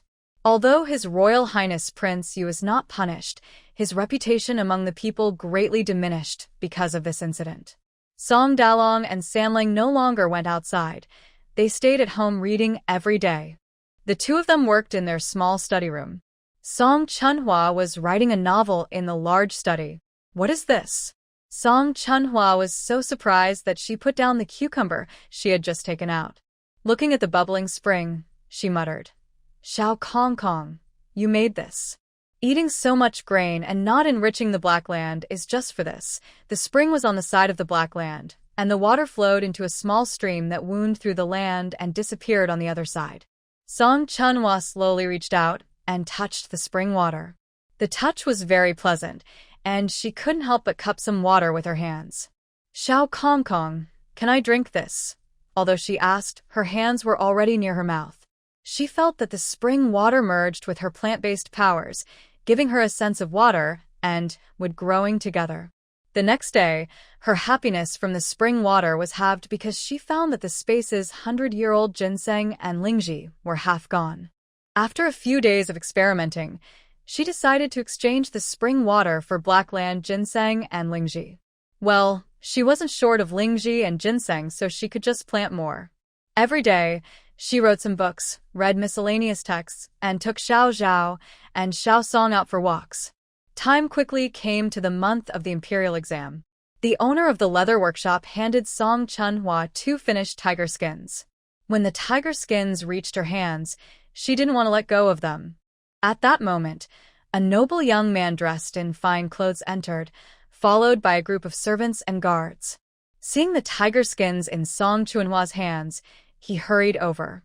2 stacks of 500-tael silver notes appeared in front of her. "Young master, I like this," Song Chunhua replied gently. "Sorry, I don't sell this." The young man shot her a look, and the servants behind him took out 2 more stacks of 500-tael silver notes. She still smiled and said, "Sorry, I don't sell this." The young man ignored her, and the servants again took out 2 more stacks of silver. Seeing that he wouldn't listen, Song Chunhua didn't reply anymore. She smiled and walked past him. A few guards in front blocked her way. "Do you know who our young master is? If you're sensible, I advise you to leave the tiger skins." Xiao Zhao stepped in front of Song Chunhua, staring directly at the young man. Seeing that the young man was generous with his offer, she smiled and said, "This time, I really won't sell the tiger skins. If I get new ones next time, I will definitely sell them to you." The young man looked at her. 5,000 taels. He paused. 1. When these words were spoken, the room fell silent, and the shopkeeper and staff couldn't help but swallow nervously. A clear voice then rang out, "All right, I'll take it." The shopkeeper and staff were stunned. This girl had just shown she cared little for money, so how? But they quickly realized that this was a price of 5,000 taels per piece. 2 pieces equal 10,000 taels. Who wouldn't sell at that price? The tiger skin was rare, but not worth that much. The young master was also very pleased. Indeed, there's nothing that cannot be bought. Only the price isn't right yet. After leaving the shop, Xiao Zhao was still lost in thought, gesturing with her hands. Those 2 tiger skins cost 10,000 taels. 1 tiger skin could buy 10 of me, and 2 skins could buy 20 of me. I could buy a house in the southern market. She kept calculating, finding it hard to believe, and finally said with firm determination, "Miss, I want to take a month off. I'm going to hunt tigers." Song Chunhua looked at her and said, "All right, as long as you give me 500 taels." A few days later, when Song Chunhua went to pick up fox and mink pelts, she glanced at the door. It seemed there was no chance to make a fortune today. It was early spring, chilly and cold. The biting wind was just as harsh as in winter. The imperial examination was getting closer. Students from all over had gathered in the capital. At this moment, the capital's Song family estate welcomed an acquaintance. Song Chunhua looked at young Master Su, who hesitated to speak, and took a sip from her teacup. After a long pause, young Master Su finally said, "I came today to talk about the purple cheong juice. Spring hasn't arrived yet, so I don't know what's related to the purple cheong juice." Young Master Su looked sincere and said, "I want to buy your recipe for the purple cheong juice." Song Chunhua looked at him and placed her teacup on the table beside her. "I don't know why young Master Su wants to buy this recipe. Is there a disagreement in our cooperation? Our cooperation was very good, young Master Su hurriedly replied. It's just a family decision. What if I refuse to sell? Song Chunhua asked with a faint smile. Young Master Su didn't answer. He stood up, bowed politely, and said, Miss Song, please name your price. When elders in the family speak, the younger ones must obey. If I have been rude, please forgive me. Young Master Su bowed again. It's not that I won't sell, but I can't. I'm sure young Master Su understands the process of making this purple nectar. He looked at young Master Su. Young Master Su lowered his head shyly. Song Chunhua continued. Young Master Su must know that it requires one special ingredient. I came across this ingredient by chance. After making this batch of wine, there won't be much left. Hearing this, young Master Su felt even more embarrassed. Second Miss Song, please feel free to ask for anything. Song Chunhua shook her head. Everything I just said is true. If you want to continue this topic, please leave. Young Master Su came again. This time, he was accompanied by a noble lady. Seeing young Master Su's respectful attitude, Song Chunhua guessed that the noble lady was the wife of the Minister of Rites from their family. Sure enough, it was as she guessed. The Minister of Rites wanted to buy the recipe for this purple nectar. Young Master Su turned slightly and bowed to the noble lady. Grandma Su, this is Second Miss Song, the maker of the purple nectar. He then turned to Song Chunhua. Second Miss Song, this is Grandma Su. Grandma Su wore a silver-gray fox fur cloak, speaking sincerely. Sorry for the sudden visit. I hope I haven't caused trouble. Although her tone was sincere, she still carried a sense of superiority. Song Chunhua took a half-step back, clasped her hands in front, and performed a standard, calm bow. After the bow, she looked up with a peaceful, gentle gaze at the noble lady. Grandma Su's visit is greatly appreciated. She gestured inside the house with a welcoming hand. Throughout, she remained composed and respectful. Grandma Su looked at Song Chunhua more carefully. Inside, Grandma Su sat upright in a chair. Grandma Su came specifically for the purple nectar recipe. Song Chunhua replied calmly, Young Master Su, I explained the reason yesterday. Grandma Su raised her eyes. Name your price. Song Chunhua's tone was steady. As I said yesterday, everything I told you is true. Grandma Su didn't seem to believe her. She touched her bracelet. You probably know that even if you get the recipe, it can't be used. If you agree today, we can continue the business partnership. When Song Chunhua heard this, her tone remained calm. I understand, but I still say the same. Everything I said yesterday is true. Grandma Su looked at Song Chunhua, who met her gaze calmly. Grandma Su lightly said, You're really giving up on the business of the second young lady. Song Chunhua smiled slightly. If I can't hold on to it, then it wasn't truly mine. I might as well give it up. She paused briefly. Maybe someday, I might come back on my own. Gongzi Su looked at her in disbelief. They had worked together for several years and had developed some feelings. Plus, her mother needed the pills from Song Chunhua, so he reminded her. Please think carefully, second young lady Song. Grandma Su reached for her bracelet again. Whether Gongzi Song or third young master participate in this year's imperial exam, regardless of the outcome, our Su family won't stand by and watch. Song Chunhua smiled and said, Thank you, Grandma Su, for your kindness. If I pass, it will be arranged by the emperor. If I don't, I will keep trying. Grandma Su's face stiffened for a moment but quickly regained her proper smile. She turned to Gongzi Su and said, Since second young lady Song has made her choice, let's go. Her maidservants immediately stepped forward. After they left, Song Chunhua took out the letter she had written yesterday and handed it to Uncle Fu. In recent days, the maidservants had already brought back the fox and mink furs from her home, and according to Song Daliang and Song Sanling, they made 2 sets of clothes and hats. Try them on. Song Chunhua smiled and handed the clothes over. If they don't fit, I can have them altered before the exam. No exam allows layered clothing. The capital is in the north, and in March, during the imperial exams, the weather is cold and biting. Warm clothing that meets the requirements is best, made of leather. It's really warm, warmer than those padded jackets, Song Sanling said with a smile. Song Chunhua looked at the remaining furs and said to the maid, "Make a hat for Uncle Fu with these remaining furs." "Such precious furs. How can I make a hat for myself? This is your house. You're the most important. If not for you, who else would I make it for?" Song Chunhua said with a smile. Uncle Fu was moved and thanked her. 3 days later was the exam day, and the house was filled with tension. Song Chunhua smiled at the two and said, "Relax. If I don't pass, I can try again next spring. I'm still young, have time, money, and no worries about expenses." She then handed over a bowl of meat soup infused with space spring water. The Song Dalyong poisoning incident still has no clear culprit or method of poisoning found. So, we need to take precautions in advance. Second sister, I feel so comfortable and relaxed after drinking this soup. My mind is clear, Song Dalyong agreed. Me too, and I don't feel as nervous anymore. Song Chunhua smiled and said, "Then drink more." The cook made a big pot. Xiao Zhao couldn't stay still. Since Song Chunhua hadn't left the house for several days, she brought Xiao Song, and the three of them went shopping again. Suddenly, they were blocked. Xiao Zhao got excited and said, "Is this young man interested in something we have?" Then she suddenly remembered something and lowered her voice.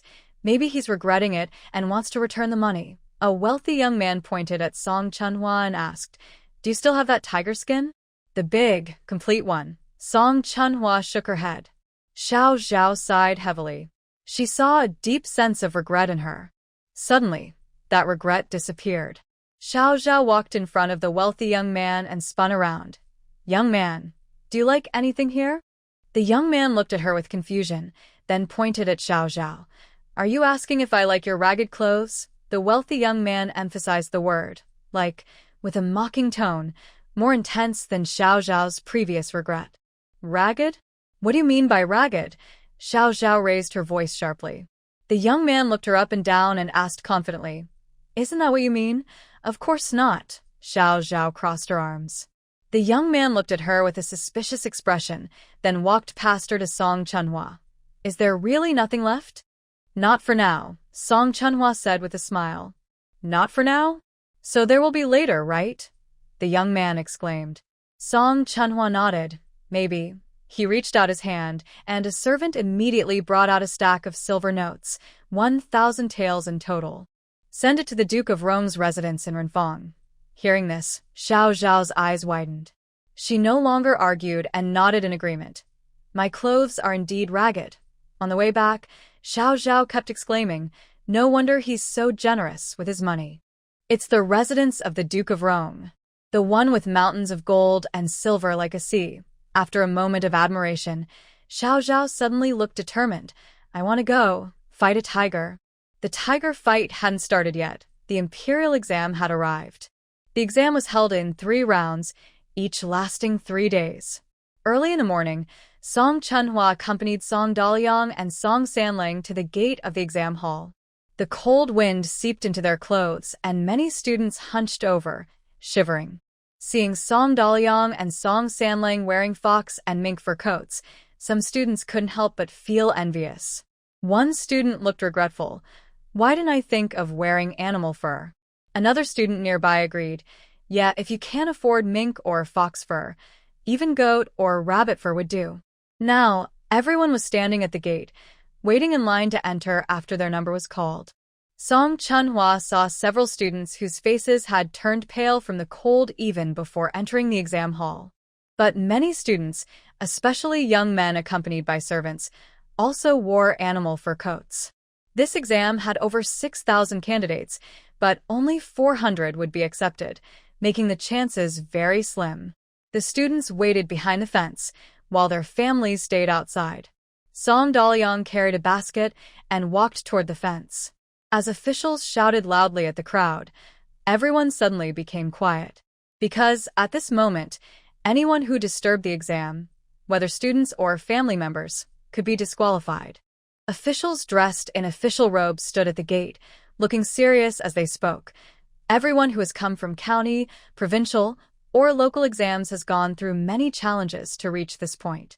Please do not bring any notes, cheat sheets, or other forbidden items. If found, Your title will be revoked, and you will never be allowed to take the exam again. Before entering this gate, you still have a chance to check if you are carrying anything inappropriate. You have 15 minutes. As soon as the words finished, small notes, booklets, and even clothes and shoes filled with tiny writing appeared on the ground. Candidates had to check not only their own belongings but also be careful that others didn't slip forbidden items into their things. Everyone kept a safe distance, holding their baskets tightly in front of them.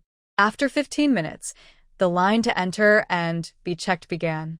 It was still officials supervising and inspecting. The inspection process was similar to the county and township exams, but more strict.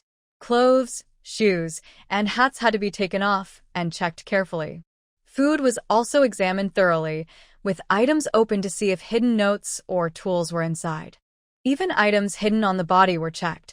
Officials carefully examined every finger and toe. After entering the exam hall, if any prohibited items were found, not only the examinees but also the officials and guards would be punished. Once everything was approved, the guards took the candidates to their exam stations. After Song Dalong Sanlang entered the exam hall and paused for a moment, Song Chunhua prepared to leave. Suddenly, a middle-aged candidate was pulled out by two guards. The candidate cried loudly, pleading, "I'm innocent. That's not mine, it really isn't. Please believe me, officer." The guards seemed not to hear. Nearby family members whispered among themselves, "This person's life is probably ruined now. Serves him right. He didn't follow the proper path and studied those crooked tricks." Song Chunhua didn't stay any longer and turned to leave. Just a few steps away, Song Ziyuan caught up from behind. "Young lady Song. Master Song. I just looked around but couldn't find you, Song Zhe or Song Xian. I came to see Su Ming." Song Ziyuan explained why he appeared.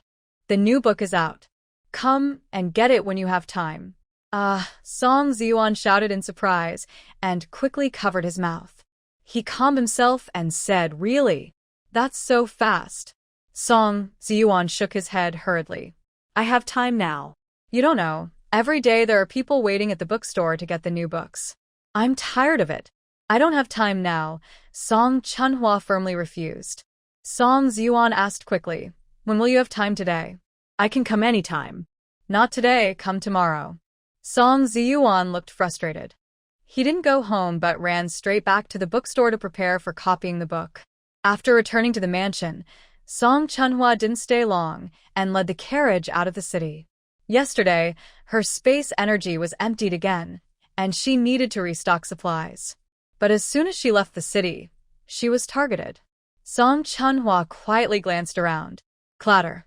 The carriage sped up quickly. The plants on both sides of the road began to grow lush. Song Chunhua absorbed the energy from the plants. Behind her, the carriage followed closely. She turned and drove into a denser area of vegetation.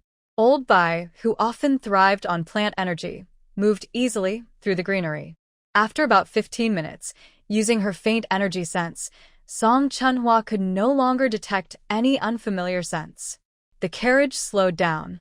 She released the horses and carriage into her space, then headed toward the mountain path. "Wait here. If anyone comes, hide." After saying that, Song Chunhua headed into the deep mountains. The further she went, the thicker the plants grew.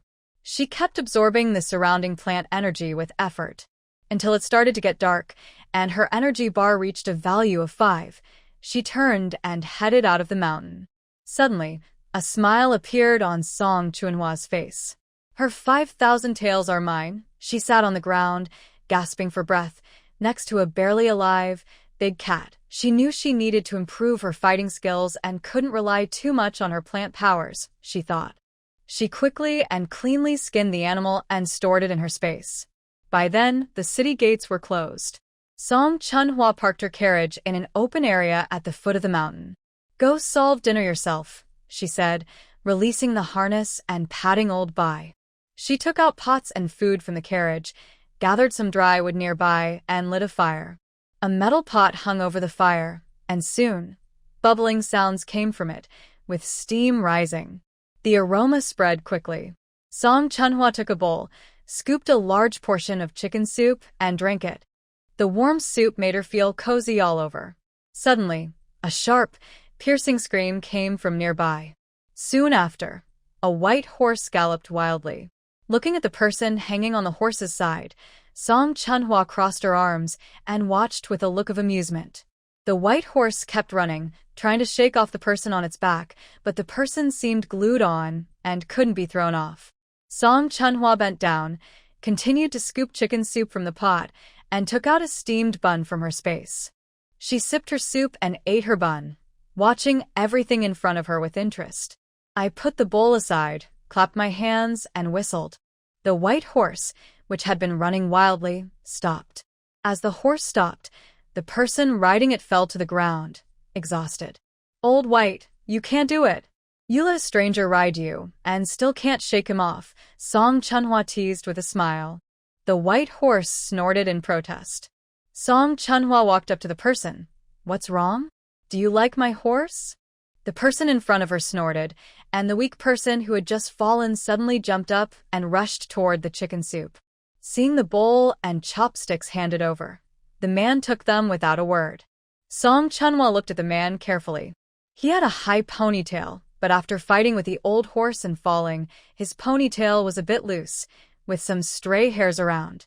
His clothes were torn in a few places, but they looked like expensive fabric. The man looked very hungry, quickly finishing a bowl of chicken soup. With Song Chunhwa's approval, he served himself a second bowl. "Here." Song Chunhwa took out 2 steamed buns and handed them over. They finished most of the chicken soup and buns. A large silver note appeared in front of Song Chunhwa. "Money for the chicken soup and buns." A clear voice spoke again. The boy took out a stack of silver notes from his pocket and pointed at the white horse.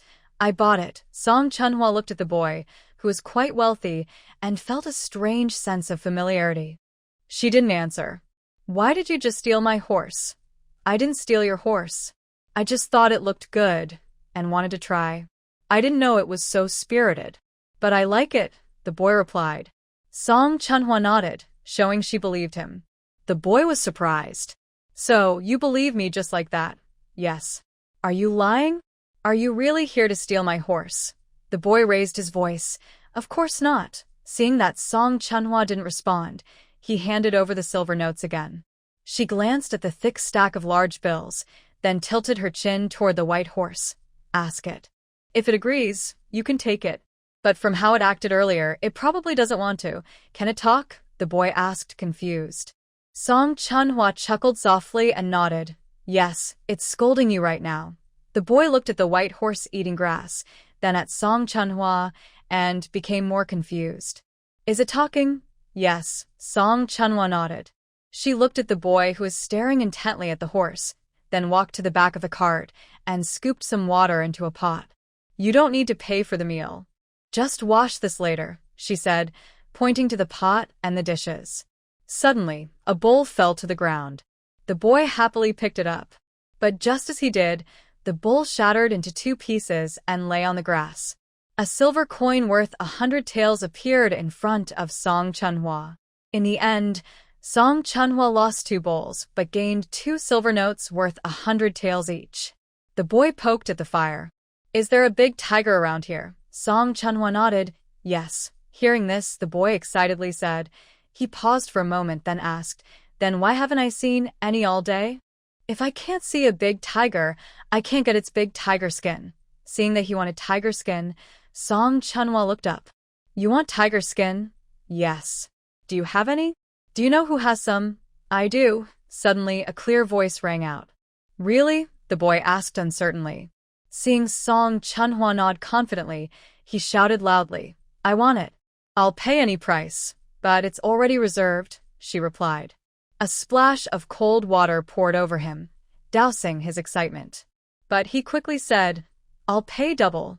Song Chunhwa shook her head. Ah, that feeling of excitement. He really wanted a big tiger now, until the boy was so tired he couldn't open his eyes, still muttering, "Triple, quadruple, quintuple." The next day, Song Chunhwa climbed out of the cart. The fire was already out, and beside the ashes, the boy wrapped in a quilt like a caterpillar was still sleeping soundly. Suddenly, Distant horse hooves sounded. From the sound, it was a large group.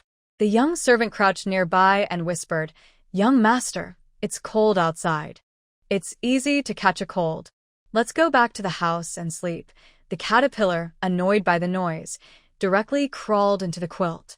The servant looked uncomfortable and softly called, "Young master, little Detsy, if you keep making noise, I will forbid you from eating." At this moment, a serious and noble young man stepped out of the carriage and stood nearby, speaking in a deep voice. The curled-up caterpillar on the ground was quiet for a moment, then suddenly jumped up. It straightened its sleeve, bowed politely, and saluted. The serious young man glanced at the quilt the caterpillar had just wrapped itself in and signaled to the steward behind him. The steward immediately approached Song Chunhwa, holding 10 silver notes worth 100 taels each. "Thank you, young lady." Feeling generous, Song Chunhwa sighed inwardly. "You're welcome," Song Chunhwa responded naturally, smiling as she accepted the money. At this moment, a carriage arrived. After it stopped, a familiar young man stepped out. Song Chunhwa finally understood why she felt so familiar. The young man with tiger-patterned clothing looked at the caterpillar with concern and teasing in his eyes, saying, "Second brother, where's your big tiger pattern? Why should I show it to you?" "Oh." The young man with tiger-patterned clothing elongated his tone. "It's okay. When I get another piece, I'll feel sorry for you and give you one. I don't want yours." While the two argued loudly and heatedly, blushing and red-faced, a cold, low voice interrupted, "Be quiet." Suddenly, everything fell silent, as if a mute switch had been pressed. "Go home." The serious young man lifted his leg and headed toward the carriage, with the two following obediently behind. Suddenly, the young man with tiger-patterned clothing caught sight of something, his eyes brightening, and he walked towards Song Chunhwa. Tiger-pattern young lady. Hearing this title, Song Chunhwa felt that perhaps the trust wasn't that important, and she could find another buyer. Looking at the silver notes handed over, she thought that maybe this title wasn't so hard to accept after all.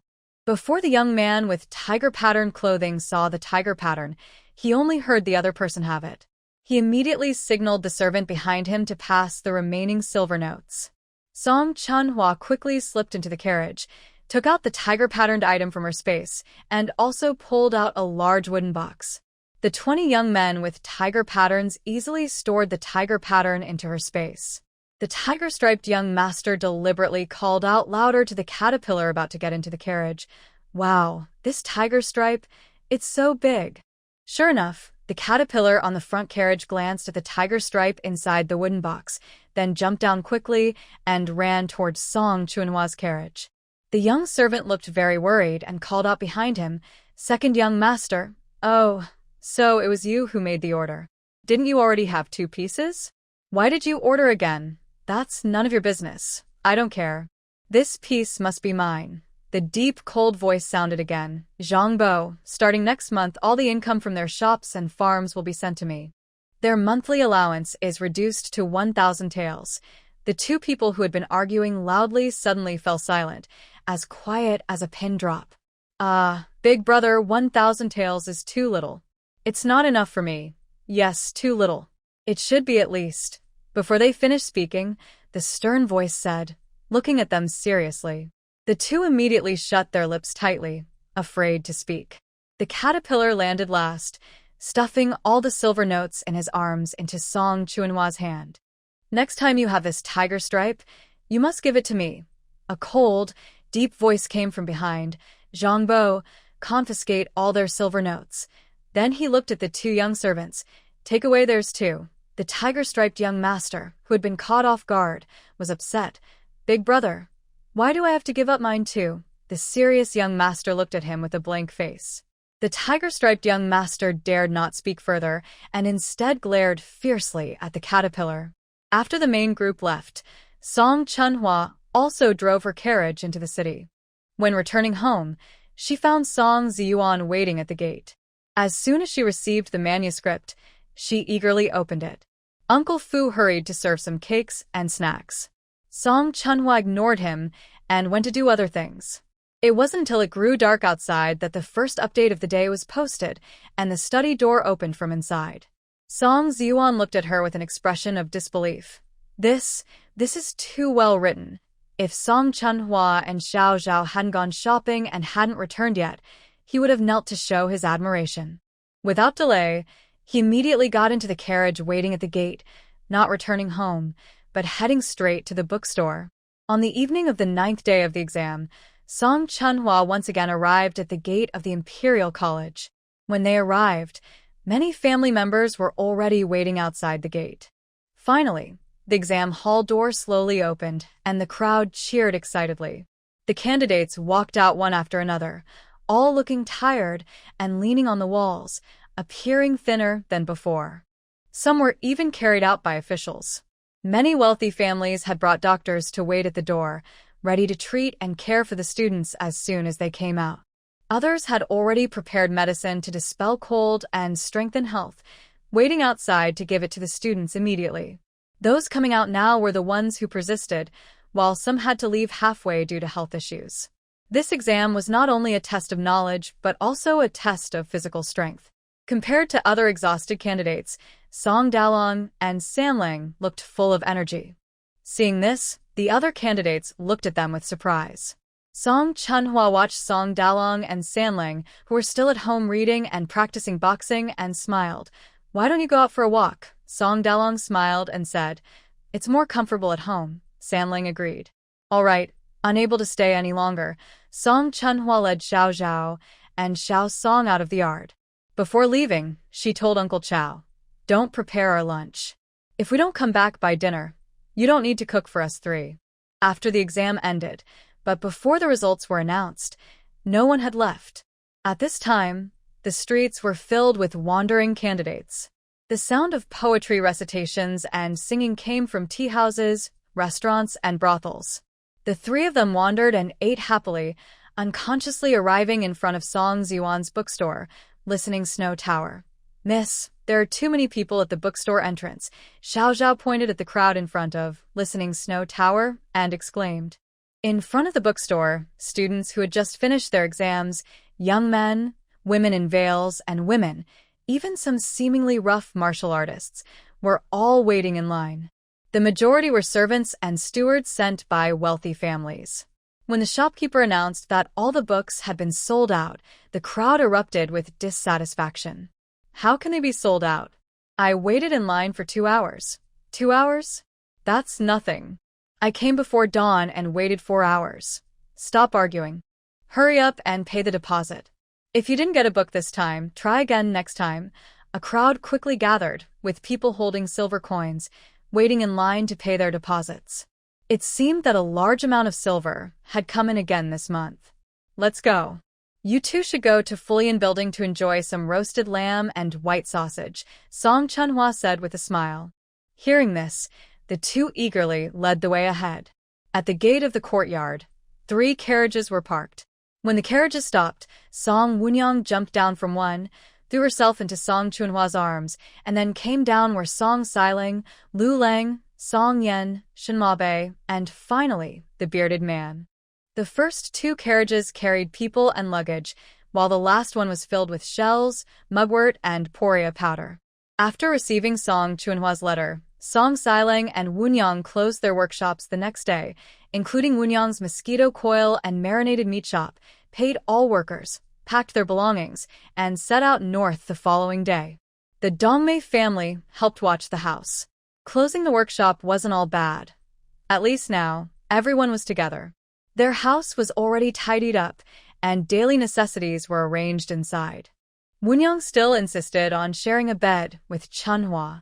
The next day, Song Siling went to the academy that Chunhua had found earlier, recommended by Su Ming. For now, Lu Lang was studying at home, taught by Song Dewang, Sanlang, and Shinmabe. The 3 teachers took turns teaching, and the excitement of coming to the capital had faded.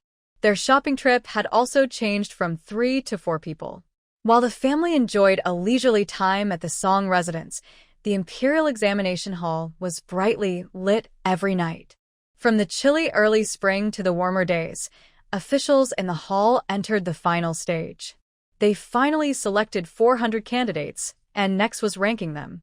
But ranking was no simple task. Examiners expressed their opinions, debated fiercely, and amid heated words, the results were announced. Early in the morning, the whole family tidied up and headed to the Linji Government Hall. After posting the list, a special team came to deliver the good news to each hall. When the family arrived, many candidates and their families were already seated in the hall. Song Chunhua and her family found a table, ordered a pot of tea and some pastries. As the announcement time drew near, the hall grew more tense. With the sound of drums and gongs, everyone in the hall listened carefully, ears perked up, waiting for the results. Good news from the exam. Congratulations to Lord Ding Shi of Hishan County, Heng'an Prefecture, for ranking 400th in the imperial examination. The loud cheers and firecracker sounds from the street continued for a while. Soon, the Heng'an Prefecture Guild Hall was filled with booming firecrackers. Most of the guild halls are located on the same street. Since the announcement began, the cheers and firecrackers have never stopped. Linji Prefecture is not a major exam center. Usually only 1 or 2 people pass each year, and their rankings are often beyond the top 200. This time, the results have been announced up to 200th place, but no one from Linji Prefecture has made the list. The guild hall master, who was calm at first, started to worry. Could it be that they didn't pass this year? Inside the hall, the examinees looked anxious. Many had moved to the hall's entrance. Good news from the exam. Congratulations to Lord Chun Chuancher of Fufeng County, Qinghe Prefecture, for ranking 196th. Whether inside the hall or at the entrance, the students and their families looked disappointed upon hearing the news. The guild hall master from Yonglin Prefecture, standing opposite, looked proud and walked over to the hall master, saying, "There's no need for so many firecrackers. Borrow a string." "Oh, we prepared 10 strings this year, but who knew they'd be used up so quickly?" Hearing this, the Linji Prefecture hall master said, let's go, we need them. You guys don't need them. You're within the top 200, but has Linji Prefecture ever had more than 200 people pass? Before he finished, the Linji hall master grabbed a broom by the door and rushed over, shouting, "You're talking nonsense. We don't need them." At the entrance, the examinees, seeing the hall master's words, maintained their composure, embodying the dignity of scholars. But behind them, they couldn't hold back their frustration and anxiety. A fire of anger was rising. At this moment, they no longer cared about their pride or the hall master's face. They also rushed toward the Yonglin hall master, and if there had been any spare brooms, they might have grabbed those too. Seeing the scene, the Yonglin hall master was so frightened he ran back to his own hall. Although he had just confidently retorted, the Linji hall master was also starting to feel nervous. Especially when the results reached within the top 100, he was certain that no one from Linji Prefecture had passed this year. The examinees at the entrance also returned to the hall, and the entire guild hall was filled with disappointment. Of course, this did not include Song Chunhua and her group. When the results reached the top 20, the hall master also stepped inside. When the results were within the top 10, many students in the hall looked dejected. Let's go. When they ranked in the top 5, the hall master nodded and waved to the young servant, "Go and take the firecrackers at the door." At that moment, a clear female voice sounded in the hall, "Don't take them yet. If you do, they'll be hung up later." Everyone in the hall looked over at the words. Seeing the young servant hesitate, the hall master impatiently urged, "Hurry up and go get them." "You really think they'll be useful?" The young servant understood and immediately headed toward the door. He had just stopped because the girl spoke with such confidence. A candidate in the hall, feeling hopeless, said, "Yeah, who among us can make it into the top 5? That will happen this time," Song Wunyang loudly declared. "My older brothers will get in." A young girl, another candidate, asked, "Young lady, do you know how hard it is to be in the top 5? Since the court opened, our Linji Prefecture has never had anyone do it." Everyone in the hall, whether candidates or family members, started talking among themselves, all saying Song Wunyang was overestimating herself. The young servant at the door raised his hand, and a joyful announcement came. The words, "Linji Prefecture," reached his ears, and his hand froze midair. He thought he heard Linji Prefecture. The candidate who was just criticizing Song Wunyang also closed his lips as if paused. A clear voice announcing good news came from afar, growing clearer. Good news from the imperial examination. Congratulations to Lord Song Xian of Fengyang County in Linji Prefecture for ranking 4th. Is it Linji Prefecture? The report is from Linji Prefecture, right? The hall master widened his eyes and confirmed with a young servant beside him. Another young servant nodded blankly. Everyone in the hall, hearing this, was stunned, trying to process what they just heard. Compared to others' shock and inability to react, Song Chunhua and her group remained calm and composed. But there were some excited ones, Song Wunyang and Song Luleng, who shouted happily, "My third brother passed. My third brother passed." Everyone in the hall, hearing his cheer, looked towards Song Chunhua and her group. The hall master suddenly realized and shouted, "It's our Linji Prefecture. It's our Linji Prefecture." He rushed toward the door in excitement, but tripped due to his excitement, nearly falling over his plump body. As the announcement team approached, Song Chunhua and her group stood up calmly. As they rose, everyone in the hall unconsciously also stood up. The owner of the inn turned to the second young man and said, "Later, all 3 firecrackers will be set off." That familiar voice spoke again, "Just leave 1 string."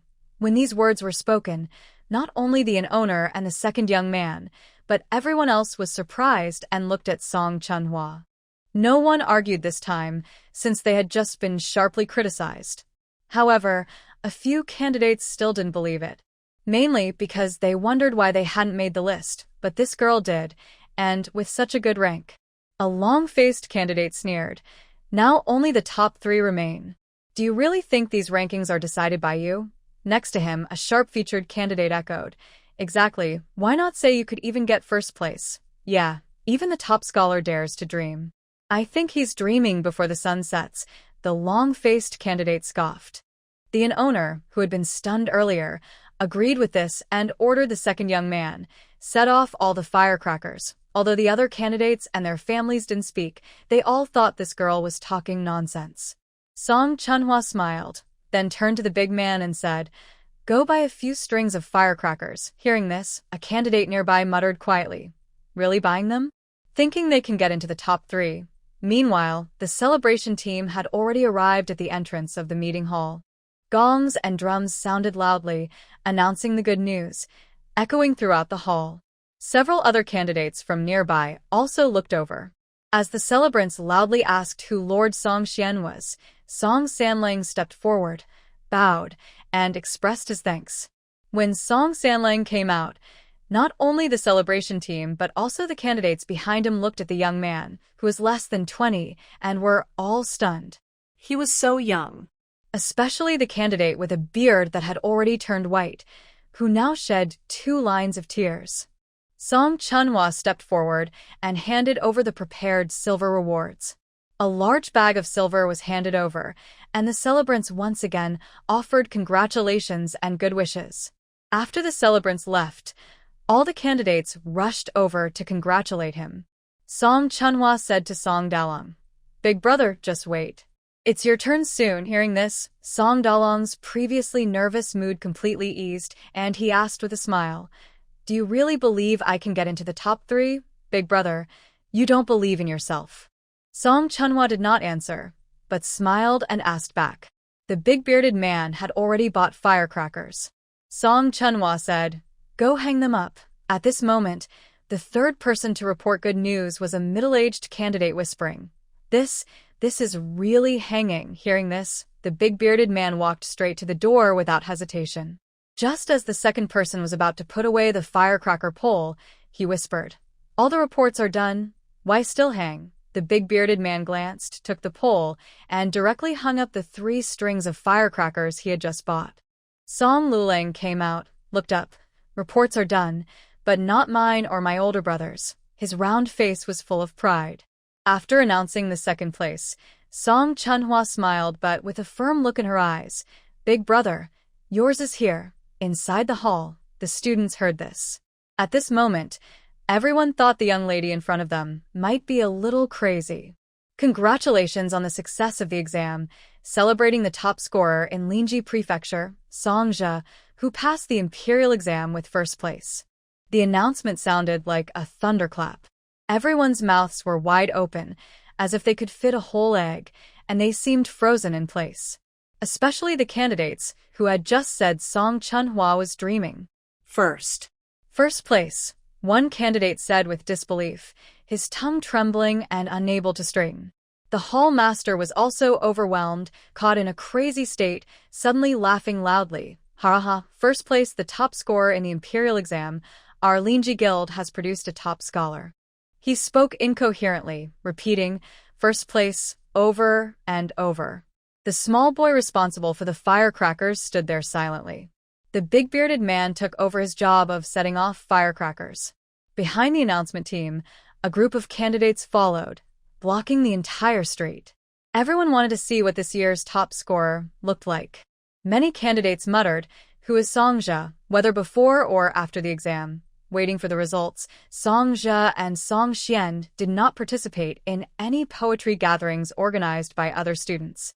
Although Songja was a top scholar, there were plenty of top scholars this time, especially since Linji Prefecture was not a major exam hub, making it a relatively obscure place. The sound of firecrackers crackled, accompanied by the loud cheers of the announcers. Although the students from Linji Prefecture had said many sarcastic things earlier, now looking at students from other prefectures, they straightened their backs. After all, they were from the same prefecture as the top scorer. The owner of the house was smiling so hard his face looked stiff. Inside, he felt not only proud but also excited. He had finally succeeded. From now on, their house would never lack visitors again. Seeing Song Dalong step forward to accept the good news, everyone around took a deep breath again. They wondered, how can there be such a young person again? This once again deeply impressed the older candidates. When they saw Song Chunhua stuff a bulging money bag into the person delivering the good news, someone finally reacted from their excitement and shouted, This first place and fourth place seem to be brothers." Hearing this, everyone cheered. Yes, both from Fengyang County in Linji Prefecture, and they both have the surname Song. Wow, two successful candidates from the same family. The first place was already impressive, but now knowing that both the first and fourth places came from the same family and both were under 20 years old, the crowd was extremely excited. Within a day, news spread throughout the city that two members of the Song family from Linji Prefecture had ranked highly. If their addresses weren't kept secret, all the candidates would want to visit and learn from them, since this family produced both the top scorer and the fourth place finisher. Officials and merchants from Linji Prefecture also wanted to visit, but their addresses in the capital weren't shared publicly. Still, they received thick stacks of invitation letters every day. Most visitors were classmates from the capital's academies. But they all claimed they were there to prepare for the imperial examination and refused to enter. Because many people were guarding the gates, worried about causing trouble by welcoming some and turning away others, they risked offending people. Su Ming and Song Ziyuan also refused to visit, staying outside the gates. The main reason for refusing visitors now was that Song Chunhua didn't want Song Dalong and Sanlang to get involved in political disputes before they even entered official service, especially at such a critical time. Every day, Song Dalong and Sanlang practiced martial arts and read books at home. After breakfast, they continued reading, and when tired, they took walks in the garden or sparred with their younger siblings. Time passed quickly, and the day before the imperial exam arrived. However, at this moment, something happened. The imperial exam was postponed. The weather, which had warmed up a few days ago, suddenly turned cold again, with wind like knives. Song Chunhua stood in the yard, looking toward the palace. She kept watching until the eastern horizon started to brighten. A warm breeze brushed her face, and she smiled. Then she strode confidently back into the house.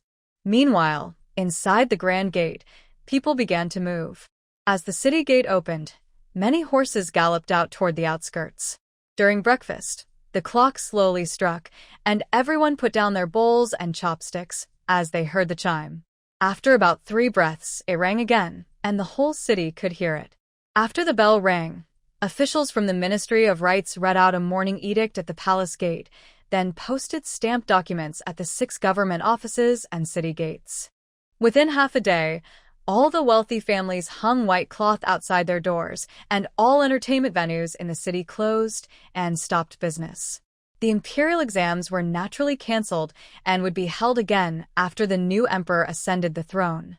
At night, looking at the tired and slightly sad young boy in front of her, Song Chunhua said nothing. She turned and went inside to get a cup of spring water from the space spring. The water flowed down her throat, making her feel completely refreshed. She took a deep breath, and her energy increased greatly. Do you know? The water you just drank is not ordinary. It's worth more than 10 pieces of century-old ginseng. Song Chunhua was right.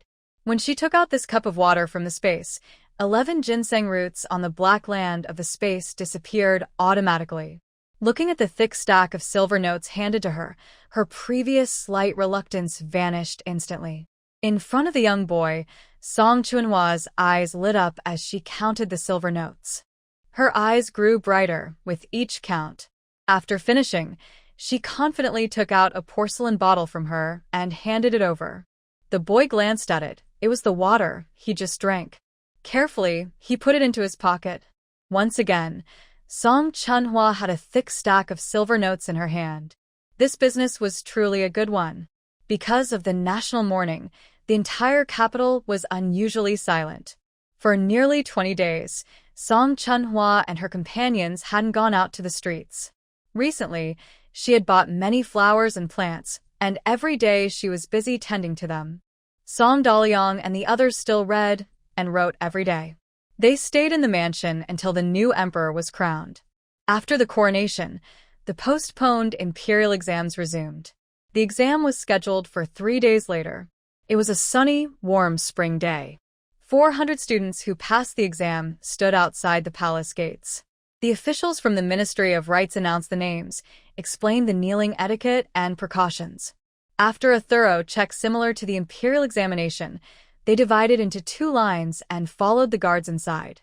Inside the main hall, all the examinees stood in the middle, with senior officials on both sides. All the students held their breath, not daring to breathe loudly. Many of them trembled with their hands hanging down, their legs shaking uncontrollably. Under the warm spring sun, they sweated all over. After bowing 5 times and performing 3 respectful bows, they began to announce their topics. After the announcement, a designated person led them to their seats. At this moment, some candidates' nervousness did not fade. Instead, it grew. They held their brushes tightly, trembling, barely managing to steady their hands. Song Dalong and Song Sanlang were also very nervous. They kept practicing the deep breathing techniques taught by Song Chunhua.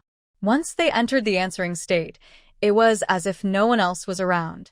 Their eyes focused only on the words flowing from their brushes. The new emperor, sitting quietly on the throne, glanced at the 2 of them without showing any emotion. About an hour later, the new emperor left the main hall. Slowly, all officials and scholars began to leave in order. The candidates continued answering their questions until nightfall, marking the end of the palace exam. When the exam was over, the examiners started grading the papers. They had 3 days to review all the exams, selecting the top 10 to present to the emperor. This year, the new emperor asked for 20 top papers. From these 20, the top scholar, second-place scholar, and third-place scholar would be chosen. As they stepped out of the palace gates, all the exams had concluded. All the candidates finally relaxed their minds. At home, a table was prepared with many dishes. The family gathered together until the clock struck the 2nd watch of the night, then they dispersed. The next step was waiting for the final announcement of the results. Just as dawn broke, Song Dalong and Song Sanling got up to wash. Uncle fu sent in breakfast. Song Luling, rarely without tiredness, was excited and surrounded Song Dalong and Song Sanling. Big brother and third brother, did you go out to parade with flowers and ride horses today? I heard there was even a contest for finding a husband under the exam results. Be careful not to be taken away, brothers. A few young children chattered excitedly. Song Dalong and Song Sanling felt helpless. Do you really believe in us that much? All three nodded seriously. As the sun rose in the east, Song Wunyang hurried to the second floor of the tea house and looked out the window. This spot had been reserved a few days earlier by Song Chunhua, who paid a lot to get a clear view of the parade. The three children eagerly stuck their heads out to look. Here they come. The street started to become lively. Today, the whole city was out to see the top scholar, second-place scholar, and third-place scholar. The women in the family's inner chambers paid even more attention to the third-place scholar. I saw the eldest brother. I saw the third brother. The eldest is the top scholar, and the third is the Jinshi. The three little ones danced and waved excitedly. Looking at the top scholar and Jinshi on horseback, many young women in the ladies' chambers blushed shyly. Some secretly lifted their veils to see more clearly. The older women watched openly, commenting, "Oh, this year's top scholar and Jinshi are really handsome." Song Lulang, like a proud rooster, loudly called out to the people in the tea house, "That top scholar and Jinshi are my older brothers." People in the tea house thought he was joking. Seeing how cute he looked, they teased him, saying, "If you say they are your brothers, then many people on this street probably say they are their husbands or sons-in-law. Call them and see if they respond." At this moment, a few people in the tea house, who were Song Silang's classmates, heard this and looked over. In the academy, Song Silang had only briefly mentioned that his brothers participated in this year's imperial exam to a few close friends, but never followed up. His classmates thought he had failed and didn't ask further. So no one knew their rankings. Song Lulang tilted his little face and said loudly, "Just call them." As he spoke, the group arrived downstairs at the tea house.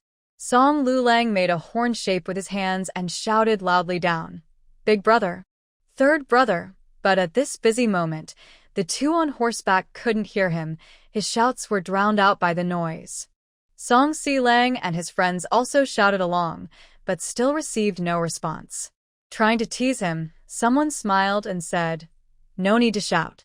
I believe those are your brothers." But their faces showed doubt.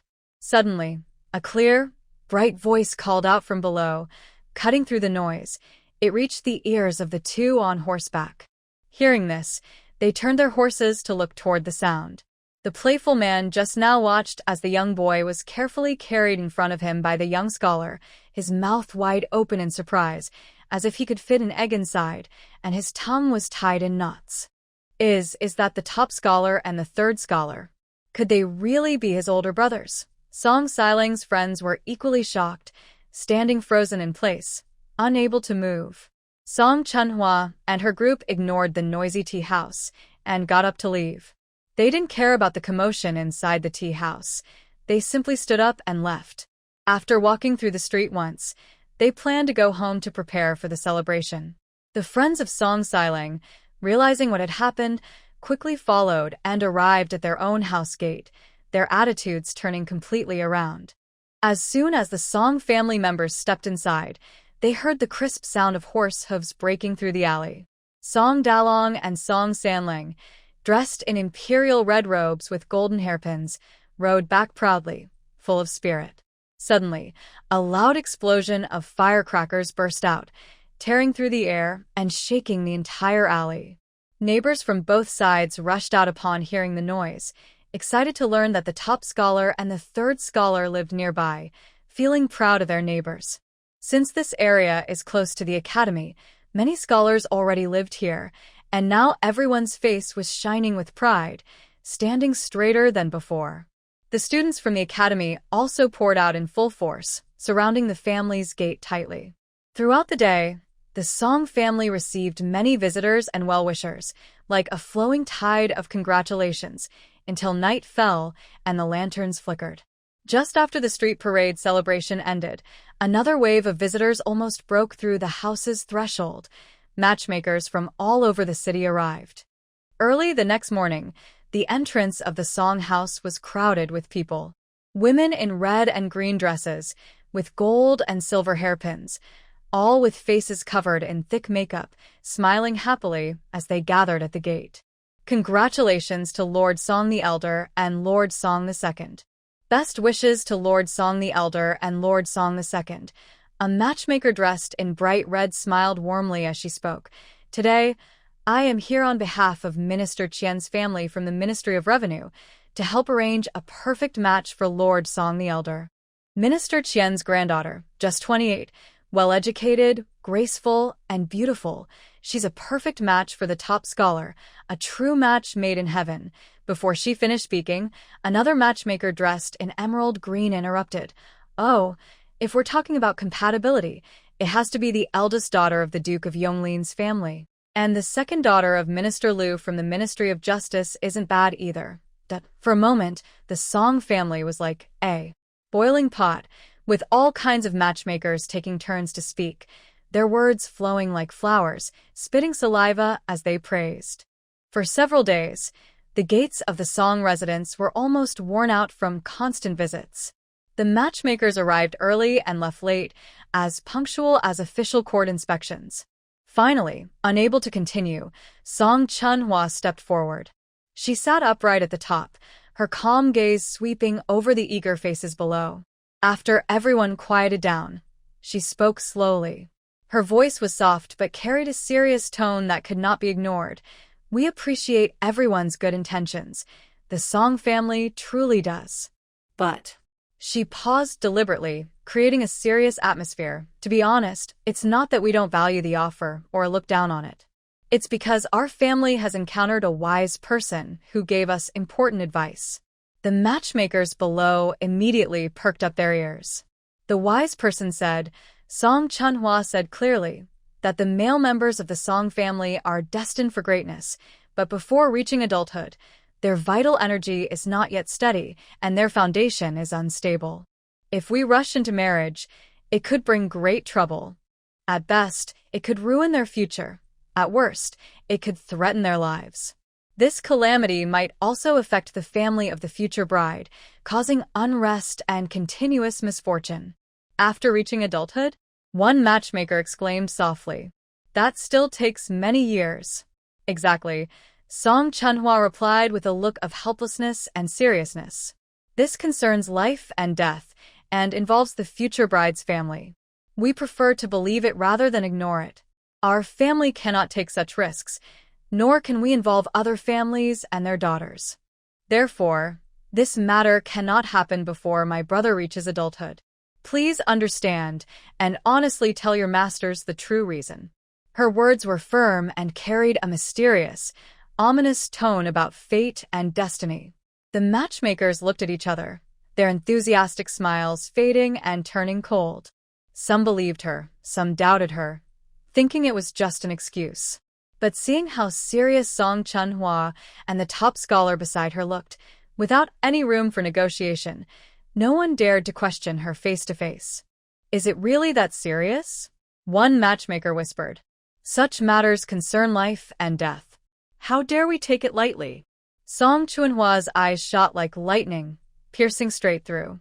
Some cautious matchmakers, considering the frightening prophecy about endangering the family, immediately withdrew and politely left. But others still thought it was just an excuse from the Song family, and they kept coming back every few days to test and persuade. After a few small incidents at home, these families had to believe the stories of the master. The lively period lasted half a month, and then the mansion became quiet again. At the same time, Song Dalong and Sanlang also gave up their titles of top scholar and third-place scholar and started their careers as minor officials in the capital. Every day before dawn, they would get up and go to the meeting place, Hamlin Academy. Seeing their two older brothers getting up so early every day, Song Luolang completely lost interest in studying. More accurately, he lost the desire to take the imperial exams. At this moment, the governor of Linji Prefecture and the county magistrate and county deputy of Fengyang County were caught in a difficult situation. On one side was the Minister of Rights, a third-rank official, and on the other side were the newly crowned top scholar and third-place scholar. Having a top scholar and third-place scholar was a great honor for any government office. Before the news spread from the Su family, the governor, county magistrate, and county deputy also thought it was a big deal, more so than other offices. This was the first time in Linji Prefecture's history to have a top scholar and third-place scholar, which was a proud achievement. After careful weighing of the pros and cons, they decided to lean towards the Minister of Rights. After all, no matter how famous the top scholar and third-place scholar were and how much they could boost their achievements, they were currently only sixth-rank officials, and might remain so for a long time. Even if they later entered the inner court, it would be many years later. But they couldn't openly show favoritism, since both were sixth-rank Hanlon scholars close to the emperor. So, when news of the top scholar and third-place scholar reached the city and county, everyone kept it low-key and didn't make any big moves. Meanwhile, Black Eagle Mountain Village was buzzing with excitement. Chun Jinghe and Song Eugene looked at the plaques with the emperor's calligraphy, the top scholar and third-place scholar plaques, and seemed to not hear the people talking beside them. Song Dongmei was also at a loss. It was Dianai who took out the silver left by Song Chunhua and handed it to Song Eugene to give as a reward to the officials who brought the good news. After Dianai tugged at Song Eugene's sleeve about 10 times, he finally reacted, quickly took the money bag, and handed it to the officials. Since they had traveled so far, and it was such a big celebration, they definitely needed to invite people for a meal. Suddenly, the Song family became lively. Song Erxiang and Lu Er quickly slaughtered a pig. Lu Dafu and his brothers immediately went to the pond to catch 2 large buckets of fish, and Grandma Lu even brought all the tofu from her house. The pig farm and their own yard had many vegetables now, and many dishes could be prepared. After a busy time, each table was filled with 10 big bowls of food. When the Joy team left, Song Eugene was still in a daze, muttering, "De Lang Sanlang is the top scholar, and that other guy is the Tanhua." Chun Jinghe was also excited and didn't sleep all night.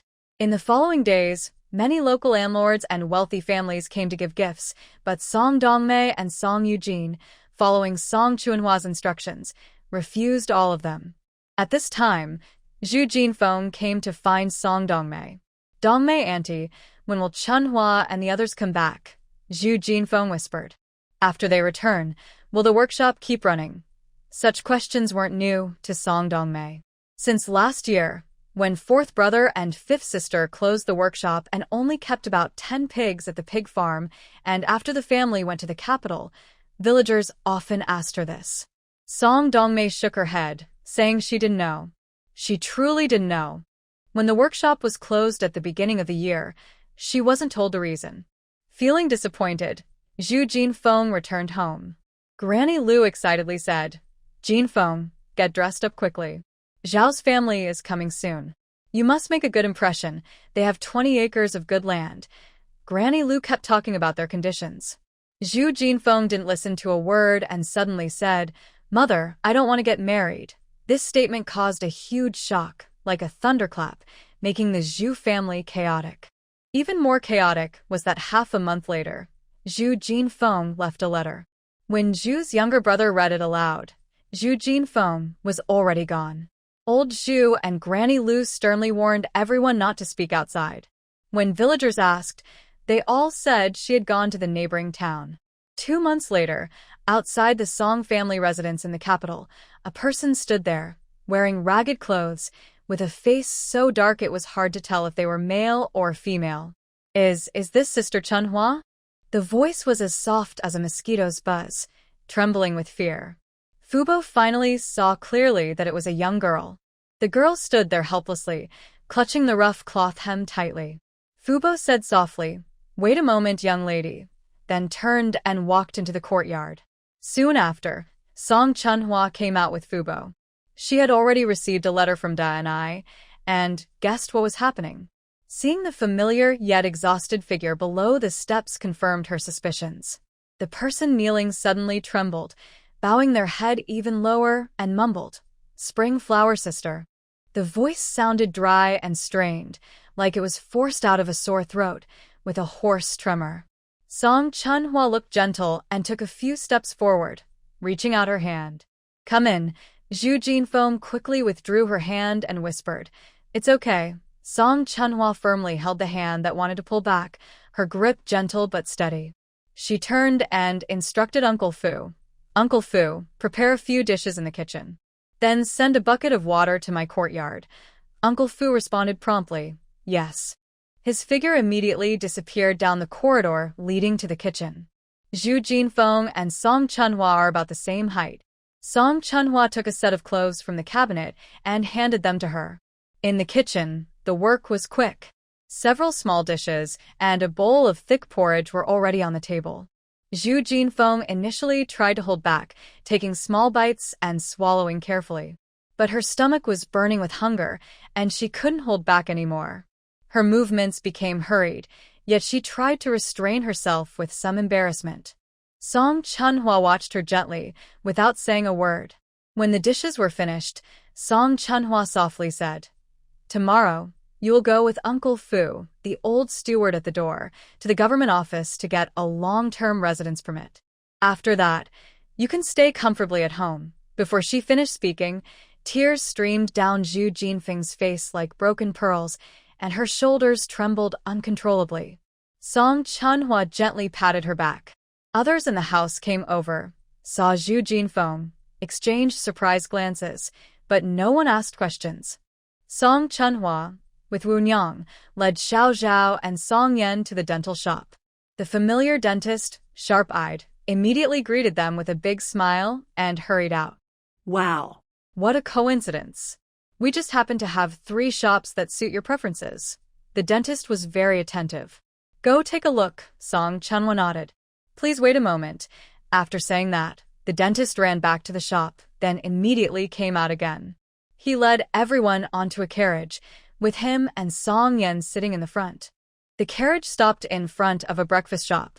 The dentist led the owner over to greet them. The group inspected the shop from the front hall to the kitchen. It was decent. After the inspection, Song Chunhua said to the dentist, visit all 3 shops, then we can discuss further. The second shop is on the same street. It was originally a small restaurant. The layout is much larger than the first one, with a backyard about the same size, but it also has an old stone well built with blue bricks. Song Wunyang leaned close to Song Chunhua's ear, her eyes shining, and whispered, second sister, this one is really good. Song Chunhua smiled gently and Song Wunyang giggled. Let's go see it too. Compare the 3 shops. After looking at 3 shops, they finally chose the second one with the well. They decided on the spot, and the furniture maker was so happy he couldn't close his mouth. This young lady was truly his lucky star. That day, the furniture maker finished all the paperwork and taxes for the shop. The shop is a few years old and needs renovation.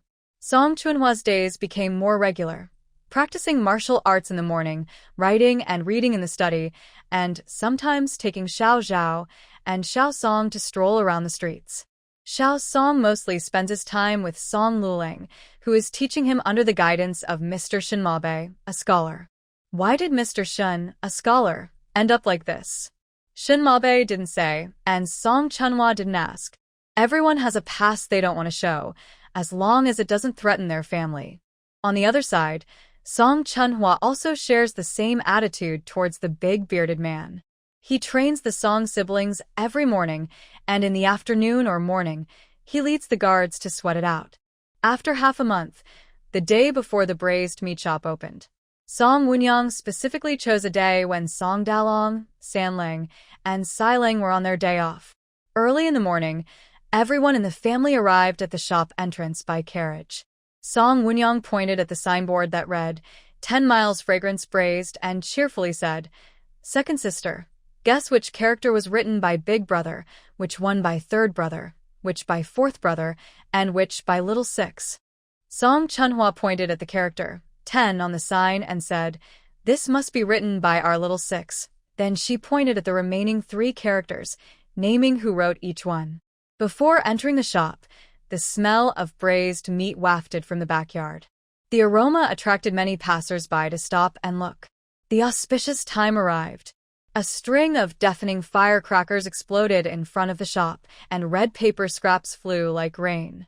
2 newly hired strong women were busy in the back, and a young servant moved swiftly among the backyard.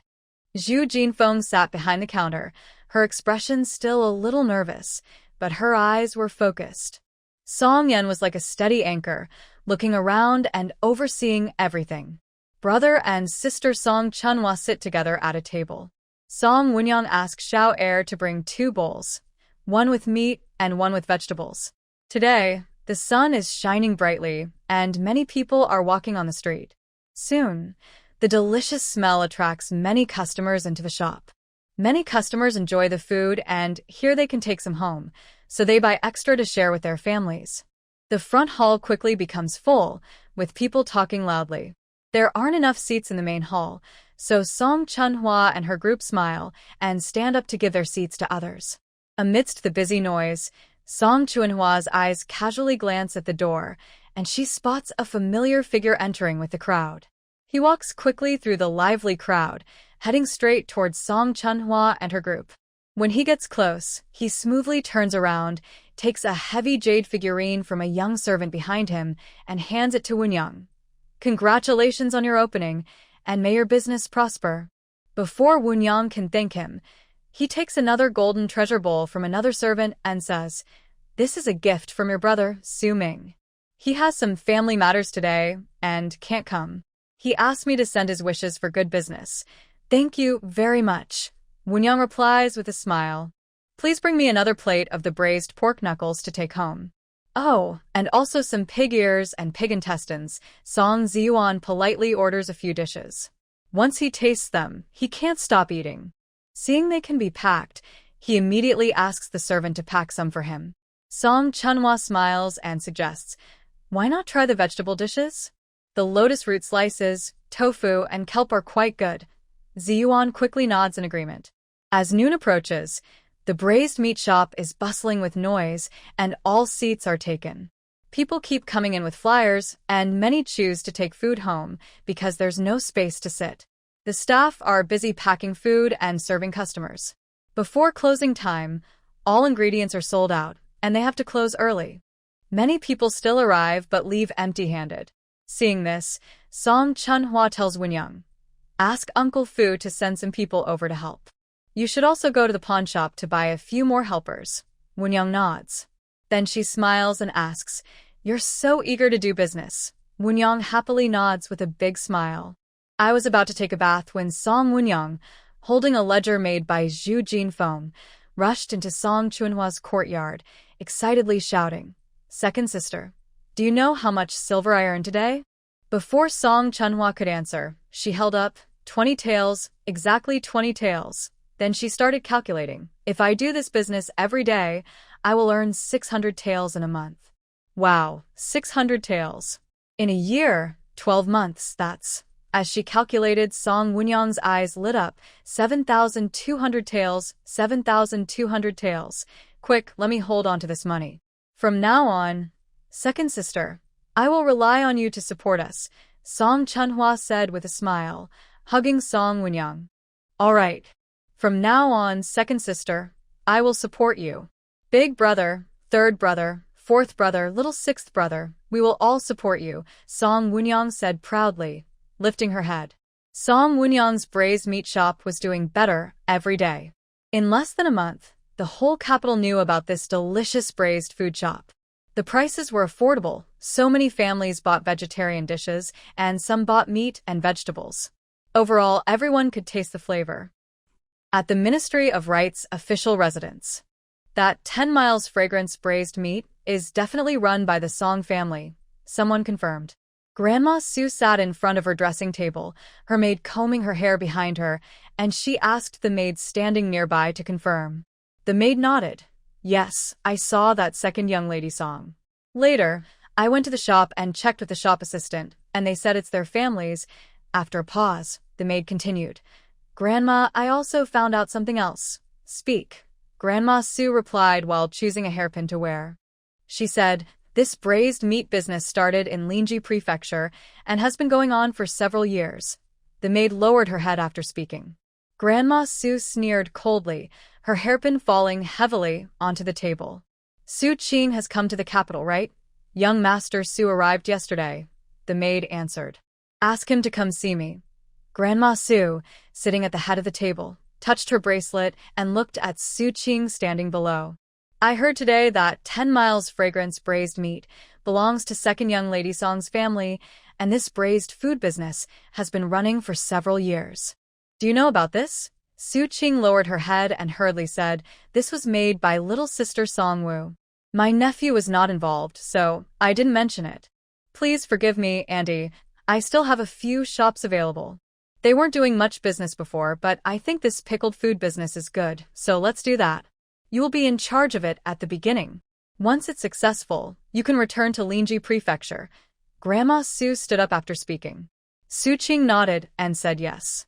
Half an hour later, Song Qing arrived at the entrance of 10 Miles Fragrant Pickled Food. She looked at the shop sign for a long time before walking inside. The shop assistant greeted her happily. "Customer, dine in or take out?" "Please dine in," she replied, gesturing politely. After seating herself, she handed over the menu and said, "Bring me one of everything." The shop assistant, following training, said, "Dear customer, you might not finish all these alone. Just order 1 or 2 portions. They are delicious and can be enjoyed again next time. If you want to take some home, you can order after you've finished eating." Su Qing smiled and said, "It's okay, just bring everything." When paying the bill, Zhu Jinfeng looked across and exclaimed in surprise, "Young Master Su." Zhu Jinfeng was responsible for the workshop accounts in Black Eagle Mountain Village and needed to reconcile accounts with young Master Su every month, so they were quite familiar. Su Qing smiled and asked, "Little sister Songwoo, is she in the shop today?"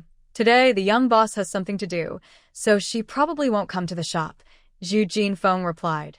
Zhu Jinfeng didn't know that the shop's closure was related to young Master Su in front of her, so she asked with a smile, "Is there something you want to discuss?" "Just some matters." "Will she come over tomorrow?" Zhu Jinfeng nodded. "She probably will." "All right, I'll come back tomorrow." Near closing time, little sister Song Wu returned to the shop, and Zhu Jinfeng told her about Su Qing coming to find her. Song Wu didn't say much, just nodded and said, "I understand." Back home, Song Wu immediately found Song Chunhua and told her everything in detail. "Second sister, I bet that Su Qing is after our pickled meat recipe." Song Wu's face was tense and angry. "I'm glad I didn't partner with him back then. Otherwise, he would have stolen the recipe." "Humph, he offers 10,000 taels, no, 20,000 taels, but I won't sell the recipe." Song Chunhua raised an eyebrow and asked with a smile, "Not even for 20,000 taels?" Song Wunyang looked determined and raised her chin. "I won't sell." Then she smiled slyly. "I'm not stupid. My shop earns over 1,000 taels a year. This year, I opened 10 shops in the city and 10 more in nearby towns. That means I can make this much money in a year." "That's good math." Song Chunhua nodded in approval. "But behind you is the Ministry of Rights official residence. Don't forget, it's not just about opening more shops. You might not even be able to keep the ones you have now." Song Wunyang sighed. "Why do they, the Su family, always focus on our business? Because we're not strong enough yet," Song Chunhua said calmly and sharply. Seeing Song Wunyang sigh, she smiled and said, "Go take a bath first. Let's see what they say. Maybe they don't want your marinated meat recipe. Tomorrow, I'll go with you to meet that Su young master." The next day, after breakfast, Song Chunhua went to Song Ziyuan's bookstore. Song Ziyuan had just arrived and, before entering, saw her from afar. He hurried over happily and asked eagerly, "Second young lady Song, do you have a new manuscript?" "No new manuscript," Song Chunhua said directly. "Today, I came to invite you to join a partnership." "Join what partnership?" Song Ziyuan asked excitedly because his bookstore was making him a lot of money. 10 Miles Fragrant Marinated Meat. Song Ziyuan looked confused. "Isn't your shop doing well?" "Why? Honestly, I want to borrow some influence from your family," Song Chunhua said openly. "You don't need to invest a penny. You get 20% of the profits." Although Song Ziyuan's father was only a 5th-rank official, his family was deeply rooted in the capital. He was only 1 rank above Song Dewang and Sanlang, but his connections and abilities were much better. Among the people Song Chunhua knew, only he was suitable. He couldn't control the Ministry of Rights official residence, but at least he wouldn't be easily bullied. Seeing that Song Ziyuan didn't speak, Song Chunhua said, "You don't need to feel pressured. I'm just asking. The choice is yours." Song Ziyuan hurriedly waved his hands to explain. No. It's not that I can't decide. It's because I can't make the final decision. The business of the bookstore is related to this recipe and reading. My father only agreed because of that. My father might not agree to the marinated meat business. Most importantly, what Song Ziyuan didn't say was that this might offend the Ministry of Rights official residents, and his father might not be willing. If the Minister of Rights asked for the recipe for marinated dishes, he wouldn't dare guarantee that his father wouldn't refuse. Song Chunhua knew this well, but at the moment, there was no better candidate. Although she had a strong backing that would definitely help, she didn't want to use it now. Seeing the other person in a difficult position, Song Chunhua stood up to leave, ready to choose the next shop. Just as she reached the door and was about to get into the carriage, Song Ziyuan ran out from inside the shop and loudly said, "I want to be a partner. Have you thought it through?" Song Chunhua stopped and looked directly at Song Ziyuan. "I've thought it through." Song Ziyuan nodded without any hesitation. Song Chunhua took out a prepared agreement from the carriage and handed it over. "Review this, and if there are no objections, sign and seal it." Song Ziyuan took it, read through the terms, then dipped his brush in ink, signed his name at the end, and pressed his thumbprint. The deal was done. Song Chunhua didn't stay any longer. The wheels rolled as they headed straight to 10 Miles Fragrant Marinated Goods. "Young Master Su, it seems you're very interested in my family's business," Song Chunhua said with a smile. Su Qing looked a little embarrassed, but it quickly disappeared. Without saying more, Song Chunhua took out the signed agreement from Song Ziyuan and handed it over. After reading it, Su Qing clasped his hands in farewell. "Get down on your knees." Song Yu's face turned pale, and his voice was filled with restrained anger as he pointed at Song Ziyuan. "Don't look at your mother." Song Ziyuan felt helpless, but knelt down as told, though his eyes instinctively glanced at his mother. "Why are you looking at your mother?" Song Yu shouted sternly. "Master, what are you doing?" "Coming back and making the child kneel." "The Yuan has been well-behaved lately." "He's well-behaved." Song Yu's hand trembled with anger, almost touching Song Ziyuan's nose. "Get out of that 10 Miles Fragrant shop immediately." Now. "Right now." "I won't." Song Ziyuan raised his head, looking determined. You. Song Yu's chest heaved violently with anger. Fine. "If you won't leave, then don't open the bookstore either." "Master, why is this?" "It's just some silver invested in a good marinated food shop. Ziyuan isn't pursuing an official career." "What's the harm?" Song Yu sighed heavily. "It interferes with the Minister of Rights residence." "Minister of Rights?" Lady Song looked puzzled.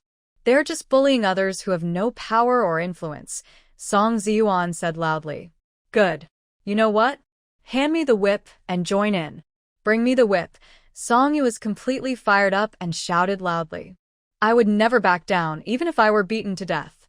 Once I agree to something, I can't change my mind," Song Ziyuan said confidently, lifting his chin. "Where's the whip?" Bring me the whip. "I will punish this troublemaker." Lord Song was even angrier. Lady Song hurriedly stopped him. "Sir, please don't. You've always taught me to be honest and trustworthy." I don't know if that's right. "Qingru is very honest," Song Ziyuan said loudly, looking up. Lady Song whispered, "Sir, yes, this is what you've taught us." Song Yu was so angry he flung his sleeve and shouted, "Let me read properly, take the imperial exams, and become a scholar." "Why won't I listen?" "Studying isn't that I don't want to. It's because I lack talent," Song Ziyuan whispered. "Besides, I am your father, and I can't read well either. You too are responsible too." Hearing this, Song Yu shouted again, "Bring me the whip." No one in the room dared to move. The young master was the only son, and if anything went wrong, the person who would suffer was the one holding the whip, not the old man who was hitting. Seeing no one dared to act, Song Yu pointed at a servant. "You, go get the whip."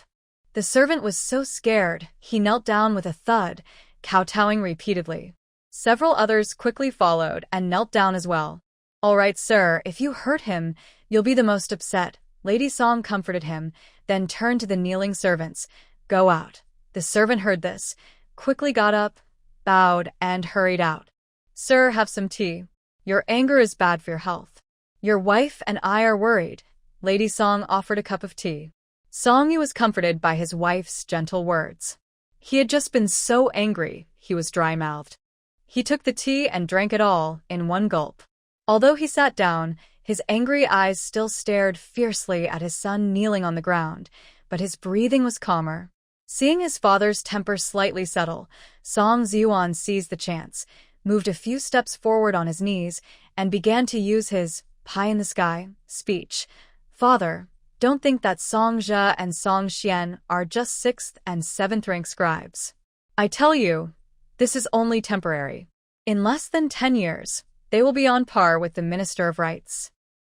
10 years. If you keep doing this, I don't know if I can last 10 years. Do you think this second-grade official position is so easy? My father has been working hard for many years and is still only a 5th-grade official. And they have no power or influence. Those who sit in the Hanlin Academy all their lives are mostly 6th-grade officials. Do you think getting top scholar or Jinshi is the same as that? Dad, you can definitely last 10 years, 20 years if needed. Who are you? You're my father, Song Ziyuan said happily. Although Song Yu glared at his son, his expression softened a little. Song Ziyuan took the opportunity to move closer on his knees and continued to flatter. Song Xian and Song Zhe are talented and capable. They won't be Hanlin officials forever. They will definitely enter the cabinet. Song Ziyuan moved a few steps forward, kneeling by his father's chair, lowering his voice. They have no power or influence, but maybe in the emperor's eyes, that's actually a good thing. Originally planning to scold his son, Song Yu fell into thought after hearing this. Mrs. Song, standing nearby, chimed in, I think my son is right.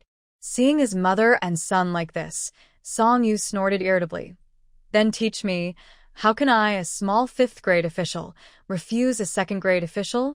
Song Ziyuan immediately knelt 2 steps forward, almost reaching his father's knee, and made an exaggerated smile. Dad, who are you?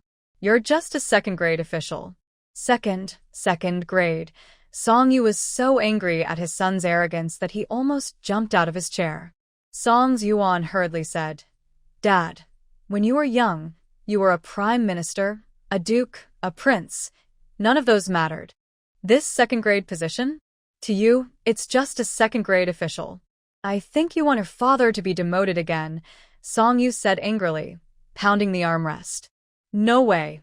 Song Ziyuan swore confidently, as long as you trust your son this time, trust Song Zhe and Song Xian, maybe in the future, you can be promoted 2 levels, even equal to the Minister of Rights. You say I can be promoted just like that? Why don't you say I could become a prime minister? Song Yu shot back. Dad, we should be realistic. No more big dreams, Song Ziyuan replied. I think you're the one having big dreams. Song Yu's suppressed anger flared up again. Mrs. Song quickly tried to calm him down. In the end, the younger side lost. Song Yu was defeated. Song Ziyuan does not really want to accuse his father of being unjust. He knows clearly how strong his father is and also understands that his father carries a sense of righteousness in his heart. As the 5th shop of 10 Miles fragrant braised meat opened lively, the seasons quietly changed and summer arrived. Early summer sun was not yet too hot, shining warmly. Song Chunhua was driving a carriage out of town. Officially, she was out for a leisurely ride to relax, but secretly, she was going to the mountains to absorb plant energy and also to the river to catch some fresh fish. The carriage clattered along, passing through a lush green melon field. The sweet aroma of melons drifted with the breeze. Song Chunhua's mind moved slightly. She pulled on the reins, lightly jumped down from the carriage. Next to the melon field was a simple thatched shed. Before she got close, a big yellow dog barked loudly and alertly. Soon after, an old but vigorous voice sounded. A dark-faced old farmer stood beside the dog. Old master, is this your melon field? Song Chunhua asked loudly. Yes, it belongs to me. Are you selling the melons? Before she finished speaking, the big yellow dog suddenly barked even more fiercely and anxiously, rushing deep into the melon field like an arrow shot from a bow. The old farmer's face changed. He stomped his foot hurriedly and shouted, Don't ruin my melon seedlings. Song Chunhwa looked in the direction of the noise and saw a small figure running quickly between the melon rows. A faint smile appeared on her lips. Such fast feet. Yun. Chase. Wind. You little rascal. The old farmer looked at the damaged melon seedlings, his heart aching, and stomped his feet, shouting loudly, making the melon leaves tremble. The running figure ahead showed no sign of stopping. Finally, the old man helplessly shouted at the dog, "Big Yellow, come back." Although the yellow dog was reluctant and let out a low whimper, it obediently stopped and wagged its tail, returning to its owner's side, but kept a close eye on the melon field. Only then did the old farmer remember the buyer in front of him. He quickly forced a smile and apologized. "Please don't mind. This is the countryside. Are you here to buy melons?" Thinking of Song Chunhwa as a melon buyer, the old man hurriedly smiled and asked, "Young lady, do you want to buy some melons?" Song Chunhwa nodded. The old farmer eagerly picked a ripe, sweet melon. He cut it open, revealing juicy, translucent flesh. Song Chunhwa tasted a piece. It was full of juice, sweet and delicious. She said, "Please, sir, pick a good basket for me. Please wait a moment." The old farmer smiled happily upon hearing this and turned to go to the fields. His eyes fell on the crushed melon seedlings. He sighed and patted De Huang's head. "Next time I see that kid, don't chase him. You can't catch him." De Huang snorted in protest. Song Chunhwa casually said nearby, "That kid ran really fast just now." She smiled and added, "He was quite quick." "Of course." The old farmer bent down to pick melons while muttering, "He's the fastest in 10 miles around, like a wild rabbit." He paused, and his voice grew a bit softer. "He's a poor kid, lost his parents early," he said, mentioning his mute sister, who couldn't speak. "Sigh, he's a good kid, just hungry and desperate. Don't think he came to steal melons today. In a few days, he'll secretly bring me some firewood, left by the shed." Then he pointed at De Huang. "That dog just wanted to have a try with him." Before leaving, Song Chunhwa handed money to the old farmer and thought for a moment before saying, "Next time you see that kid, ask if he's interested in working for me. If he is, send him to the Zhuangyuan mansion near Songyuan Academy. His sister can come along too." The old farmer suddenly looked up, surprised. Both. "Both of them?" "Yes, both." All right. All right, all right." The old farmer eagerly agreed. "Rest assured. I'll tell him. I promise." In front of Song Chunhwa stood two thin figures.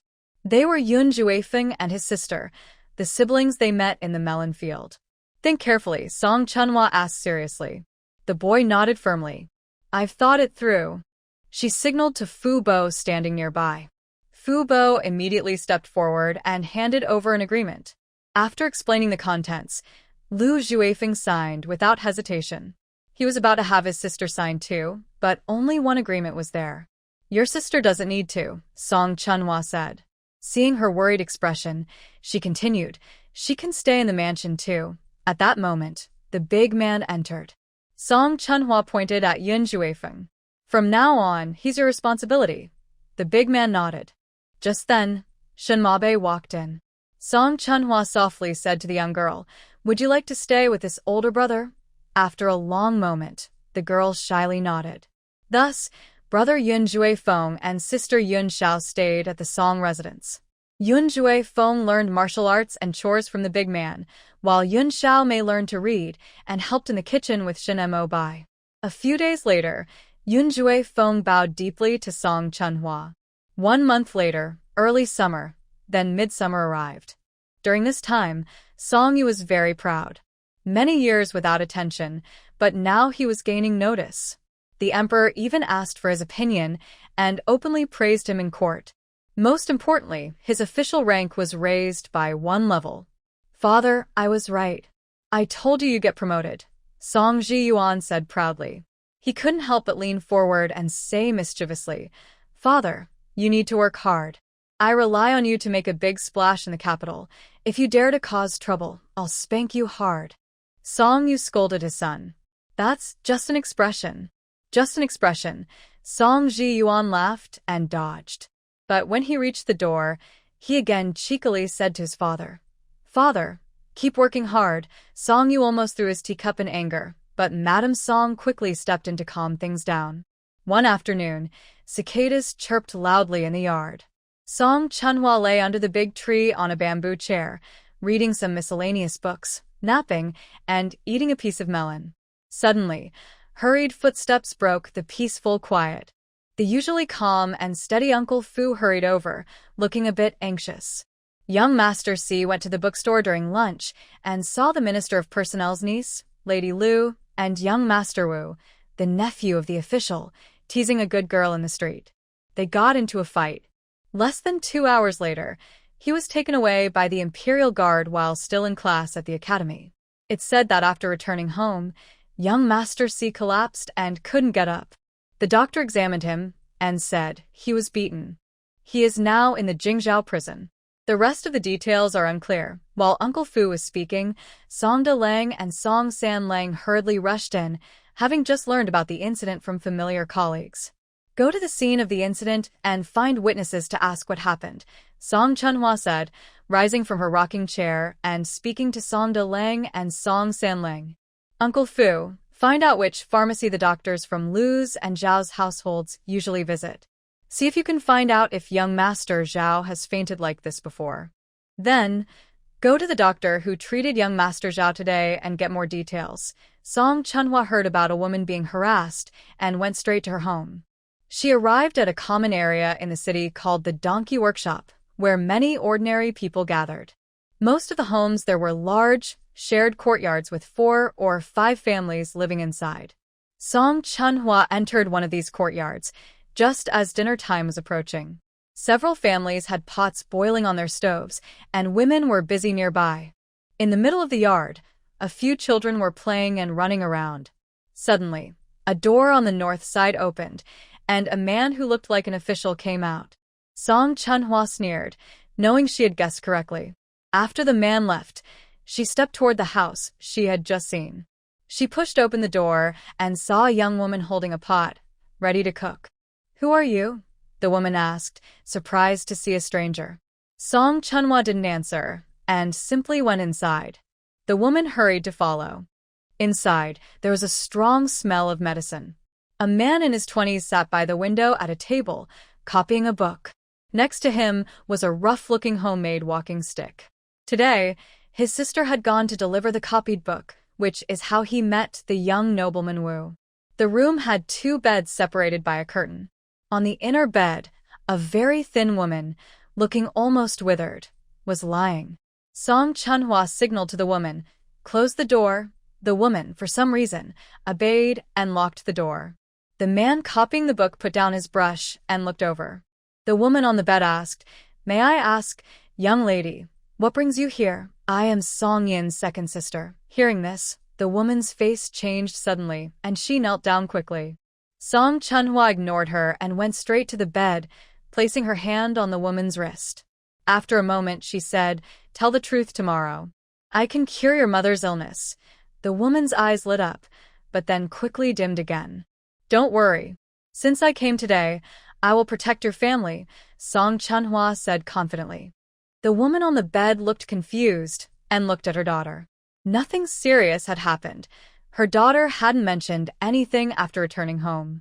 Although a man who looked like an official had come in earlier, he only told her daughter, "Young lady, say what you should and shouldn't say. I hope you understand." Then he left. Before she could ask more, Song Chunhua entered. The man didn't know everything but guessed some of it. The woman started to sob quietly and said, "Sorry." Song Chunhua's cold voice responded, "I'm not here to discuss with you today. I just want to give you a chance. If you tell the truth honestly, I will save your mother's life, and we will have a good relationship. If you don't tell the truth, it doesn't matter to me." Hearing this, the woman on the bed was anxious and tried to sit up. The young woman quickly helped her. What exactly happened? The woman had no choice but to tell everything that happened today. After she finished, no one in the room spoke. After a long while, the woman on the bed said, "Tell the truth in court." "Mother," the young woman called out tearfully. "That man is a high official, a minister of personnel. We can't afford to offend him. Even if we tell the truth, it might not help." She looked at the man and said, "Your future is now ruined. After a long silence, she said sadly, "From now on, we probably won't have a place to stay in this city." The man lying on the bed looked at his leg and said, "I have no future anymore. Besides, I won't accept a future gained through dishonesty." He paused and said, "Let's leave. If we can't, then it's fate."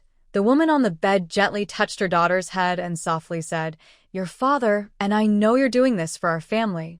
You don't want to lie. But your father always says that a person should have a clear conscience." After a long while, Song Chunhwa spoke with a bit of warmth. "If I can protect your family, I will. It doesn't matter if the other person is a high official or a minister.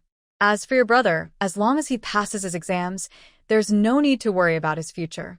At this moment, the three people in the room looked at Song Chunhwa and believed her words without question.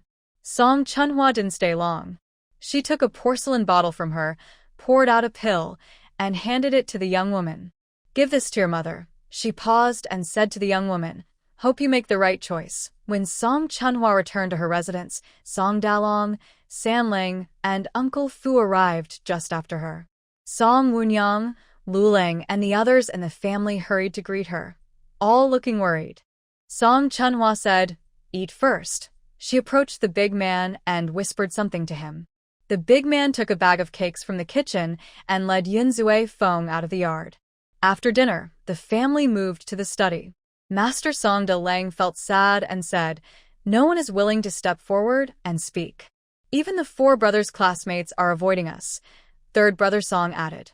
In fact, some are trying to flatter the Minister of Rights, claiming that fourth brother hit and kicked young Master Wu. Butler Fu sighed.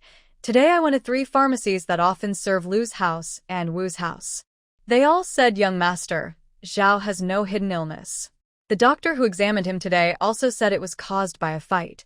Seeing everyone's disappointment, Spring Flower Song told them about the donkey workshop. This brought some hope to everyone's faces. Third brother Song said, "Big Beard and Chase Wind went to the donkey workshop." Spring Flower Song nodded and then said, "Today has been tiring. Let's go to sleep." Inside the morning hall, there was a coffin. 2 young servants stood nearby. The long-faced servant yawned and got up, saying, "I need to go to the bathroom." The round-faced servant grabbed his sleeve and stammered, "No, no." The long-faced servant pushed away the hand holding his sleeve and covered his stomach, saying, "I can't hold it anymore." "Then hurry up," the round-faced servant begged. After the long-faced servant left, the round-faced servant glanced at the coffin. A gust of wind made him shiver with fear. 15 minutes later, the long-faced servant returned. The round-faced servant hurried to meet him. Suddenly, both of them fell to the ground. Spring Flower Song directly lifted the lid of the coffin. After 15 minutes, she closed it again. After leaving, the 2 young servants slowly woke up. At this moment, Spring Flower Song had already gone to the main house. A loud scream pierced the night, very sharp. Then a soft, delicate voice came. "Master, what's wrong with you? I had a nightmare about that wicked son. It's all my fault. If only I had avoided him." The soft voice choked with tears. The man's voice sounded again. "None of your business. It's that wicked son's fault. How can you avoid him in the same house? If he died, he would have deserved it." The room fell silent again. Spring Flower Song picked up a whip, sneered, and stored it away. The next day, Lord Zhao woke up and saw the whip was missing. His face suddenly turned pale. The servants in the yard knelt, trembling with fear. After leaving the main house, Spring Flower Song went to the study. Looking at the 2 prescription slips in her hand, she smiled. By the time she returned to her house, it was late at night. The young man waiting in the government office saw Song Chunhwa return and quickly stepped forward. Song Chunhwa called in Song Dalong, Sanlang, Wunyang, and Luling into the study. On the table, there was a whip and 2 medical prescriptions. Song Chunhwa spoke. "Last night, I went to Zhao's house. The fatal injury on young Master Zhao was caused by this whip. The whip was taken from old Master Zhao's room. The prescriptions were found in old Master Zhao's study. This prescription is for treating male infertility." Hearing this, everyone's eyes widened. After a moment, Wunyang was surprised and said, Young Master Zhao is not the biological son of Old Master Zhao, and Old Master Zhao knows this. Zhao. Young Master Zhao was actually killed by Old Master Zhao. Song Chunhua nodded. Why would that happen? Wunyang asked in disbelief. Dalong explained what he knew. Old Master Zhao has 5 sons, but only one is legitimate. That's the current Old Master Zhao. If he knew that Old Master Zhao couldn't have children, even if he was the legitimate heir, the Zhao family would disown him. So, seeing that Wunyang, a young lady, didn't continue, a clear voice suddenly said, so he borrowed someone else's seed to have a child. Wunyang swallowed hard. Would Lady Zhao agree to that? Song Chunhua sighed.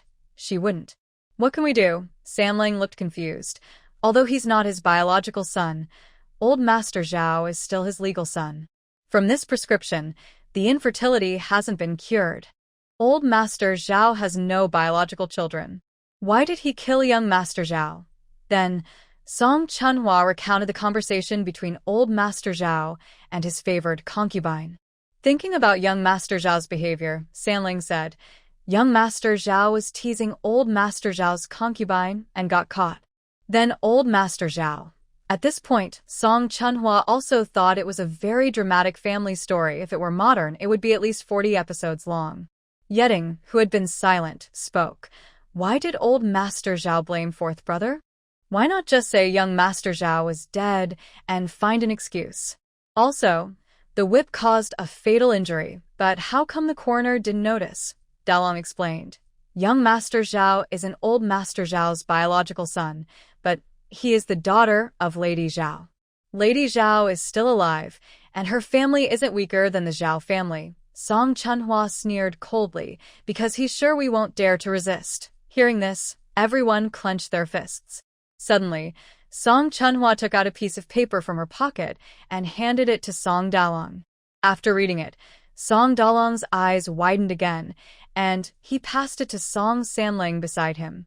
What Song Chunhua just handed over was a matter that Xiao Yuanzi reported last night about the Liu family. It was a small to medium issue, but enough to make the Liu family afraid to interfere in Zhao family's affairs. Such incidents will happen often in official duties. For your brother's matter this time, you two handle it. Just see it as practice, Song Chunhua said seriously. Don't bully others, but also don't let others bully you. Song Wunyang nodded firmly beside her. Yes, we can't let others bully us. Song Dalong and Song Sanling both nodded. 3 days later, everyone in the capital was talking about one thing. It turns out that Lord Zhao from the Ministry of Rights was beaten to death by old Lord Zhao. I heard it was because Lord Zhao coveted old Lord Zhao's concubine. It's just a favored concubine, nothing compared to a son. You don't know, do you? That Lord Zhao isn't actually old Lord Zhao's. Could it be that Lady Zhao is having an affair outside? What? No. Old Lord Zhao has a certain condition that prevents him from having children, so he found someone. Oh, so he's wearing a green hat himself. A woman nearby sighed. Lady Zhao is also pitiful. Better to become a nun at the Ministry of Personnel's residence. Sir, how can you just abandon this? Madame Lu complained. Don't forget, that's your in-law's family. Our 2 families are connected, prosper together or fall together. Before Madame Lu finished speaking, Lord Lu slammed his teacup heavily on the table. Help? How can I help? Putting my own family at risk to help. This action startled Madame Lu, who trembled, but she quickly said, there's no need to risk our family. It's just a 6th-rank editor and a 7th-rank compiler. Lord Lu glared at her fiercely, his tone serious and warning. If you still want me to stay peacefully as the Minister of Personnel and want to be the lady of the ministry, then don't mention this again, and don't interfere. Seeing her husband's serious expression, Madame Lu asked softly, Sir, what's wrong? You don't need to worry. Just do as I say. Master Lu stood up and said, for these few days, do not go back to your family home, and your family members should not visit. He then called the butler who was waiting nearby and ordered, watch over the lady carefully. Before Lady Lu could respond, Master Lu turned and left. Butler Fu first placed a basin outside the door, filled with peach and aged wood, along with mugwort. Then, in the center of the courtyard, He placed another basin containing sandalwood and dried jasmine. Finally, in front of the main hall, he set a basin with fragrant dragon's blood incense. Once everything was ready, he hurried to the gate and looked out. Seeing their carriage approaching, he quickly lit 3 fire pans in order, then ran back to the gate. Song Xiling stepped over the 3 fire pans. The maidservants at home had already prepared bathing water. After bathing, a full table of dishes was set. Song Xiling said to the cook, "Annie Zhang, I haven't been home these days, and I miss your cooking the most." Annie Zhang wiped her tears but smiled and said, "Young Master C, if you like the food, eat more. In the future, just tell me what you want, and I'll make it." Then Annie Zhang, "You must keep your word. Tonight I want sweet and sour ribs, sweet and sour fish, sweet and sour lotus root slices, candied sweet potatoes, osmanthus sticky rice cake, and honey glazed." Song Xiling listed more than 10 sweet dishes in a row. Auntie Zhang looked at Song Chunhua. Song Chunhua smiled and said, "Just make him a good meal today." Auntie Zhang agreed and quickly said, "I'll start preparing right away." Lady Songwu looked disgusted and said, "Aren't you worried about getting tired of it?" After dinner, Song Chunhua and her siblings discussed the recent events in the study. While the sun was still not too hot, Song Chunhua took Dr. Wang Quan to Donkey Lane. The doctor checked the woman's pulse, prescribed medicine, and Song Chunhua pointed to the young man and said, "Please also examine him." The young man sat on a chair, clasped his hands, and nodded politely. The young woman and the woman also looked grateful. After checking the pulse and prescribing medicine, the young woman followed the doctor to the pharmacy to get the medicine. After sending the young woman back from the pharmacy to Donkey Lane, Song Chunhua looked at the time. It was dinner time, so she went to the neighboring 3 Harmony Alley. She stopped at a large courtyard gate, dressed as a young man. She took a cloth bag from the carriage. Stepping into the courtyard, all the women and maids cooking inside looked over. "Is Mr. Fong at home?" Near the door, a woman with a square face asked curiously. Song Chunhua smiled and said, "I heard Mr. Fong is copying books. I want to ask him to copy a few for me." The woman with the square face smiled and immediately put down her spatula, walking over to reply, "Please wait a moment, he will be back soon." Then she made a welcoming gesture toward her own house's door and chair, saying, "Please sit down, Auntie. Pour a glass of water for the young master, and use that floral porcelain bowl." The woman inside called out loudly to her son. "Thank you." Song Chunhua sat down in the chair the woman pointed to. Soon, a small boy of about 8 or 9 came out holding a cup of tea. Song Chunhua took the tea and took a small packet of candied fruit from her bag, offering it to him. "Share these with your younger brothers and sisters." The boy looked at the candied fruit in Song Chunhua's hand and then at the woman. "Your brother gave these to you. Just take them," the woman said with a smile. The boy thanked Song Chunhua and took the candied fruit. After he went inside, the sound of children exclaiming could be heard from inside the house.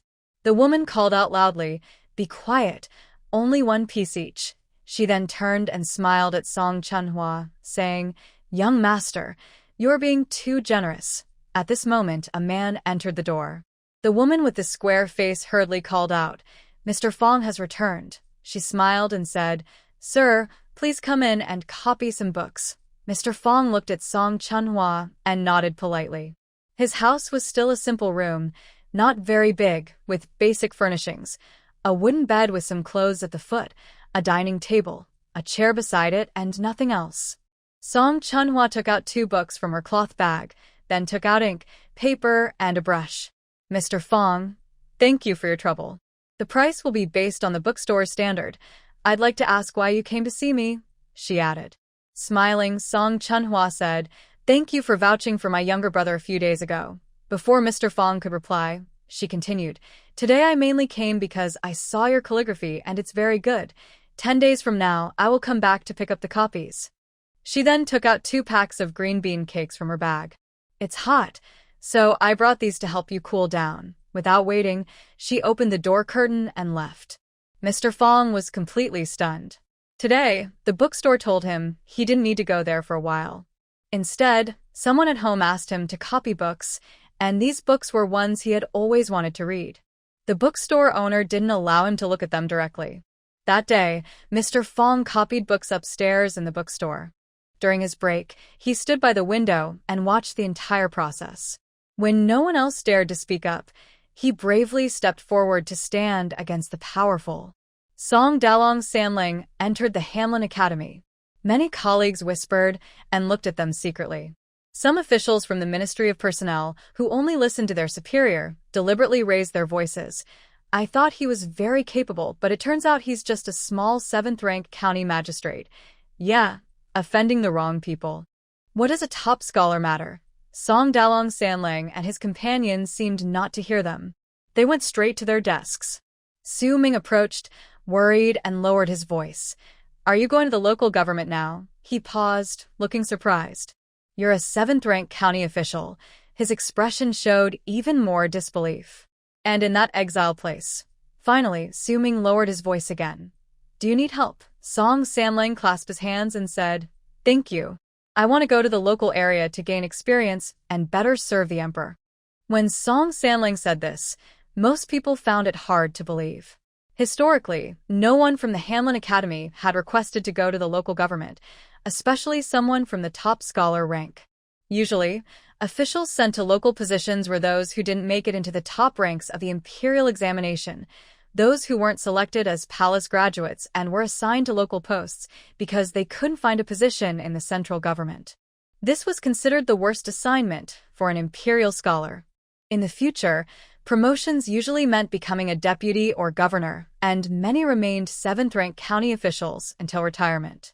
Although Song Sanling was temporarily a 7th-rank compiler now, this rank was different from the usual 7th rank. This one could lead to a position in the cabinet, which was the dream of all scholars. The potential for growth and the highest position he could reach were worlds apart. Su Ming looked at him with admiration. Most others would try every means to stay in the capital because it offered more opportunities. But now, with Song Sanling's status, going to the local government as a county magistrate was a step down. No matter from the central government or the official rank, it was a significant decline. Most importantly, it was in Manhwa City, which could be considered exile. Only those who have committed serious crimes are usually sent here to serve. Early in the morning, Song Ziyuan and Su Ming came to see them off. Only Su Ming from the Hamlin Academy colleagues came along. Su Ming approached Song Sanling and said, If you need help, just ask. Song Ziyuan added, And me? I may not be much, but my father is reliable. He unhesitatingly offered to sell his own father. Song Sanling nodded in thanks. Song Wunyang and Lu Lang looked reluctant to leave. Song Chunhua advised, Listen to 3rd brother and 4th brother at home. 2nd sister, I can't bear to leave you, Song Wunyang said, holding Song Chunhua's hand. Maybe I should go with you. Stay at home and take care, Song Chunhua said, patting her. We'll be back in spring next year. Amidst their heartfelt goodbyes, 2 carriages left the capital. They first traveled by land, then switched to water routes. The journey was smooth and faster, taking about half a month to reach Boizhou Bay to change to water travel again. The dock was filled with various boats. They rented a medium-sized boat. They hired some boatmen and loaded all their luggage from the carriage onto the boat. The boatman Yang Fan set sail again, heading out once more. The guards helping with the carriage did not stay and returned to the capital. This trip to Nanshu City involved 5 people. Besides Song Daliang and Song Chunhua, the others were the bearded brother and sister, Shun Zui Feng. On the first day, Shun Xiaomei felt seasick, but the others were fine. After Shun Xiaomei took a pill given by Song Chunhua, her seasickness mostly subsided. They traveled on water for 20 days until reaching Jingjiang, then continued on water for another month to reach the Nanhua Mountains. This mountain range stretches across 5 provinces from east to west. At this time, Song Chunhua and her group were on the northern side of the mountains, near the east, heading toward Nanshu County, which meant crossing the mountain range quickly. They rested at an inn for a day, and the inn helped find 2 familiar guides to lead the way. Everyone switched to riding horses. Shin Xiaomei was still young and hadn't learned to ride, so she rode with Song Chunhua. Before setting out, Song Chunhua gave each person a pill and a jar of water infused with spiritual spring water. From north to south, They crossed the mountains over half a month and reached the southern side of the mountain range. They re-entered the water route and headed straight to Nanchu City. Every day, Song Sanlang and Song Chunhua practiced martial arts for an hour in the morning, then spent the rest of the morning learning about the local customs and culture of the Chunan region inside the boat cabin. The bearded brother continued practicing martial arts with his sister on the boat deck. This afternoon, we studied the Manhwa language together. Nanchu County belongs to Manhwa Prefecture. People there do not speak official language. Most speak Manhwa language. The teacher is the boat owner's son. Song Chunhua had planned to pay extra for lessons. The boat owner only asked him to teach reading and writing. He is a far-sighted person, and Song Chunhua nodded in agreement. Every day, they set aside an hour to teach the other person and Shinzue Feng's siblings to read and write. Nanchu County is part of Manhwa Prefecture. The local people mainly speak Manhwa language, not official language. As they traveled further south, the weather grew hotter. Everyone sweated heavily every day. This trip was different from sightseeing. They traveled constantly every day. After 5 days on the water, they entered Zhu Water. The boat owner said, 5 more days and we will arrive. The weather was not only hot but also humid, with a sticky feeling in the air. To prevent heatstroke, after entering Zhu Water, Song Chunhua placed a small bowl of spring water in the hot bath each day. When the boat docked, the sticky air was filled with the scent of lychee and mango. The bearded man led Shenzue Feng and the others ashore first. When the boat owner learned they were going to buy a carriage, he smiled and said, "Young master, let my boy accompany you. He has been to this city a few times." The bearded man looked at Song Chunhua. Seeing him agree, he cupped his hands and said, "Thank you very much." Much appreciated. While waiting, Song Chunhua saw many vendors at the dock carrying baskets of fruit. He took Shin Xiao Mei and walked to the dock. There were not many ships docked and only a few vendors selling fruit. A girl about 11 or 12 years old, with dark skin, saw Song Chunhua stop. She grinned with white teeth and handed over 2 large, round lychees, speaking in somewhat broken official language. Try, very sweet. Just picked this morning, when Song Chunhua didn't take them. She continued. Try, no charge. Song Chunhua smiled and asked, "Your official language is pretty good. Who did you learn from?" The girl grinned and said, "Learned from the customers at the dock."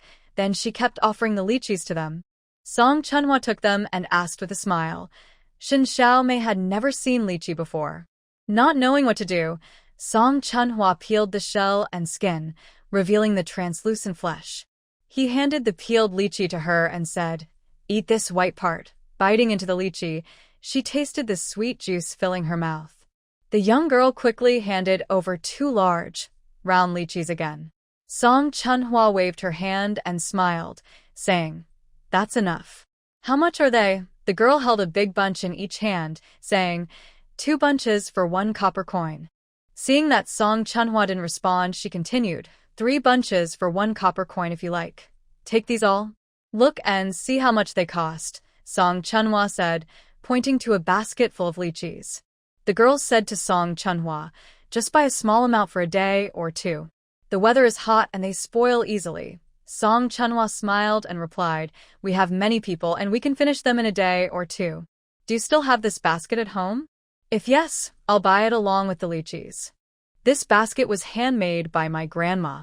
Do you want it as a gift?" The girl grinned. The girl calculated based on 3 bunches per copper coin, totaling 10 coins. Finally, she asked happily, "Honored guest, do you need me to carry these to your boat?" Song Chunhua shook her head.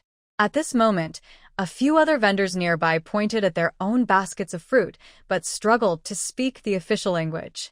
The girl quickly stepped forward, enthusiastically introducing her goods. "These mangoes were just picked this morning. These longans. Please try some, honored guest. These bananas. Leave them at home for a few days. When they turn yellow, peel and eat. These guavas." Song Chunhua bought about 1 pound or 2 of each. The woman selling longans poured the remaining longans onto a large leaf and handed the basket to Song Chunhua. Song Chunhua bought all of them happily, making the woman smile broadly. The woman selling guavas looked regretful and patted her thigh. Song Chunhua and Shin Xiaoniu carried 2 baskets of fruit onto the boat. At this moment, Song Sanling came out dressed in official robes. Song Chunhua called out with a smile, "Come over and eat some fruit." These fruits were only seen in books about Manhwa Prefecture, never before seen or eaten. Song Chunhua introduced each name and how to eat them. She selected a few of each and packed them in her own basket. The rest she carried toward the boat owner, saying, "Uncle Tang, have some fruit." During the 10 days together, it became clear that Song Chunhua and her group were generous. She gratefully accepted their kindness without hesitation and shared the food with a nearby boatman. Next, Song Chunhua took out some silver and handed it over. She had paid a deposit when renting the boat, and this was the remaining amount. The boat owner counted the money and then handed back a silver coin, saying, "This is your child's tuition for learning arithmetic." One day, the captain saw Song Chunhua teaching the Shin siblings how to do math. He boldly asked his son to learn as well. Song Chunhua thought the captain was kind and that his son was diligent in helping them learn Southerny language, so she agreed and let him join. She also taught them for an extra hour each day. Song Chunhua smiled and accepted, then handed over 2 books she brought. One was a classic of 1,000 characters, and the other was her own arithmetic book. She told them, "You can look at these when you have free time." The boat owner's eyes lit up. The classic book could be bought in shops, but her arithmetic book was priceless. He eagerly took the books with both hands and kept thanking her, then reached into his pocket for silver. Song Chunhua stopped him. "No need, you already paid." "But that's," he started to say. She waved her hand. "No need.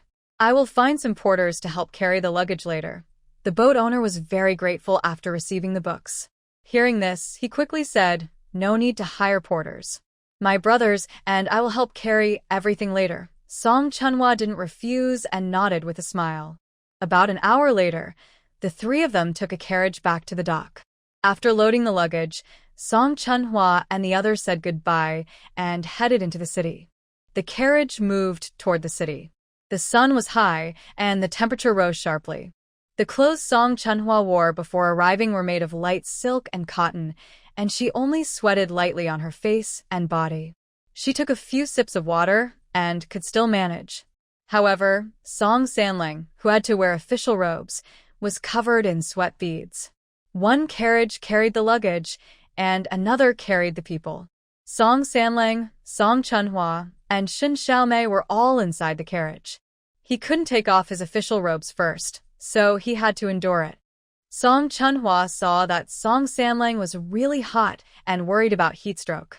She secretly dropped a few drops of spring water into his water bottle and then handed it to him. Song Sanling took the bottle, took a sip, and immediately felt a cool sensation spread through his body. He couldn't help but take another sip. The feeling of being steamed like in a steamer disappeared completely. Song Chunhua lifted the car curtain. They had arrived at the city gate.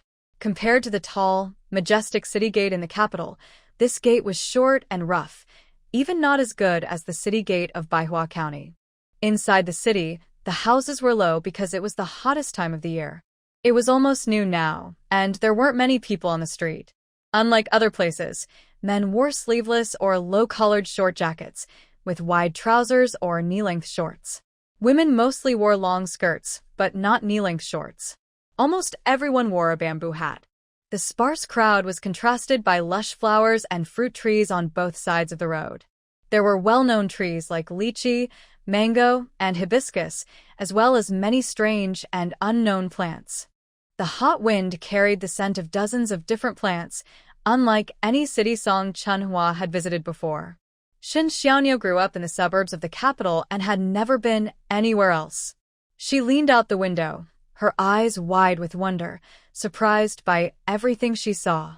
She was no longer shy like when she first arrived and would tug at Song Chunhua to look at new things. Looking at the low government office in front of her, Song Chunhua thought it was the most humble government office she had seen in this dynasty. A big man with a beard carried Song Sanling's official document and fish token to the gate. The guards at the gate hurried inside when they saw this. After a short while, the county magistrate and his assistants came out, sweating heavily. Some were still fixing their clothes. Everyone knelt and bowed to Song Sanlang. They moved the luggage to the back house. After resting for a while, Song Sanlang went to the main hall of the government office, showed his official document and seal. The county magistrate, clerk, and constable came forward in order, presenting official papers and completing the handover. The house had been cleaned, and they just needed to move the luggage into each room. An hour later, Song Sanlang returned to the back house. The first thing he did was go to his room and change into light cotton clothes. At this time, Shen Zuifeng and his sister had prepared lunch. Due to the hot weather and the fact that everyone was still adjusting, plus having eaten a lot of fruit in the morning, everyone just took a few simple bites. After noon, Song Sanlang changed into his official robe and went to the front government office. Song Chunhua looked at his official robe and shivered. In the afternoon, accompanied by the county magistrate, the clerk, the constable, the 6 departments, and the 3 teams, they checked all parts of the government building: main hall, second hall, 6 departments, prison, warehouse, and even the kitchen. At each place, the official in charge explained. Song Chunhua took Shin Xiaomei to the pawn shop. Passing by a general store, a familiar figure came out, a young girl selling lychees at the dock. Song Chunhua smiled and approached her. The girl saw her and quickly greeted her in official language. Seeing the salt jar she was holding, she asked, "Are you buying salt? Our household is running out of salt. Since the noble person bought all the lychees, and I got some money, I want to buy some salt," the girl replied slowly in official language. Song Chunhua straightforwardly said, "I want to ask you to teach me and my family the Southern Yu language. I can pay half a tael of silver each month, and you can have food and lodging. Are you willing?" The girl's eyes lit up, and she nodded eagerly. Yes. Yes, that's half a tael of silver a month. She couldn't even imagine that. She usually sold lychees at the dock, exposed to the sun and wind. She earned at most 100 won a month. Because she spoke official language, others earned only a few dozen won. And with food and lodging included, she would save a lot of silver. The more she thought about it, the more she felt this was a gift from heaven, like a pie falling from the sky and hitting her. And this pie was very big. Suddenly, she became alert. Was a pie really falling from the sky? And was it hitting her by chance? She quickly smiled and asked in official language, "May I ask, noble person, which family do you belong to?" She was a cautious girl. The girl swallowed and confirmed, "Yes, my family is the new county magistrate." After Song Chunhua finished speaking, the girl hesitated for a long time and then muttered, "County magistrate." Suddenly, the girl knelt on the ground. "Greetings, noble person." Song Chunhua hurriedly helped her up. Your noble person, I don't speak official language very well. Maybe you should ask someone else." The young girl hesitated and waved her hand to refuse. "We are now planning to go to the pawn shop to buy a maid and a cook. I wonder if the pawn shop people can speak official language. Could you help us?" Song Chunhua smiled as she looked at the other person. The girl thought about how this noble person bought all the lychees for her this morning and was very kind. After a moment of thought, she nodded slowly. "Yes, I am willing," Song Chunhua smiled and said. The girl quickly waved her hand. No need." They all headed towards the pawn shop. Song Chunhua spoke one sentence, and the girl translated one. After 10 days of learning on the boat, plus the fact that the Southern Yu language is similar to modern Cantonese, they could understand each other well. Seeing that the girl translated everything accurately, Song Chunhua was even more pleased. In the end, they bought a rough maid and a cook. They then went to a food stall. Each person ate a bowl of sweet soup to cool down. Song Chunhua said to the girl, "I'm very satisfied with you. If you want, come to the government office to find me tomorrow." She took out 10 copper coins from her pocket. "This is your payment for today." No need." The girl waved her hand. Song Chunhua placed the coins on the table, smiled, and stood up. Take it. "You deserve it." Just as she reached the gate of the government office, she heard the girl's voice behind her. Song Chunhua stopped in her tracks. The girl ran up quickly, blushing, and said, "I am willing. All right, come tomorrow and bring your luggage." The next day at dawn, the girl, carrying her luggage and a basket of lychees, appeared at the county office with a big smile. After breakfast, everyone sat at the table to learn Southern New language. Lychee Girl looked at Song Sanlang and swallowed hard. He was a government official. But she didn't expect that this official was so young. Yesterday, the young lady said her family was a county official, so she naturally thought he was an elder. Turns out he was a peer, or even a younger brother. At first, she was a bit nervous, but seeing that the county official was very kind, she gradually relaxed. When she first arrived, Song Sanlang had many official duties, so he left after an hour of studying. The others continued to learn. After finishing their morning study, Song Chunhua spoke. From now on, we will communicate in Manhwa language. If you speak in official language, you'll be fined 100 coins. This money will be used to treat everyone to a meal. The big man with a beard and Shin Zui Feng sighed deeply. They thought, this is really targeting us. At lunch, looking at the 2 meat dishes, 1 vegetable and a bowl of soup with plain rice, Li Jimei felt like she had been hit by a lucky star. No, a blessing from heaven. Every day, they studied Manhwa language. When the sun wasn't too strong, they would go shopping. Song Chunhua and her group had been in Nanchu City for 10 days. In these 10 days, they had been promoted to a higher official position. Song Sanlang was quite confused. The people below didn't think much of it. They said, it's fine as long as the people are peaceful. As for the reason, Song Chunhua already knew it during her daily walks inside and outside the city, but she couldn't say. Song Sanlang wanted to be a good official, and he knew he had to experience things himself. At this moment, he took the initiative to talk to her and asked with a smile, what is the first step in a lawsuit? Writing a complaint letter. Song Chunhua nodded. I've learned that in Nanhua City, fewer than 100 people can read and write. Most of them are rich merchants and landowners. Poor people can't even speak official language, let alone read or write. So, where do they get the complaint letters written? There's a shop in the city that can write these letters for 1 or 2 silver coins each. That 1 sheet of complaint costs a year's income for the common people. Is writing a letter enough? No, that's just the first step. Next, the letter must be delivered. Who handles that?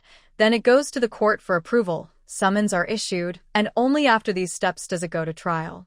During the trial, evidence is presented, the case is decided, and the verdict is enforced. How long does all this usually take? You should know from past cases. On average, about a year, Song Sanlang replied, sounding surprised himself. Song Chunhua continued, the money spent during this process is more than most ordinary families can afford.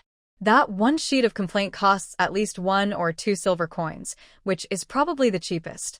She looked at Song Sanlang again and said, but spending so much doesn't guarantee you'll win the case. If you win, can you enforce the judgment? Some people even go bankrupt and end up in prison. Seeing Song Sanlang look stunned, Song Chunhua thought to herself that he was still too young and inexperienced. Although he was born a farmer, he had never been involved in any legal disputes. When he was 10 years old, Song Chunhua came to the Song family. After that, he only focused on studying and taking exams. It seemed she was still too controlling, so he paused and spoke. Don't always stay inside the county office. Change your clothes later and let Big Bearded Man and Lychee Girl accompany you for a walk. Song Sanlang eagerly nodded. 10 days later, a new scene appeared at the entrance of the county office. Some even old people in their 70s said, I've lived this long and have never seen something like this. That was the county magistrate sitting at a desk right outside the county office. Really, the county magistrate himself wrote the petition paper. Yes, look, there's paper and a brush on the desk. He's really writing it. I also heard that there's no need to hand in a petition paper, and it doesn't even need to be approved. The county magistrate can just look at it and then bring you into the hall. Is that true? The young women watching had different thoughts. The county magistrate looks so young. He's very handsome, and he's quite tall. They looked shyly at Song Sanlang, afraid to meet his eyes but couldn't help glancing at him. Everyone had their opinions, but no one dared to step forward. Among the crowd, a round-faced man stared tightly at Song Sanlang. After thinking for a long time, he took a step forward but was suddenly pulled back by a long-faced man beside him. Do you really believe that? The man whispered.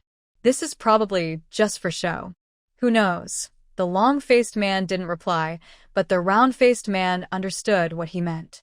He withdrew his right foot and stepped back. From early morning until noon, no one moved forward. Suddenly, a woman rushed ahead. Song Sanlang's eyes lit up. Finally, someone came forward. County magistrate, have you married yet? Everyone, Song Sanlang, the county magistrate, the clerk, the constables, and the onlookers, were all stunned. Everyone forgot to speak. Song Sanlang stood up and smiled as he replied, Not yet married. Do you need to write a petition paper? When Song Sanlang said this, the young women watching became excited. The county magistrate is very handsome, and his voice is so nice. He speaks so gently, and he's very friendly. Oh, just now, the county magistrate said he hasn't married yet, right? Song Sanlang gently asked again, Do you need to write a petition? The woman immediately blushed, all her courage fading away with those words. She stammered, No need. After saying that, she ran away. Song Sanlang looked toward the county clerk. The county clerk quickly stepped forward and warned seriously, Please do not ask questions unrelated to the petition. A few women in the crowd, eager to speak, held back after hearing this. It was the hottest part of the day, and the crowd slowly dispersed. At the courthouse entrance, officials in uniform were sweating heavily. The officials looked up at the county clerk. The county clerk bowed and said, Sir has arrived for lunch. Hearing this, Song Sanlang looked up at the bright sun in the sky. Seeing that all the officials and clerks were sweating profusely, he said, Let's eat first, and come back in the afternoon. The first part made everyone happy, the second part. While everyone was complaining, Song Chunhua ordered the big man and Shin Jifeng to bring everyone some green bean soup and large pieces of braised pork. The complaints turned into throat clearing and continuous swallowing, especially among the officials. Although they earned more than ordinary people, they rarely ate meat, especially big chunks of it. A large basin of shiny, oily meat attracted everyone's attention. Shin Jifeng scooped a full spoon for each person. The basin was emptied of all its broth. After serving the meat, Shin Jifeng began to give each person a big bowl of green bean soup. Eating the big chunks of braised pork and drinking the cool green bean soup, everyone felt that standing in front of the county office in official clothes wasn't so uncomfortable after all. As the sun set in the west, everyone thought no one would come forward again. Suddenly, a man let out a heavy sigh, clenched his fists, looked determined, and walked toward his goal. He knelt heavily in front of Song Sanlang. Song Sanlang asked, Do you need to write a petition? The man bowed his head heavily. At last, the man stood up at Song Sanlang's request. This man was the round-faced man from the crowd earlier that morning. Next to him, the county official and his guards listened carefully to what the man was about to say. This person is tired of living. Song Sanlang heard this, without showing any surprise. He held his brush and carefully wrote down what the man said. After finishing, he handed the paper to the county official beside him. Read it aloud. The county official looked uncomfortable but took the paper. After reading the statement, Song Sanlang asked the man, Is this what you described? The man nodded quickly. Yes, it matches. Song Sanlang picked up his brush again. The three officials standing nearby saw clearly what was written and looked surprised. They wondered if the officials knew who this Huang Yuanwei was. After writing, Song Sanlang handed the official document to the officer in charge to summon the defendant. The officer looked hesitant, opened his mouth, then looked at the county official. The official whispered, Sir, may we speak privately? Song Sanlang thought for a moment and nodded. The once excited round-faced man looked gloomy again when he saw this. He muttered to himself, I knew I was just dreaming. Just as he was about to leave, Song Sanlang stepped out and said to the officer, Hurry up and go. The officer looked unsure. Sir, about this. Song Sanlang looked at him seriously, and the officer dared not say more. The previously gloomy round-faced man's eyes brightened again. Back at the residence, Song Chunhua listened as Shinzui Feng finished explaining everything. After a moment of thought, she said to the big man, Follow the plaintiff. The big man immediately strode out. The next day, the sun was shining brightly. Before the trial started, a crowd gathered outside the county office to watch. Wow, they're really going to have a trial. Amazing. Maybe this time, a good official has come. Who knows? Maybe it's just for show. Be quiet or they'll throw you in jail. Imposing. Authority. Song Sanling sat upright in his official robes behind a dark wooden desk. 1 year ago, Zhao's mother was seriously ill. Zhao borrowed 5 taels of silver from Huang Yud, who took advantage of Zhao's lack of literacy. The contract stated 10 taels, which was double the amount borrowed. Huang told Zhao verbally that the interest was 6% per year, but the contract said 6% monthly. Zhao couldn't keep up with the monthly interest, so Huang seized our ancestral home, farmland, and lychee orchard. Huang Yud clasped his hands and said, "Sir, I am innocent. I truly lent 10 taels to Zhongda, and I told him it was the court-approved monthly interest of 6%. He then took out the contract from his sleeve and held it above his head. The officer stepped forward and took it. Song Sanlang compared the contract with the one Zhongda presented yesterday and said, "The contract is fine." Huang Yid's lips twitched into a smile, but quickly hid it. He again clasped his hands and said, "Thank you, sir, for your clear judgment. A few days ago, the magistrate also mentioned that you are involved." Hearing this, Zhongda felt very disappointed. He realized he was too naive. There are no officials truly speaking for the common people. The crowd sighed loudly. Before Huang Yid could speak again, Song Sanlang interrupted sternly. "Is the magistrate involved in this case?" Huang Yid was stunned. After a long pause, he shook his head. "No, I am not. Only those involved in the case are to be mentioned in court." This made Huang Yid and the other officials freeze in surprise. Before anyone could react, a loud bang of a wooden gavel echoed through the hall. Suddenly, everything inside and outside the hall became quiet. Then Song Sanlang raised a ledger. Seeing this, Huang Yud's face turned pale, and he took a step back in fear. This. Impossible. He had kept this ledger in a secret place, and even his concubines didn't know about it.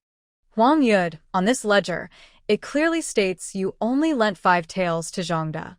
What do you have to say?" Song Sanlang continued. "According to the Daqing Discourse on Fraud and the Daqing Criminal Law, Huang Yid falsely inflated the debt from 5 to 10 taels. This is fraud. You are to be whipped 50 times, and the excess silver must be returned immediately. Because of the fraud, the ancestral home, farmland, and lychee orchard are all invalid. Zhongda has repaid what he actually owed, and the property must be returned on the spot. Anyone who disobeys will be whipped 20 times. 10 heavy whips fell to the ground. Seeing the official didn't move, third brother Song loudly shouted, "Are you going to disobey the official order?" As soon as he said this, the official immediately stepped forward. Huang Yid shouted loudly, "Do you know who I am? I am the younger brother-in-law of the deputy magistrate." The official hesitated again, and third brother Song shouted, "Come here."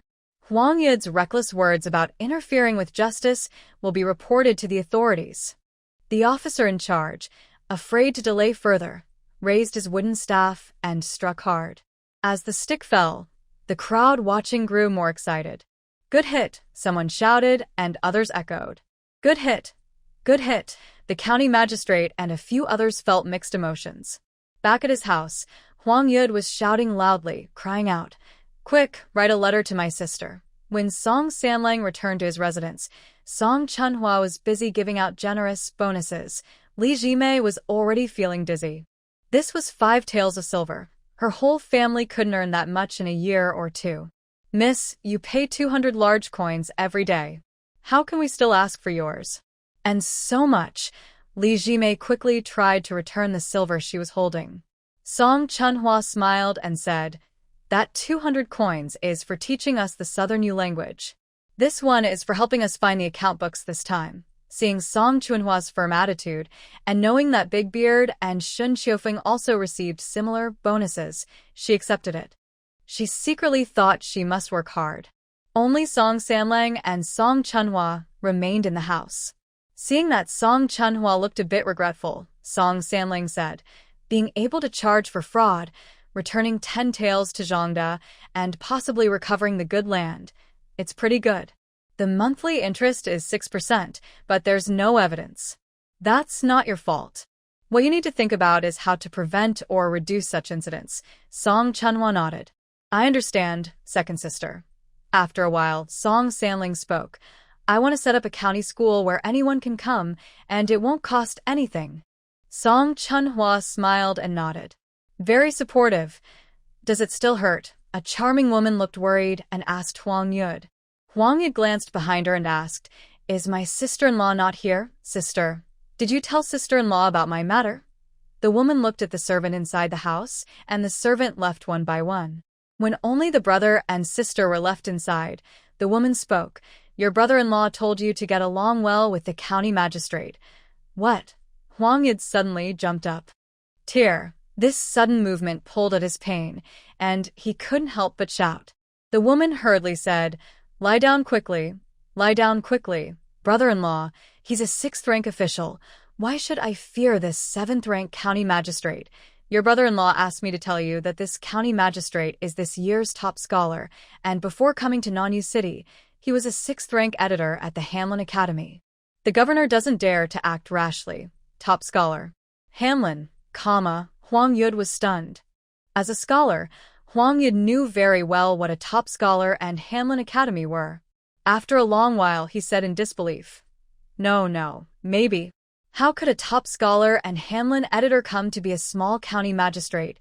Finally, he whispered, Could there be a mistake? The woman looked serious and said, I got this information from the governor. Hearing this, Huang Yud believed it must be true, and at that moment, he forgot all about the pain.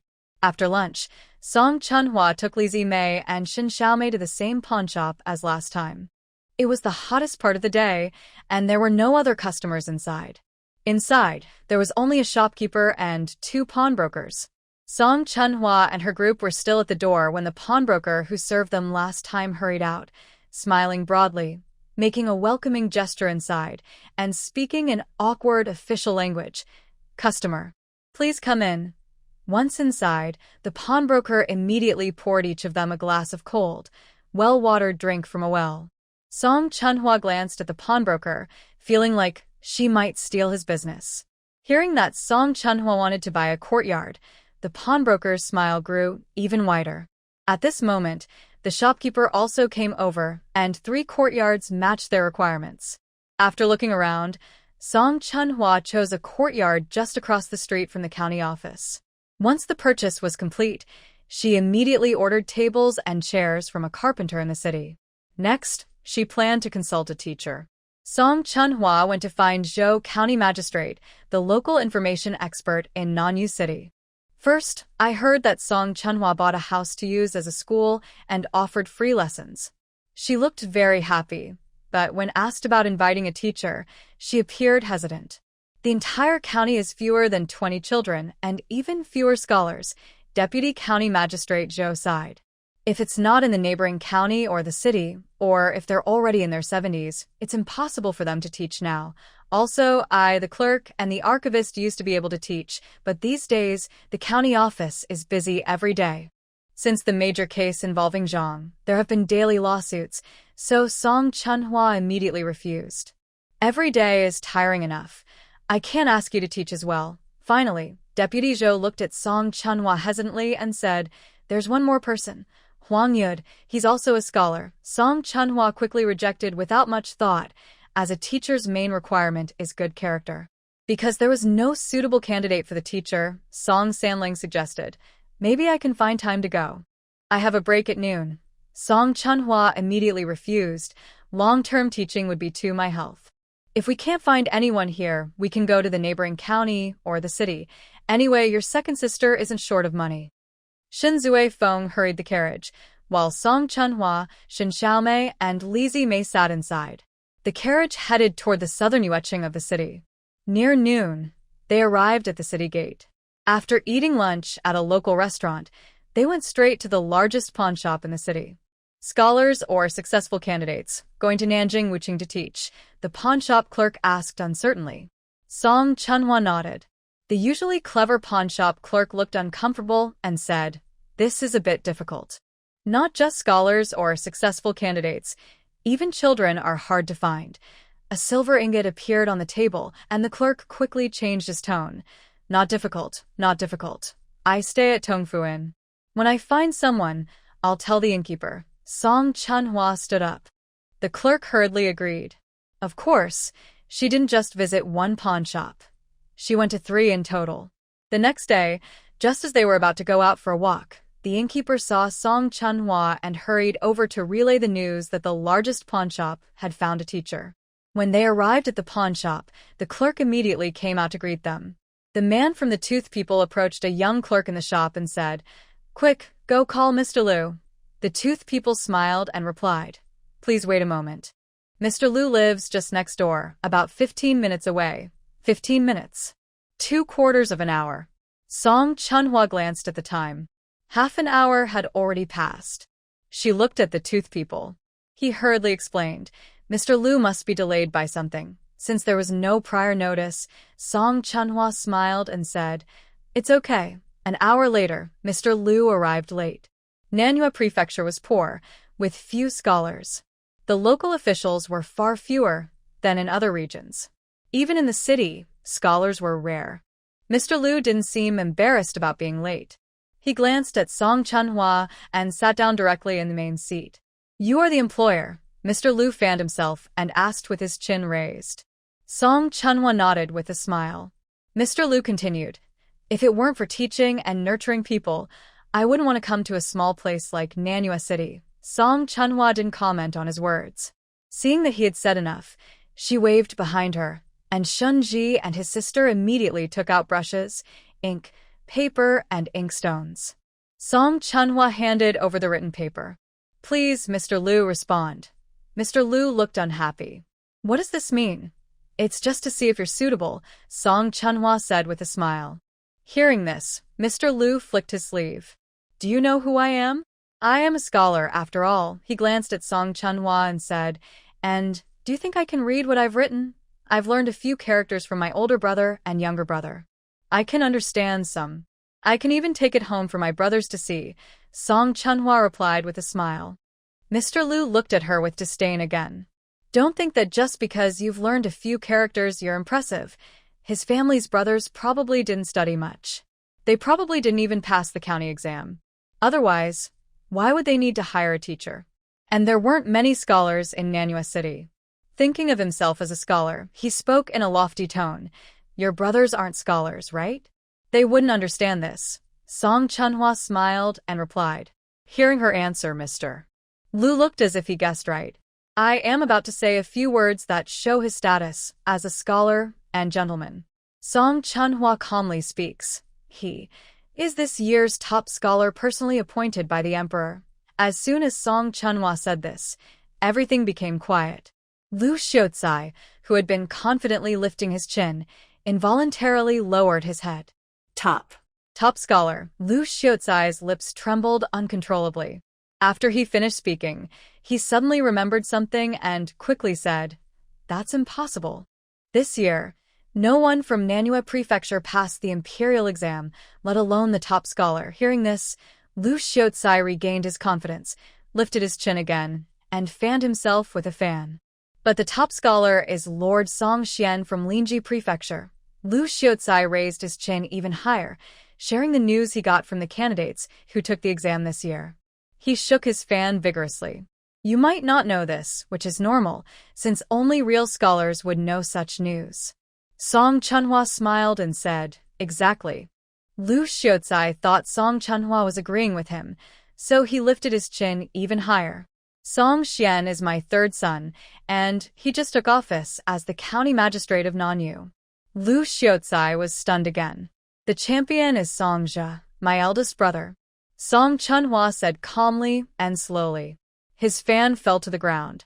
"Old Master Liu, do you have any more worries?" Liu Xiaozai hurriedly squatted down to pick up his fan. He had no more worries now, he was too scared to have any. "I have something to do today." Liu Xiaozai coughed lightly and then strode out of the shop.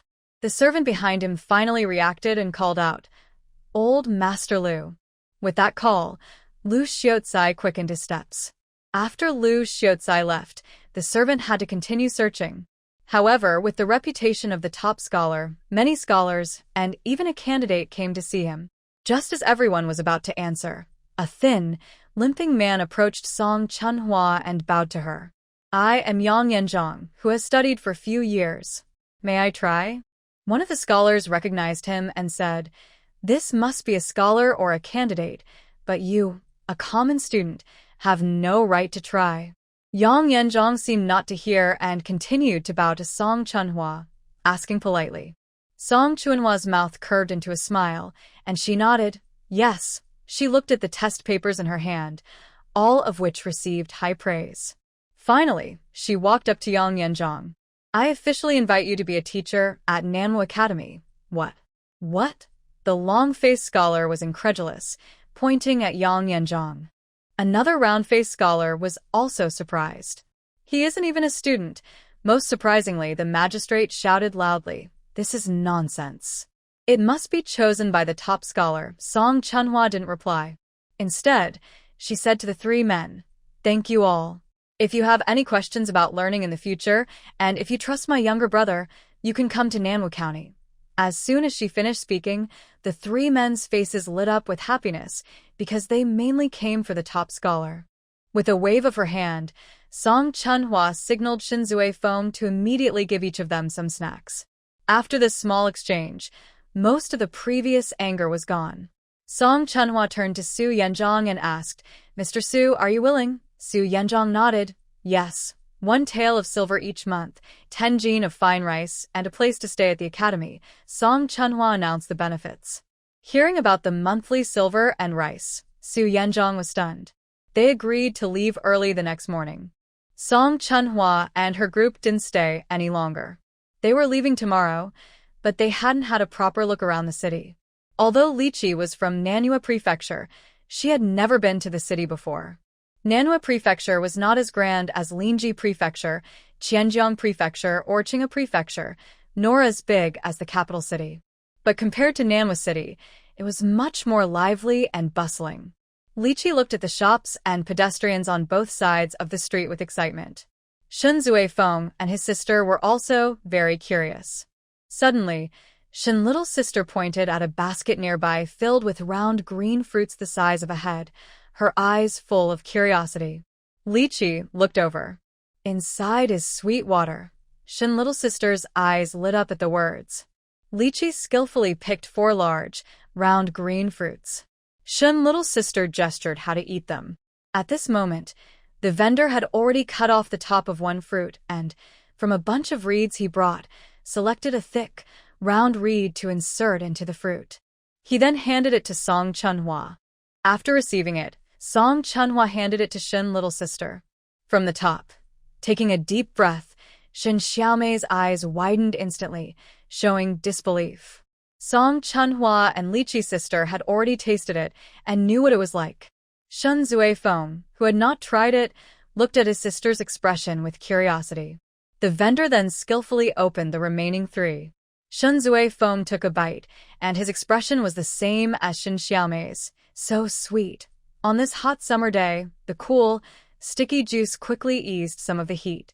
The 4 of them stayed at the stall, on the fruit, squinting happily. Song Chunhua also felt she had never tasted such delicious coconut. After drinking the juice, Lichi's sister asked the vendor to cut the fruit in half. You can eat the flesh, and the shell can be used to make water scoops. Lichi's sister found some bamboo pieces and handed one to each person, then started scraping the white flesh. Although they had their own brushes, ink, paper, and inkstones, she still prepared some. Usually Song Sanlang, herself, and Shinzue Feng's siblings also needed supplies. The ink and paper at the Nanyu City bookstore were very poor quality, and the worst kind at that. Song Chunhua led everyone into the bookstore. They bought enough supplies for half a year's use. The shopkeeper was so happy, he couldn't stop smiling. The weather was extremely hot. Since everyone was carrying things, they decided to return to the inn and go out again for shopping after dinner. On the way back, they met a man carrying a basket selling green fruit. Song Chunhua bought 20. The fruit seller was so happy his mouth stretched to the back of his head. Without needing to be asked, he happily offered to deliver the fruit to their home. Lichi's sister smiled and said, Miss, when we sell things, the customers we most hope to meet are like you. The next day, at dawn, They passed by a breakfast shop and bought 10 steamed buns and 10 boiled eggs. The carriage arrived at the alley mentioned by Su Yenjong. When Song Chunhua and her group arrived, Su Yenjong was already standing at the gate of the courtyard, carrying his luggage on his right shoulder. Next to him was an old woman with completely white hair. Although it was just dawn, people were coming and going at the courtyard entrance. It looked like a large, messy courtyard. Seeing Song Chunhua, the old woman immediately bowed to thank her. Then she said to Su Yenjong, "Let's go quickly and teach well." Her eyes were full of reluctance. Song Chunhua saw this and said, "Mr. Su, the back house of the academy is currently only for you to live in. If Grandma is willing, you can move there together." Hearing this, Su Yenjong couldn't help but feel happy. The maid also was very happy and respectfully asked Song Chunhua, "Miss, would that be okay? It's nothing bad about it." Song Chunhua smiled and replied. The maid quickly assured, "My wife will definitely not cause trouble." Su Yenjong also hurriedly said, "Miss, just give half a month's rent." Song Chunhua waved her hand. "Whatever the agreed amount is, that's fine. In the future, Mr. Su just needs to do his best." Then she told the two, "Go pack your luggage quickly." "Okay. All right," Su Yenjong said hurriedly. She glanced at the yard, where everyone was cooking rice, and a rental advertisement was posted on the door. Song Chunhua said to Lychee sister, "Go tell Mr. Su no rush. We will go for a walk in the street and come back in an hour." After Lychee sister went out, Shinji Feng drove the carriage out of the alley. Since there was time, Song Chunhua and her group found a breakfast shop and started eating slowly. They first bought buns and boiled eggs to eat on the way. After finishing a slow and careful breakfast, half an hour had passed. At this moment, a person with a basket of green fruit stopped not far from the breakfast shop. Song Chunhua led a few people over. Seeing someone else wanted to buy, Lychee sister pointed at the carriage and asked, "Already bought about 10, do you want more?" "Buy a few more, then we can enjoy them slowly at home." They bought a basketful in the end. Finally, they bought the basket too and tied it directly behind the carriage. The sun began to slowly rise, and feeling a bit thirsty, Song Chunhua asked the vendor to open 4 coconuts. Thinking of Su Yenjong, Grandma, and the 2 grandchildren, she opened 2 more. Everyone held a green fruit and strolled around the street for a while before heading to Su Yenjong's alley. When they arrived, Su Yenjong and Grandma were already standing at the gate of the yard, each holding a bag, with a shoulder bag on each side. Unlike earlier, they looked happy and smiling. At this moment, a maid came out. "Old sister, I don't know when we will see each other again after this farewell." "Well, there will be a chance," Grandma comforted her. When the carriage arrived, I said nothing more. Inside the carriage were only women, so Su Yenjong naturally sat next to Shinji Weifeng in the front seat. The carriage was large enough for 4 people without feeling crowded. Inside, it was like previous carriages, all renovated by Song Chunhua, with everything needed, like a sparrow's internal organs, complete and well-organized. Shun Xiaomei followed Song Chunhua's instructions and handed the green fruit, buns, and boiled eggs to Song Yenjong's grandmother and her family. Yenjong's grandmother's surname was Zhu. Song Chunhua and her group called her Grandma Zhu. Grandma Zhu was very touched and said, "Miss, you really shouldn't have. And such fine food and eggs." Song Chunhua smiled and waved her hand, telling her not to mind. At first, Grandma Zhu felt a bit uncomfortable, but with Song Chunhua's calm attitude, she gradually relaxed. They lost about an hour, and by the afternoon, everyone finally returned to Nanwatching. On the way back in the carriage, they had eaten some food, so they didn't feel hungry. It was just the right time for Song Sanling's rest, so Song Chunhua took Su Yenjong to meet him. When Su Yenjong was working in the pawn shop, he learned that Song Sanling was a talented scholar and also knew he was Song Chunhua's younger brother. He also knew he was quite young. Seeing Song Sanling now, he couldn't help but marvel at how promising the younger generation was. He couldn't help but think of himself, but when he looked at his own leg, he quickly stopped. Song Sanling was modest and polite, saying, "From now on it will be Mr. Su." After meeting Song Sanling, Song Chunhua led Su Yenjong out of the government office. The two got back into the carriage. When they arrived at the academy gate, they helped carry the things inside. There was a kitchen in the yard, but there were no pots, bowls, chopsticks, rice, flour, salt, oil, soy sauce, or vinegar. Song Chunhwa spoke. We'll have someone bring over the pots, bowls, and the 10 jin of rice each month. She added, there's a general store on the next street that has salt, soy sauce, and vinegar. After a pause, she continued, if you're short on money, you can also get an advance on your salary for a few days. Su Yenjong hurriedly thanked her with folded hands. After settling in during dinner, as he looked around the house, Grandma Zhu spoke, we've truly met a kind benefactor. You must work hard and do well. Su Yenjong nodded in understanding. His master had arranged this, and next he would start recruiting students. However, even after spreading the news for several days, only a few people came to sign up, despite clearly stating that tuition and fees were waived. When Song Chunhwa asked about the reason, Lizzie May said, all the older children in the family have to work. Some work in the fields, others in the orchards. The younger ones, as long as they are not being carried around, also have to stay at home and help. Studying is free, but it wastes time, and they also don't have money to buy pens and ink. Actually, before Lizzie May spoke, Song Chunhwa already guessed these were the reasons. There's no rush. Once everyone sees the benefits that children who go to school get, they will naturally send their kids too. Sure enough, in the afternoon, Zhang De brought his 3 sons over. The school opening date is set for 3 days later. Nanwaching is full of mountains, which is a treasure trove for plant-based ability users like Song Chunhwa. The next day, at dawn, as soon as the city gate opened, Song Chunhwa drove out into the deep mountains. 3 days later, Song Chunhwa returned to the city. Back at the government office, without stopping, she led Lizzie May straight to the herbal shop. When the herbalist saw her, he smiled widely and came out to greet her. Hearing that she needed to buy a courtyard and some women and men, his face lit up with happiness. That same day, they found a courtyard at the city gate as requested. Song Chunhwa bought 5 women, 3 men, and a cook. First, they went to the grocery and grain shops to buy pots, bowls, chopsticks, rice, flour, and cooking oil.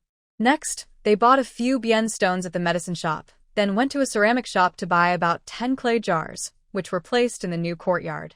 The next morning, at dawn, De Huzi drove the cart, and Song Chunhwa, along with Lizzie May, also borrowed a government officer. They headed straight to the area where the fragrant sand trees grow. This fragrant sand is a good thing. It helps with digestion, stimulates the stomach, warms the spleen, stops diarrhea, and most importantly, regulates qi and calms the fetus.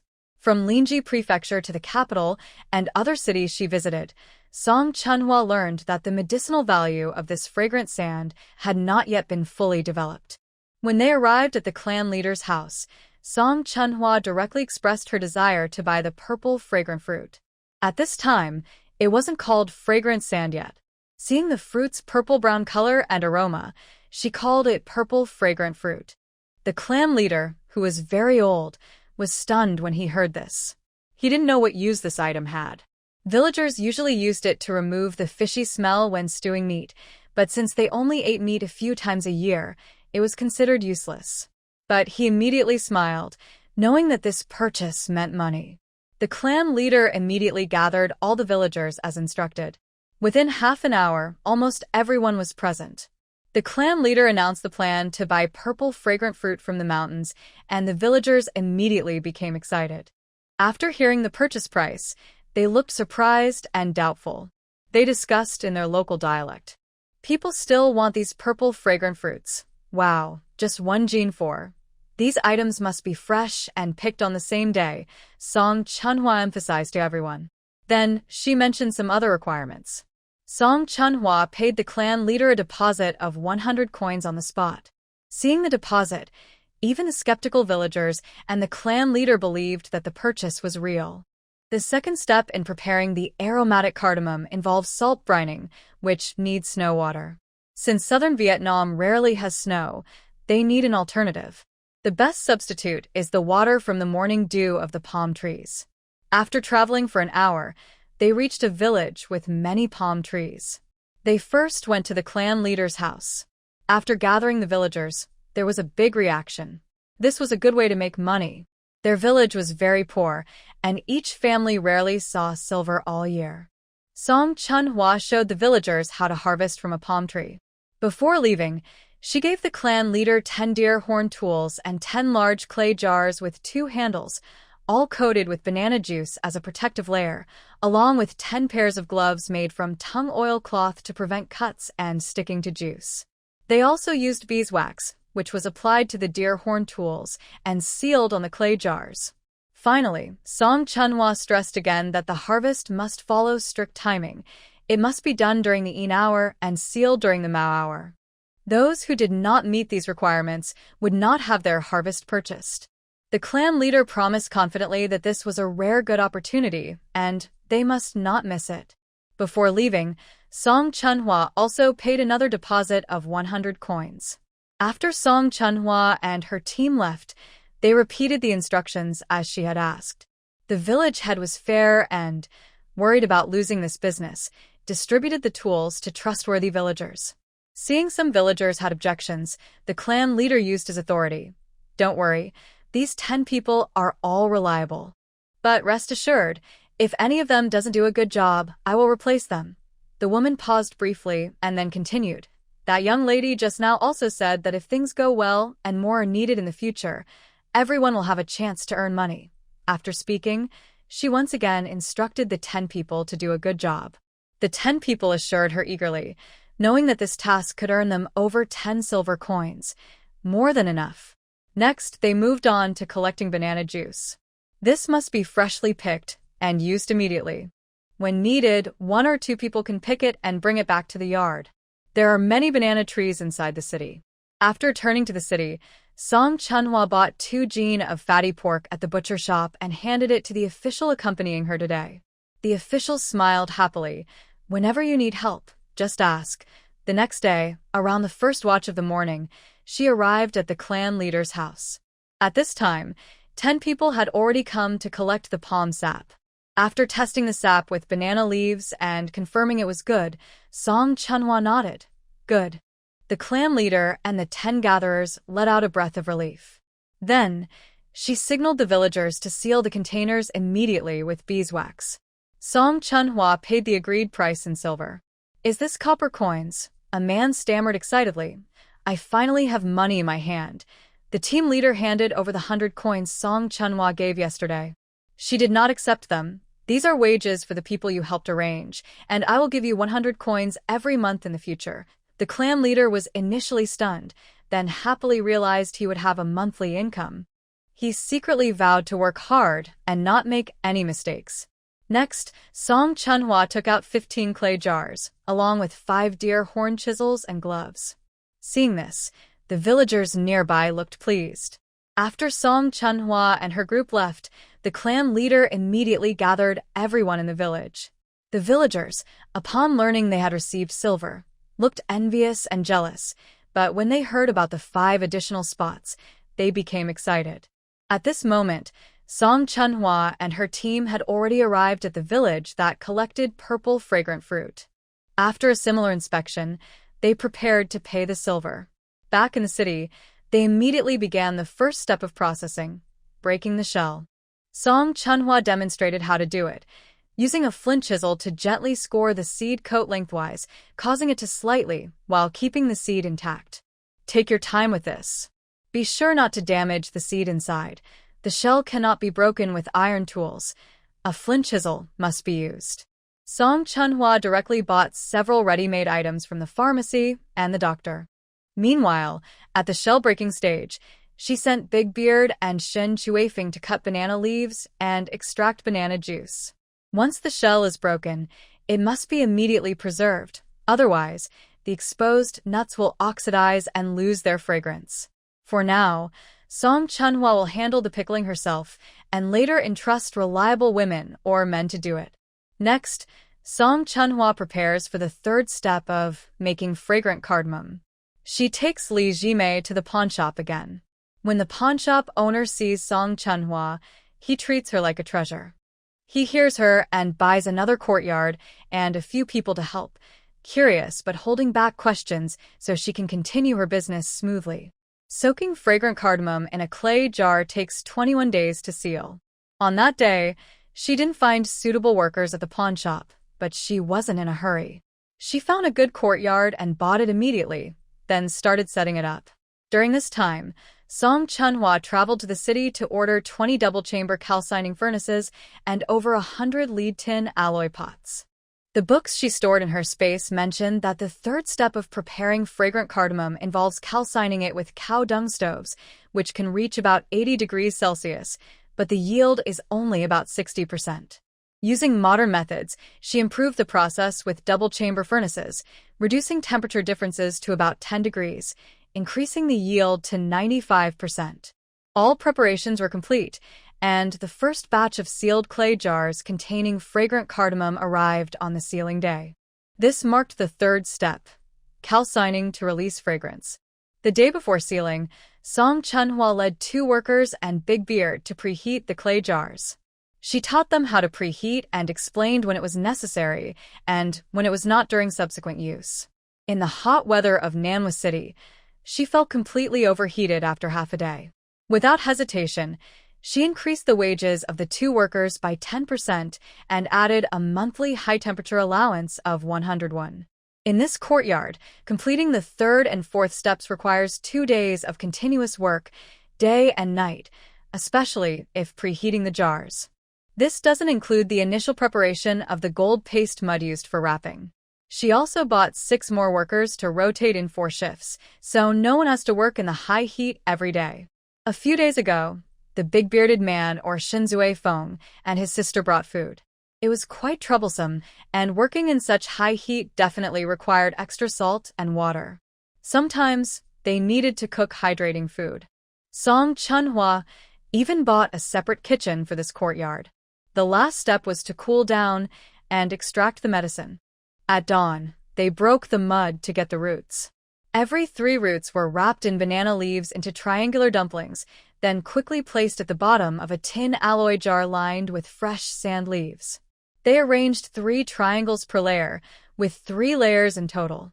Gaps were filled with roasted rice and charcoal to absorb moisture and prevent shocks. The jar opening was sealed tightly, then wrapped with 2 layers of banana leaves outside, and finally secured with vines. While demonstrating, Song Chunhwa explained the details carefully. She emphasized, "Every time we break the mud, it must be at this specific time, and absolutely no sunlight." Everyone nodded to show they understood. The first batch of fragrant sand was completed, but it wouldn't be opened for at least 30 days. For the past month, Song Chunhwa had been busy with the sand, going through all the steps. She supervised the production and was responsible for purchasing the sand and the water from the betel nut. Shinzue Feng occasionally came to check on things. Apart from the big-bearded man helping occasionally, the rest of the time, he was in charge of Song Sanling. Song Chunhwa and her team had almost learned the local language of Manhwa, and Lychee Girl was about to face unemployment. Recently, Lychee Girl was very anxious, as she feared she might never find such a high-paying job again. Curiously, Song Chunhwa never mentioned dismissing her. One day, during a free moment, Lychee Girl couldn't help but bring it up.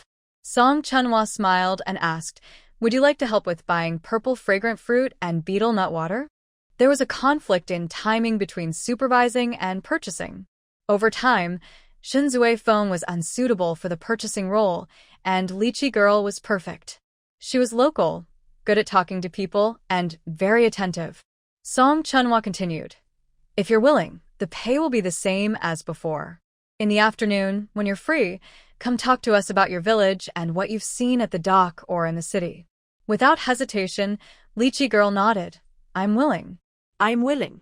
"All right, tomorrow you'll go with Ditsong and Lao Gui too."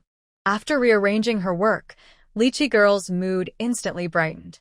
Thinking she hadn't been to the academy in a long time, after breakfast, Song Chunhwa led Shin Xiao Mei towards the academy. It was time for class, so the two looked outside the window and then headed to the backyard. The backyard had a small open space.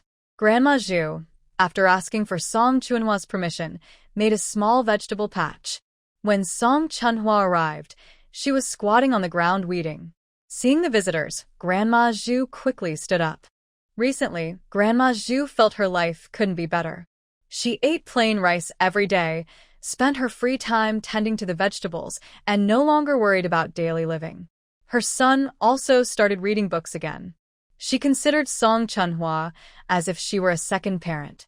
"Bring back 2 bitter melons for soup," Grandma Zhu said as she went to pick some. Song Chunhua smiled and thanked her. "I don't have much to thank you for, miss. I only have these inexpensive vegetables I grew myself." "That's very good." Suddenly, Song Chunhua noticed a familiar green sprout at the edge of the vegetable patch, seedlings. She hurriedly squatted down to examine them carefully. She plucked a small leaf, sniffed it, and the spicy aroma confirmed it was. Standing up, Song Chunhua asked, "Grandma Zhu, where did you get these?" Grandma Zhu looked confused at first, then remembered something. She went to the kitchen and came out shortly after. Seeing what she was holding, Song Chunhua's eyes lit up. A few days ago, she had planned to expand the vegetable patch. While digging the soil, she found these plants. She was going to throw them away, but decided to keep them because they smelled good and wondered if they could be eaten. "Can I have these?" Song Chunhua asked. Grandma Zhu didn't hesitate. She put them into a basket of bitter melons, feeling very happy to be able to give Song Chunhua what she wanted. She was very glad she hadn't thrown them away. Song Chunhua then asked her to dig some more to see if there were more in the soil. If there were, she wanted to plant them. Grandma Zhu agreed without hesitation and started digging. Surprisingly, she found several large pieces. Song Chunhua explained the modern method of planting. Back in her own house, she immediately planted the into the black soil of her space. Almost a year had passed. After eating jade in the space, there was no reaction, and the black soil hadn't increased.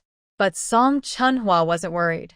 She bought a lot of jade from a shop and fed it to the space as a way to thank her black soil and spring water. 3 days later, Song Chunhua took Shen Xiaomei and headed back to the city. Xiang Shaoren, Song Chunhua, decided to go for a high-end approach. The packaging must also be luxurious. When she entered the capital city, she headed straight to the gold and silver shop. Engraving on tin cans is a highly specialized task, requiring skilled artisans who have undergone strict training. Only master gold and silver craftsmen with years of experience can do it. Usually, such craftsmen are found at the shop. Song Chunhua carried a custom plain tin can and a design sketch drawn by Song Sanling. She negotiated the price, the amount to be engraved, and the delivery date. She didn't stay long. Next, she ordered 100 purple sandalwood plain boxes. The boxes were designed with slots inside, so the tin cans could be embedded directly. When placed, the cans would be suspended about a centimeter above the bottom, to prevent shocks. The lids of the boxes had a layered compartment, which could be used to introduce the fragrance sand, similar to modern brand logos and certificates. Then, the two went to a fabric shop. The shopkeeper greeted them with a smile when they arrived. Song Chunhua headed straight for the fabric section. Compared to cotton, silk, bamboo cloth, and ramie, fabric is more suitable for the humid and hot southern regions. Is breathable, absorbs moisture, and dissipates heat well. Song Chunhua pointed to different colored fabrics, asked for prices, and then decisively said, 5 cents off per yard. 20 yards of the blue, and 5 yards each of ivory white, indigo, autumn yellow, and gray brown. The shopkeeper was about to refuse the discount when he heard the large order. He hesitated, but seeing the quantity, he swallowed his words. He almost couldn't believe his ears and repeated, 20 yards of blue, and 5 yards each of ivory white, indigo, autumn yellow, and gray brown. Song Chunhua nodded. Although she received confirmation, the shopkeeper still couldn't believe it. Finally, when she signaled a girl nearby to take out her money pouch, he quickly nodded in agreement. He thought to himself that today was a lucky day, as he was making more sales than in a whole month. Seeing the young girl behind her staring at the scraps of fabric, he handed some over without a word. Shen Xiaomei looked at Song Chunhua. Here's the money from the shopkeeper. Just take it. Shen Xiaomei was very happy to receive it. After finishing the transaction, they didn't stay any longer and headed back to Manhwa City. They arrived home just in time for dinner. Song Chunhua handed over the green cloth to the maid and instructed the workers at the Fragrant Spring Sand workshop to each make a new set of clothes. The remaining colorful fabrics were given to Shen Xiaomei, with orders to sew clothes for the family members. Shen Xiaomei has a natural talent for this, just a little observation, and she can come up with clever designs on her own. The harvesting of fragrant spring sand only lasts for a month. Before the first batch was opened, the production of fragrant spring sand was already finished. Once the work was done, the workers had to stop. Song Chunhua was not in a hurry, but the people in the two courtyards were anxious. Most of them had been sold multiple times before, often enduring hunger and beatings. Here, they could eat enough every day, wear new clothes, and avoid being beaten. Surprisingly, they also received wages. They wanted to stay and not be sold again. A man gathered his courage and asked Song Chunhua, "What's next?" Everyone nearby looked over, waiting for her answer. Song Chunhua smiled and said, "You've worked hard these days. Take a few days to rest." Everyone was surprised to hear this. Rest? Really? In Manhwa, a group of people appeared in each village to buy mugwort. At this time of year, fresh mugwort was rare and not very tender, but most families stored dried mugwort. Dried mugwort brewed into mugwort water, which was more effective than fresh mugwort, though its color was less appealing. The workers in the two courtyards were naturally responsible for buying mugwort and shell casings. They used 2 carts per pair of workers, promoting and collecting at the same time. At the same time, a stall was set up at the city gate for long-term purchase of mugwort and shell casings. Women and maids were grinding poria in the courtyard. After collecting mugwort and shell casings, they processed the materials. As for pig fat, the 2 or 3 pork stalls in Nanwaching couldn't meet the demand. But establishing a pig farm in Black Eagle Mountain Village would take time. Song Chunhua decided to use the pig fat stored in her space. She had been rendering pig fat for years, but since soap wasn't widely used, she didn't use much pig fat, most of which was stored in her space. Currently, the pig fat in her space, with the current efficiency, would last a year without issue. Moreover, Nanyu produced camellia oil and coconut oil, which could be used later. The courtyard was collecting raw materials, while Song Chunhua had already started preparing a batch in the rear yard of the government office, adjusting the formula this time. Song Sanling was taking a break and came to help. Seeing Song Chunhua join the camellia oil process, he was very curious. The family, including Song Chunhua, didn't hide anything and explained in detail. Adding camellia oil helps with longer storage, especially in the hot and humid weather of Nanhua. Pure pork fat can easily spoil. Also, it feels fresher when washing with more foam and leaves the skin more moisturized. Once it's done, you can try it. Another point is that the soap becomes harder and more durable. Lastly, the effects of mugwort are enhanced. Song Sanling nodded. Since the raw materials were mostly gathered, they prepared to start making the soap. Song Chunhua used the excuse of going to the capital city and brought back a cart of pork fat every few days. 1 yard was responsible for grinding mugwort, poria, and shell powders. Another yard boiled mugwort water and made ash alkali water, stirring and filling it into bamboo tubes. Song Chunhua bought the yard next to the second workshop for cutting, drying, and packaging later. Shinzue Feng still managed everything as the overseer, and Song Chunhua highly approved of his management. She mainly focused on the big picture, while he handled all the small details. But even the overseer sometimes made mistakes.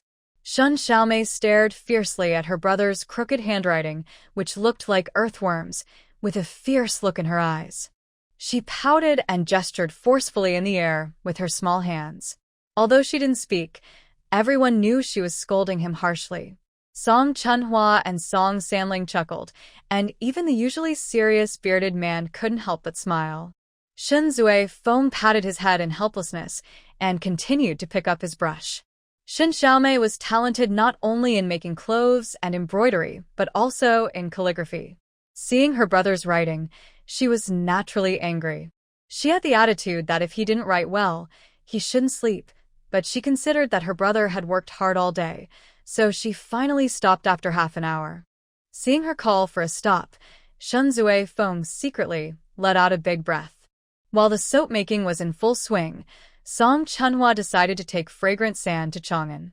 "Let the big beard go with you," said Song Sanlang when he heard that Song Chunhua was going alone to the capital with her goods.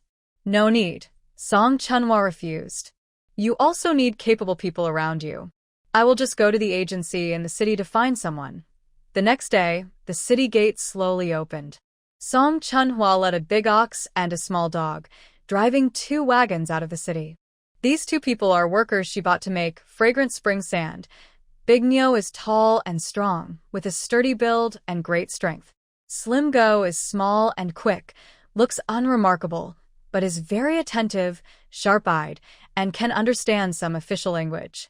After arriving in the city, they first went to load the custom-made carved tin can and wooden box, then headed straight to the agency. They had already agreed on the details earlier, so now they just needed to send people to start the journey. Once the goods were loaded onto the ship, the carriage was sent back to Nanwaching by the agency. The water route takes about 10 days to reach the south side of the Nanyu mountain range. The boatman is used to traveling often, so he's fine, but Big Nyo suffers a lot. Big Nyo gets seasick easily and was initially patient, afraid to be sent back. But later, he couldn't hold it anymore and vomited over the boat's edge. Song Chunhua gave him some dried jujubes soaked in space spring water, which helped stop his vomiting. Slim Go is busy learning official language. All the boatmen can speak official language. Although Slim Go can understand some by guessing and listening, he can only say a few words. Without instructions from Song Chunhua, he just follows the boatman and learns how to speak. He is very clever, and the boatmen are happy to teach him. Every day, Song Chunhua writes novels. Otherwise, how could she command Song Ziyuan? One day, Slim Go entered the room and saw brushes, ink, paper, and inkstones on the table. He looked at them for a long time before turning his eyes away. Song Chunhua smiled and asked, "Do you want to learn to read and write?" Slim Go was stunned at first. Then his face lit up with joy. He stammered, I can. "Of course you can, as long as you want to." Slim Go eagerly replied, I want to. "All right, we'll start this afternoon. 1 hour each day," Song Chunhua said. "Ask Big Nyo about it." Slim Go happily went away. Soon, there were 2 students at Song Chunhua's table. One was eager to learn, like a drought ending with rain. The other looked worried, treating books as a daunting task. In the following days, Song Chunhua wrote novels daily and held lessons. When they reached the Nanyu mountain range, the water route temporarily ended. Last time, she traveled from north to south. This time, from south to north. They took a day to rest, then bought horses and looked for someone familiar with the Nanyu mountain range to guide them. Last time, because of Song Sanlang's official position, the relay station arranged everything. This time, she had to find her own guide. All preparations were complete, and at dawn the next day, the group set out toward the mountains. The goods were packed on both sides of the horses' backs. The first 3 days were calm and peaceful. On the 4th day, as evening fell, a narrow mountain path suddenly blocked the way ahead and behind by more than 20 people, holding large knives, hoes, and with fierce faces. Clearly, they were experienced bandits. The guards were no strangers to such situations and reacted quickly, drawing their knives with a sharp flicker of steel. Dinyo also raised the big sword given by Song Chunhua. The tall, strong bandit leader shouted loudly, "Leave your money and valuables, and we will let you go." The guards looked at the number of enemies, more than twice their own, and glanced at Song Chunhua, the small dog, and the old mountain guide. Their side was not only outnumbered, but also had old, weak, and female members. This was clearly a disadvantage. The 5th boss glanced at the people beside him, giving a warning with his eyes. Song Chunhua looked calmly past the bandit leader and said softly, "Leave before I count to 3, and we will spare you." The bandits were first stunned, then burst into a loud, shrill laugh. Not only the bandits, but also the guards, guides, Dinyo, and the small dog looked at her with disbelief. Ignoring all the gazes, Song Chunhua's cold voice pierced the air like an ice spear. 1. Although her voice was not loud, it reached everyone's ears. The crowd across the way hesitated at her penetrating voice, but seeing that she was just a young woman dressed as a man, they thought there was no danger. Before Song Chunhua could speak again, someone proudly shouted first. 3. Before the 3 could be fully spoken, a sharp, piercing sound suddenly rang out. A small crossbow bolt shot precisely into the bandit leader's chest. His fierce smile froze instantly, eyes filled with shock and disbelief, and his large body collapsed to the ground. Time seemed to freeze. 1 breath, 2 breaths, 3 breaths. Finally, the people across the way snapped out of their shock, shouting and raising their weapons to attack. The 3 people at the front fell immediately, and the attack paused for a moment. Suddenly, from behind the crowd, a loud shout. They must have a lot of silver. Kill them, and these things will be ours. With this cry, the bandits' greed was ignited again, and they charged forward wildly. Song Chunhua looked for the person who had just spoken. A thin man at the back of the team suddenly collapsed to the ground. He understood clearly, even as he was dying, that he had been standing at the back, hidden very well. Why did this happen? Several people on the opposite side fell one after another, and the quickly gained confidence. When fewer than 10 people remained, the others started to think about escaping.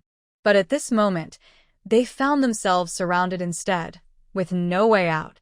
A few of them knelt down and begged for mercy. Please let us go. We are forced into this. We are so hungry that we had no choice but to enter the mountains. They looked at Song Chunhua. Just before, they thought she was just a small businesswoman. Now, in their eyes, she was a strong fighter. Tie them up and send them to the authorities, Song Chunhua said calmly. This meant they would face death. In the Daqing dynasty, the lightest punishment for bandits was execution on the spot. The kneeling bandits kept begging for mercy. Seeing that they refused to change their minds, they moved to tie them up. The kneeling bandits exchanged quick glances, then suddenly grabbed their big knives and jumped up to attack the. Before their blades could strike, several arrows shot through the air. The bandits fell heavily to the ground, unable to continue. Everyone there swallowed hard. Song Chunhua quickly dismounted, pulled out her short arrow, and wiped the blood off it on the grass nearby. Pack up and hurry up. The old leader, who was guiding, looked at the fallen men and hurriedly said, Yes. Yes. The smell of blood will attract wild animals, and that would be bad.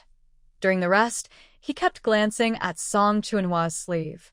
She noticed but didn't ask, pretending not to see. Finally, she couldn't hold back and said, Boss Song, your crossbow skills are impressive. Song Chunhua smiled. I'm not as strong as your 5 old men, but I just used a clever weapon. The arrows just now all hit their targets perfectly, which not everyone could do. Seeing her say this, they knew she didn't want to talk more, so they didn't ask further. Most importantly, during the fight, her confidence, calmness, and control of the situation were unmatched. He had never seen anything like it in many years. Boss Song is definitely not an ordinary person. He couldn't afford to offend her. The entire Vietnam mountain range has narrow entrances at both ends. The middle vast area has no roads, so people have to carve paths through thick grass and small trees using sickles or knives. Song Chunhua and her group are dressed very warmly, from head to toe, to protect themselves from the many snakes, insects, and ants in the hot, humid forest. Fortunately, it is late October, and the cool weather is beginning.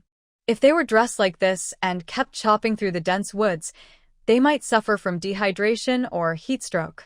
At noon, they arrive at a stream with an open space nearby. Everyone feels relieved and decides to rest for a while. Dinyo takes a metal pot from his bag and goes to the stream to fetch water. Xiao Go searches around for dry twigs. Song Chunhua quickly gathers some stones to build a simple stove, with an elder guiding her on how to set it up. The bodyguards are also busy. On the first day entering the mountains, one of the bodyguards drank raw water, but Song Chunhua reminds him not to do that. In ancient times, malaria referred to various diseases caused by the hot, humid environment, including dangerous malaria, waterborne infections, and contamination from toxic plants and animals, influenced by geography and climate. The most important way to prevent waterborne diseases is not to drink raw water. Boil it first. Song Chunhwa adds a pinch of salt to her water bottle. In this hot, humid weather, they sweat a lot, so salt helps prevent dehydration. She fills the water bottle and then boils water for the horses to drink. To prevent the horses from drinking directly from the stream, they are tied on the other side of the stream, away from the water. A young bodyguard doesn't understand and whispers, "People shouldn't drink raw water, but why can't the horses?" Old Five looks at him and replies sharply, "People can't drink raw water, but horses can." Seeing that the young man is inexperienced, he advises, "Watch more, learn more, and speak less." Over these days together, Old Five increasingly feels that Song Chunhwa is a remarkable person. Her experience in traveling is even better than his, who has been in the business for decades. For example, when crossing the southern Vietnam mountains, she advises not to drink raw water, to boil it with salt, and to burn mugwort or what she calls mosquito incense at rest stops. She also recommends drinking spicy soup, which makes the body feel quite comfortable. This was the most comfortable time he had ever spent crossing the Manhwa Mountains. Usually, each crossing nearly cost him his life. Even with his strong body, he had lost many in these mountains. Sometimes, even if he survived the mountains, he would fall ill afterward. As the sun moved west and the hottest part of summer passed, the team continued their journey. For others, it was a difficult experience, but for Song Chunhwa, it was like fish in water. In this wild forest, the powerful plant energy flowed toward her like tides, nourishing her plant-based abilities. If not for the need to reach their destination by the winter solstice, and considering the others traveling with her, she might have taken her time. After days of chopping and carving, they finally saw the light of day again. Paying the guide, Song Chunhwa also gave him some long-desired mosquito coils, which made the old man bow repeatedly to thank her. They said goodbye to the guide and set out again.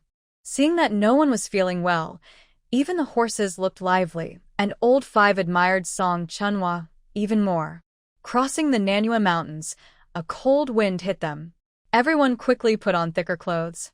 After about a month of alternating between water and land, they reached Jingzhou. At the dock, they loaded all the goods onto a boat. Leaving some guards and the big ox to watch over the cargo, Song Chunhwa took the small dog and Old Five to the horse market to sell the tired horses. It was early winter now. The further north they went, the colder it got, especially on the water, where the wind was stronger. Everyone changed into their thick clothes. During this time, the small dog kept practicing speaking the official language. Now he could mostly understand and speak it. He still couldn't write well, but he could memorize the entire 1,000-character classic without missing a word. After settling in, Song Chunhwa taught him how to hold a brush and gave him a book with, by, characters. Practice these horizontal, vertical, left falling, and right falling strokes first. Every character is made of these. Practice well, and it's like building a house. If the foundation is strong, the house will be sturdy. Then she gave him a brush. Dip it in water and practice. I'll give you paper and ink in a few days. The small dog took the brush and felt choked up, his eyes turning red instantly. He felt that in his past life, he must have accumulated great virtue to meet such a kind master in this life. Big Ox was learning martial arts from the guards. Although he was very strong, he didn't know any moves. As for reading and writing, Song Chunhwa only required him to recognize the entire 1,000-character classic. A new story script is still unfinished, and Song Chunhwa begins to write again. As dinner time approaches, Wu Laoda and a bodyguard carry several lively, fresh fish over. "Boss Song, we caught some fresh fish. Try some." "Thank you," Song Chunhwa replies with a smile. Dainyu quickly takes the fish. Then she instructs the little dog, "Pour a big spoonful of oil for Wu Laoda." Wu Laoda laughs happily and says, "I've made a good profit." Dainyu and the little dog efficiently clean the fish as Song Chunhwa requested. During this cold season, a hot fish soup is the best comfort. They add a few slices of old jiang, removing the fishy coldness. After drinking a large bowl of milky white fish soup, the three feel very comfortable. Warmth rises from their stomachs, driving away the cold in their limbs and bones. In 5 days, the boat will reach Buzhou Bay, and then the water route ends. Further north, the water has already started to freeze. The roads in the north are flat, and the next part is all land routes, mostly official roads suitable for carts. Song Chunhua directly bought 3 carts. The carts are loaded with goods. Besides Song Chunhua, everyone else sits in the front seats. Traveling by land instead of water takes about 10 days. Since it has started snowing, it might take a few more days. Everyone has put on all their clothes, but they still bend over and bundle up tightly. The bodyguard, used to traveling north and south, is quite accustomed to it, but Dainyu and the little dog, who have never left Manhwa, are suffering. Since getting off the boat, their teeth have started to chatter uncontrollably. They wish they could hide their necks and heads inside their clothes. It is now the busy morning rush into the city. Besides Song Chunhua, Wu Laoda, an older bodyguard, and a few others who have been here before, everyone else is visiting for the first time. Seeing the long lines of people, they look incredulous.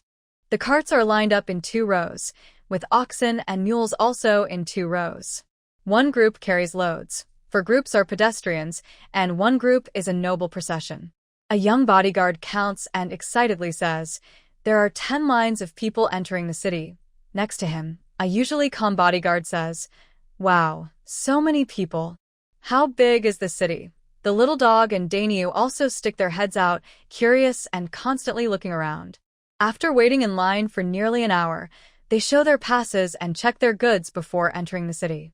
Once inside, everyone's eyes widen in amazement. A wide street, with luxurious carriages passing by, tall houses, and fancy shops on both sides. The street is crowded with people dressed in fine clothes, all eager to see everything with many eyes. "Wow, I think I've come to a place where gods live," Dinyo exclaimed. A bodyguard nearby nodded in agreement. The coach driver, along with a small dog, also became nervous, worried about bumping into the fancy carriages and important people nearby.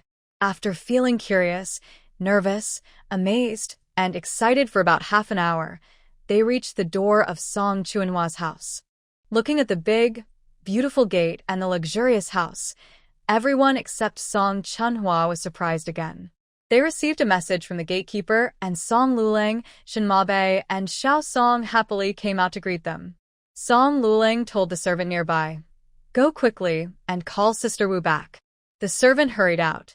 Seeing Song Chunhua, Song Luling immediately jumped onto her and wouldn't get down. Shinmabe, Uncle Fu, and Xiao Song were also very happy. Inside the yard, looking at the garden and the decorations inside the house, everyone was so excited they couldn't sit still. After everything was arranged, Uncle Fu quickly let Dinyo, the small dog, and the bodyguards rest. The kitchen started preparing lunch, even though they didn't know exactly when they would arrive home. They guessed it would be in the next few days, so Uncle Fu told them to buy more supplies, especially since winter was coming. Now, they didn't need to go shopping for vegetables. Wu Nyang was at her shop when she heard her second sister was back. She was about to go to her other shop with 3 people, but immediately turned her horse around. Xiao Zhao and Song Yan, who were bought back by Song Chunhua, naturally had special feelings for her. Before the carriage even stopped, Wu Nyang jumped down and ran into the yard, shouting loudly. At this moment, Song Chunhua was just finished bathing and was hugged tightly by Wu Nyang. They hadn't had a proper wash on the road, so now that they were home, they carefully washed and felt much lighter. "Second sister, I missed you so much. Look, I've lost weight." Xiao Zhao hurried to help Song Chunhua dry her hair, while Wu Nyang talked about her shop, family matters, and city affairs. In the main courtyard, Shinmabe and Uncle Fu had already been waiting for Song Chunhua to check the goods. When she was making the fragrant spring sand, Song Chunhua had sent back details about the fragrant sand ingredients to be placed in the compartment, along with carved tin cans and wooden boxes, including their sizes, styles, and patterns. They hurriedly left, and since the water hadn't frozen yet, the letter was received a month earlier. As soon as they received the letter, They started preparing according to its instructions. Meanwhile, the inspection of goods, the big strong man, the clever dog, and the team had all finished bathing. At this moment, Song Chunhwa came over, and the fifth boss led his brothers to thank and bid farewell. "Why are you leaving so suddenly?" Song Chunhwa asked. The fifth boss had been to the capital before and knew some local news, so he explained, "Since the road isn't frozen yet, we should hurry. The more we can travel, the better. If we can't go further, we'll find a guest house or a local house to stay in." Song Chunhwa nodded, but said nothing more. The prices in the capital are high, and ordinary people can't afford to stay comfortably. Even the cheapest inn costs a lot, and food is also expensive. Although the agency will reimburse, there is a limit. He said, "Food will be ready soon. We need to eat before traveling, so we won't delay." The fifth boss cheerfully replied, "Thank you very much, Boss Song." In a short while, the kitchen prepared a table full of dishes. Since these men rely on strength, Uncle Fu arranged 10 dishes, all with large portions of meat. In the center was a big bowl of white lamb soup, next to it a large plate of glossy braised pork, another with shiny braised pig's trotters, a bright red braised fish, a big bowl of diced chicken stir-fry, a roasted duck, a roasted chicken, roast goose, cured meat, and Song Chunhwa's special lion's head meatballs. Looking at the full table of meat dishes, the aroma was overwhelming, and everyone couldn't help but swallow hard. Song Chunhwa smiled and invited them to sit down. Uncle Fu brought over the hot wine, and Song Chunhwa poured a cup for each person. The fifth boss hurriedly said, "Boss Song, you shouldn't do that. Everyone has worked this journey." He then shared some funny stories from the road. At first, the group was a bit tense, but now they relaxed, mostly because the food smelled so delicious. The fifth boss, as the leader, wanted to remind everyone to eat slowly, but seeing Song Chunhwa's sincere expression without any sign of dislike, and knowing his brothers had worked hard, he said nothing more, just told them to eat carefully so they wouldn't choke. The table was filled with dishes, and everyone ate until their bowls were empty. At first, they didn't realize it, but now they looked a bit embarrassed. The winter weather was cold early in the day, and although it was just past noon, the fifth boss and his team didn't stay any longer. This time, Uncle Fu led 2 young men over, each carrying 2 large bundles. One bundle contained about 100 meat pies, wrapped 6 to a piece in oil paper. Another bundle held large chunks of stewed meat, about a pound each, also wrapped in 2 or 3 layers of oil paper. Since the weather was cold, storing these for a month was not a problem. The third bundle was filled with various pastries and candies from the capital. The fourth contained large jars of oil, rice, soy sauce, vinegar, and some big pieces for boiling water to drink. Fifth older brother, "These are for you and the brothers to eat on the way." "Boss Song, how can we accept this?" Fifth older brother quickly said. "It's just some homemade food, not worth much. Since the new year is coming, consider it a gift for the big brothers." The guards quickly expressed their thanks, sounding more sincere. The 6 of them decided that a horse-drawn carriage was the best and fastest way. Before heading to the waterway, they planned to sell it. Even before reaching the capital, fifth older brother had asked Song Chunhwa about what to do with the carriage. He had already said he wanted to buy one. Now, after loading their luggage onto the carriage, the 6 were ready to leave. Xiao Go kept looking into the distance. When he saw the carriage was about to leave, he hurriedly called out, "Wait a moment." At this time, a young man carried a bundle back. Xiao Go and Dinyo quickly stepped forward to thank him and took the bundle. "Thank you, fifth older brother and all the brothers, for teaching us the official language and martial arts.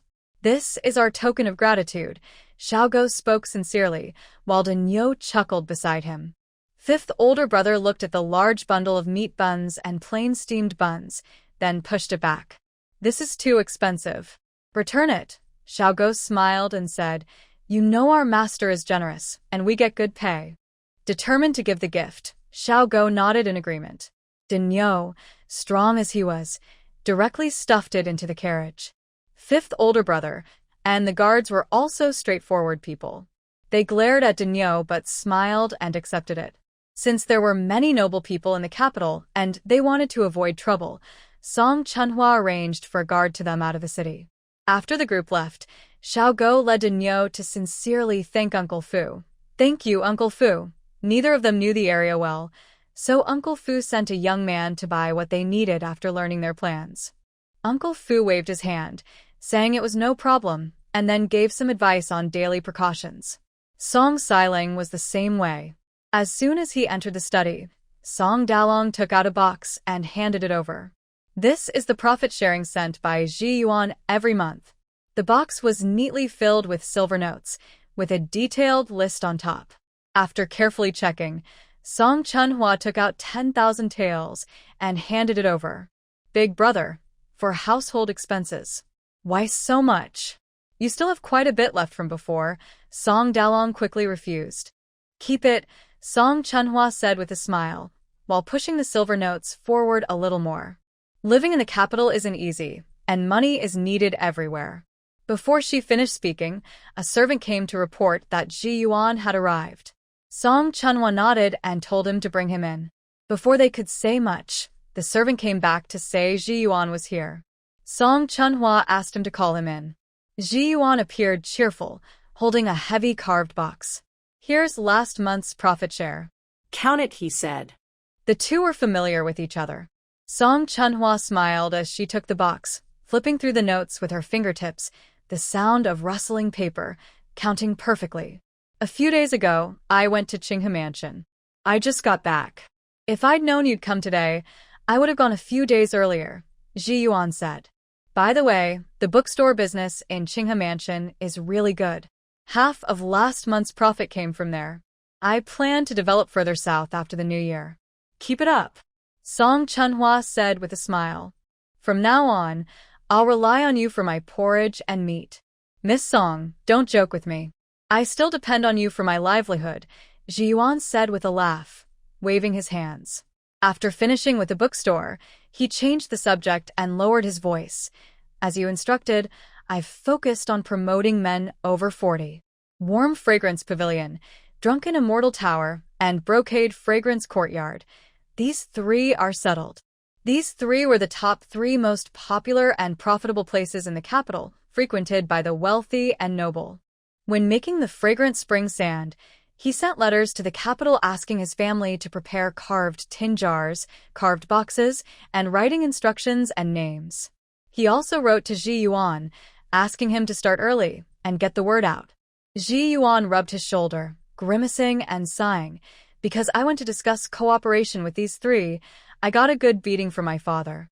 He really went all out. Song Chunhua looked a little wronged, but as a new book was handed over, Ji Yuan felt that the beating was worth it. His eyes lit up, and he took the book eagerly.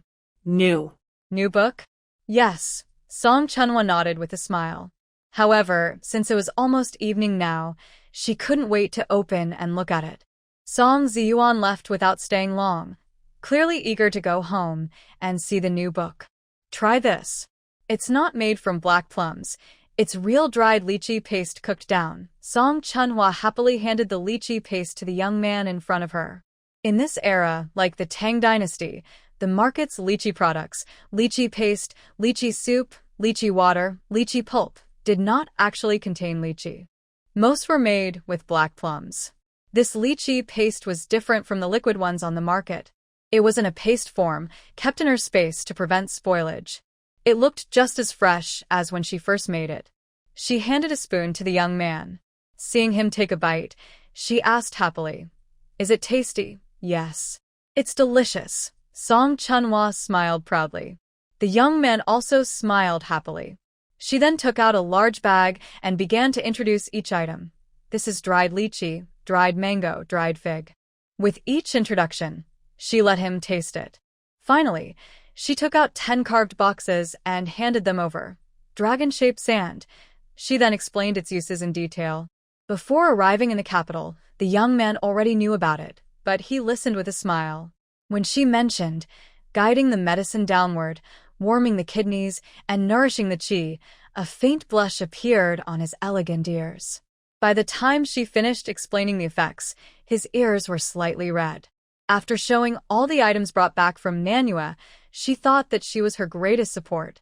She hoped the other person would live a long life, so she confidently reached into her sleeve and took out a porcelain bottle, handing it over. Here, keep this. Only these 2 bottles. Looking at the thick stack of large silver notes in her hand, Song Chunhwa felt that she could live comfortably just by doing small business with little Yuanzi. Before the hour of Ean, everyone in the Song family had already gotten up. The box for the fragrant sand must be kept away from light, and key parts needed to be handled by guards with night vision. At the last moment of the hour of Ean, all the boxes were replaced. As the new year approached, halfway through the 12th lunar month, a wave of dragon-shaped sand fever swept through the circle of aristocrats and wealthy merchants in the capital, especially among men, burning fiercely. Rumor has it that a certain official's health has been poor. Despite seeking many doctors, no cure was found. Whenever he heard about treatments related to this issue, he would try them. When he learned about the Panlong sand, he immediately spent a lot of money to buy it. At first, he didn't have high hopes, but surprisingly, after taking just 1 pill, he saw great results. This effectiveness was obvious, and his wife and concubine could feel it too. Women often share private talk, but once something is spoken aloud, it ceases to be a secret. Naturally, the news spread quickly. Because of this, Panlong sand sold very well. The happiest person besides Song Chunhwa was Song Ziyuan.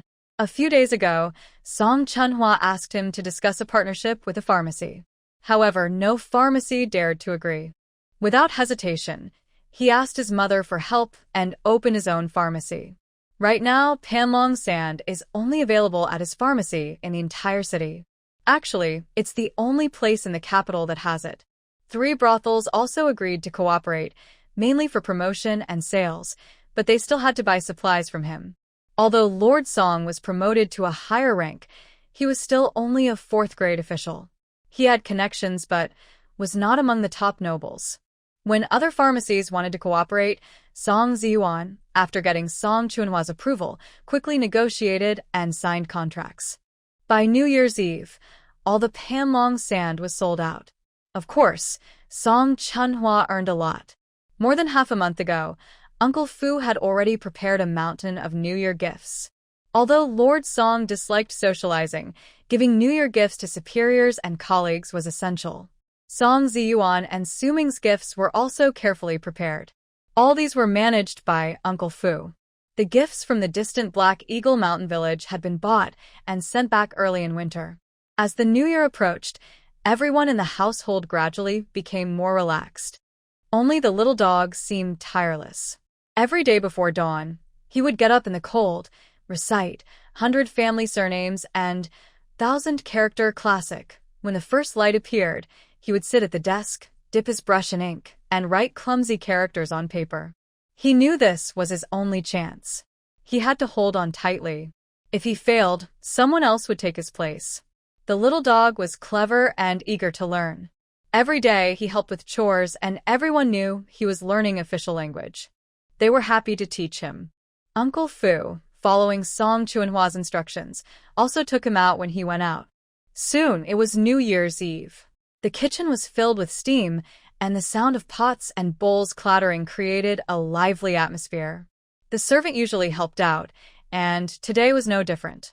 Big Brother also came to help with chopping vegetables. "Can you buy a big basket of fresh lychees for just 1 copper coin?" the old woman asked, looking surprised. She had worked in a wealthy household before and knew how expensive lychees were. The servant smiled as he worked quickly, replying, "If you picked them yourself in the countryside, it would cost even less." The old woman's eyes widened even more. "Wow, that's so cheap. I heard that in the capital a single fresh lychee costs that much," she said. She raised 1 finger. "1 tael," Big Brother exclaimed, eyes wide. Before they could react, the old woman chuckled softly. "No, not 1 tael. 100 taels." Big Brother was stunned. He thought he had heard wrong because of his limited language skills. He hesitantly held up 1 finger. 100 taels. The servant was also shocked. The old woman looked as if this was obvious. "That's nothing. It might not even be enough to buy one." "Not enough to buy one?" Big Brother raised his voice. Since it was New Year and there were 2 helpers, the cook, feeling relaxed, joined in with a smile. That's right. Such rare things are usually only for the royal family to enjoy. This conversation surprised everyone. After talking about lychees, they started discussing other things. Both sides were very interested in each other's stories. With the servant and big brother learning the local language, they couldn't stop talking. These big green fruits are full of sweet juice. There are 5 corners. The household staff had 2 tables. The male servants sat at the front room, while the women's quarters were at the back. The tables were filled with pork, lamb, and fish, 10 dishes symbolizing good luck, hot and fragrant. Next to the dishes was a pot of wine and 6 plates of delicate snacks. There was also a large pot of white rice and a big basket of soft white steamed buns, enough to satisfy everyone. Outside, snow fell silently, covering the world in white. Inside, the charcoal fire burned brightly, filling the room with warmth. The steam from the food and the joy of family gathering created a cozy, happy scene. As the wine was halfway finished, Song Chunhua and her siblings came over to give New Year's money, each with 1 or 2 silver coins. Dinyo held a silver coin and whispered, "This capital city is really nice. The New Year's dinner is so good, and they give out New Year's money and so much of it." Although his voice was soft, several guards at the table heard him. One guard smiled and said, "This isn't just about the city being good. It's because our master is kind.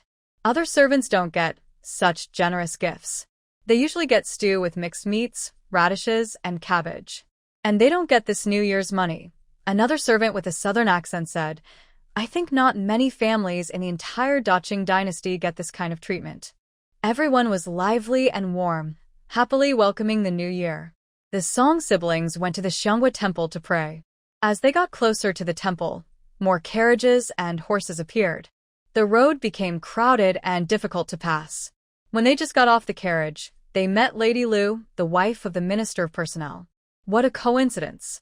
Last year, the matter involving Song Si-Lang was known all over the capital.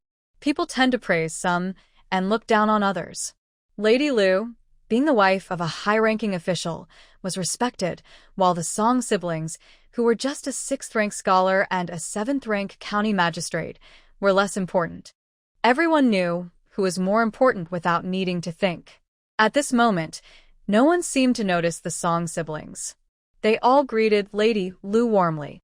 Although Lady Lu was a 6th-rank scholar, she was also a top scholar, with a bright future. No one dared to say anything bad. People thought the Song family might feel uncomfortable, but they showed no change in their expressions. Grandma Su saw this and snorted softly. She then told her maid, "Send a message to Lady Lu's house with a letter." The maid bowed and agreed. After praying at the temple and offering incense money, the Song family didn't stay long and headed home. In the capital, the Song family had no relatives. They spent their days reading, sleeping, playing cards, and practicing martial arts. This routine lasted until the end of the Lunar New Year. It was also time for Song Chunhua to go to Manhwa City. "The ice hasn't melted yet, and it's not safe to travel," said Song Dalang. "Maybe we should wait. Take it slow. It will melt by the end of next month, but that's too late," said Song Chunhua. Reluctantly, the Song siblings, including Xiao Go and Dinyo, set out on their journey to Manhwa.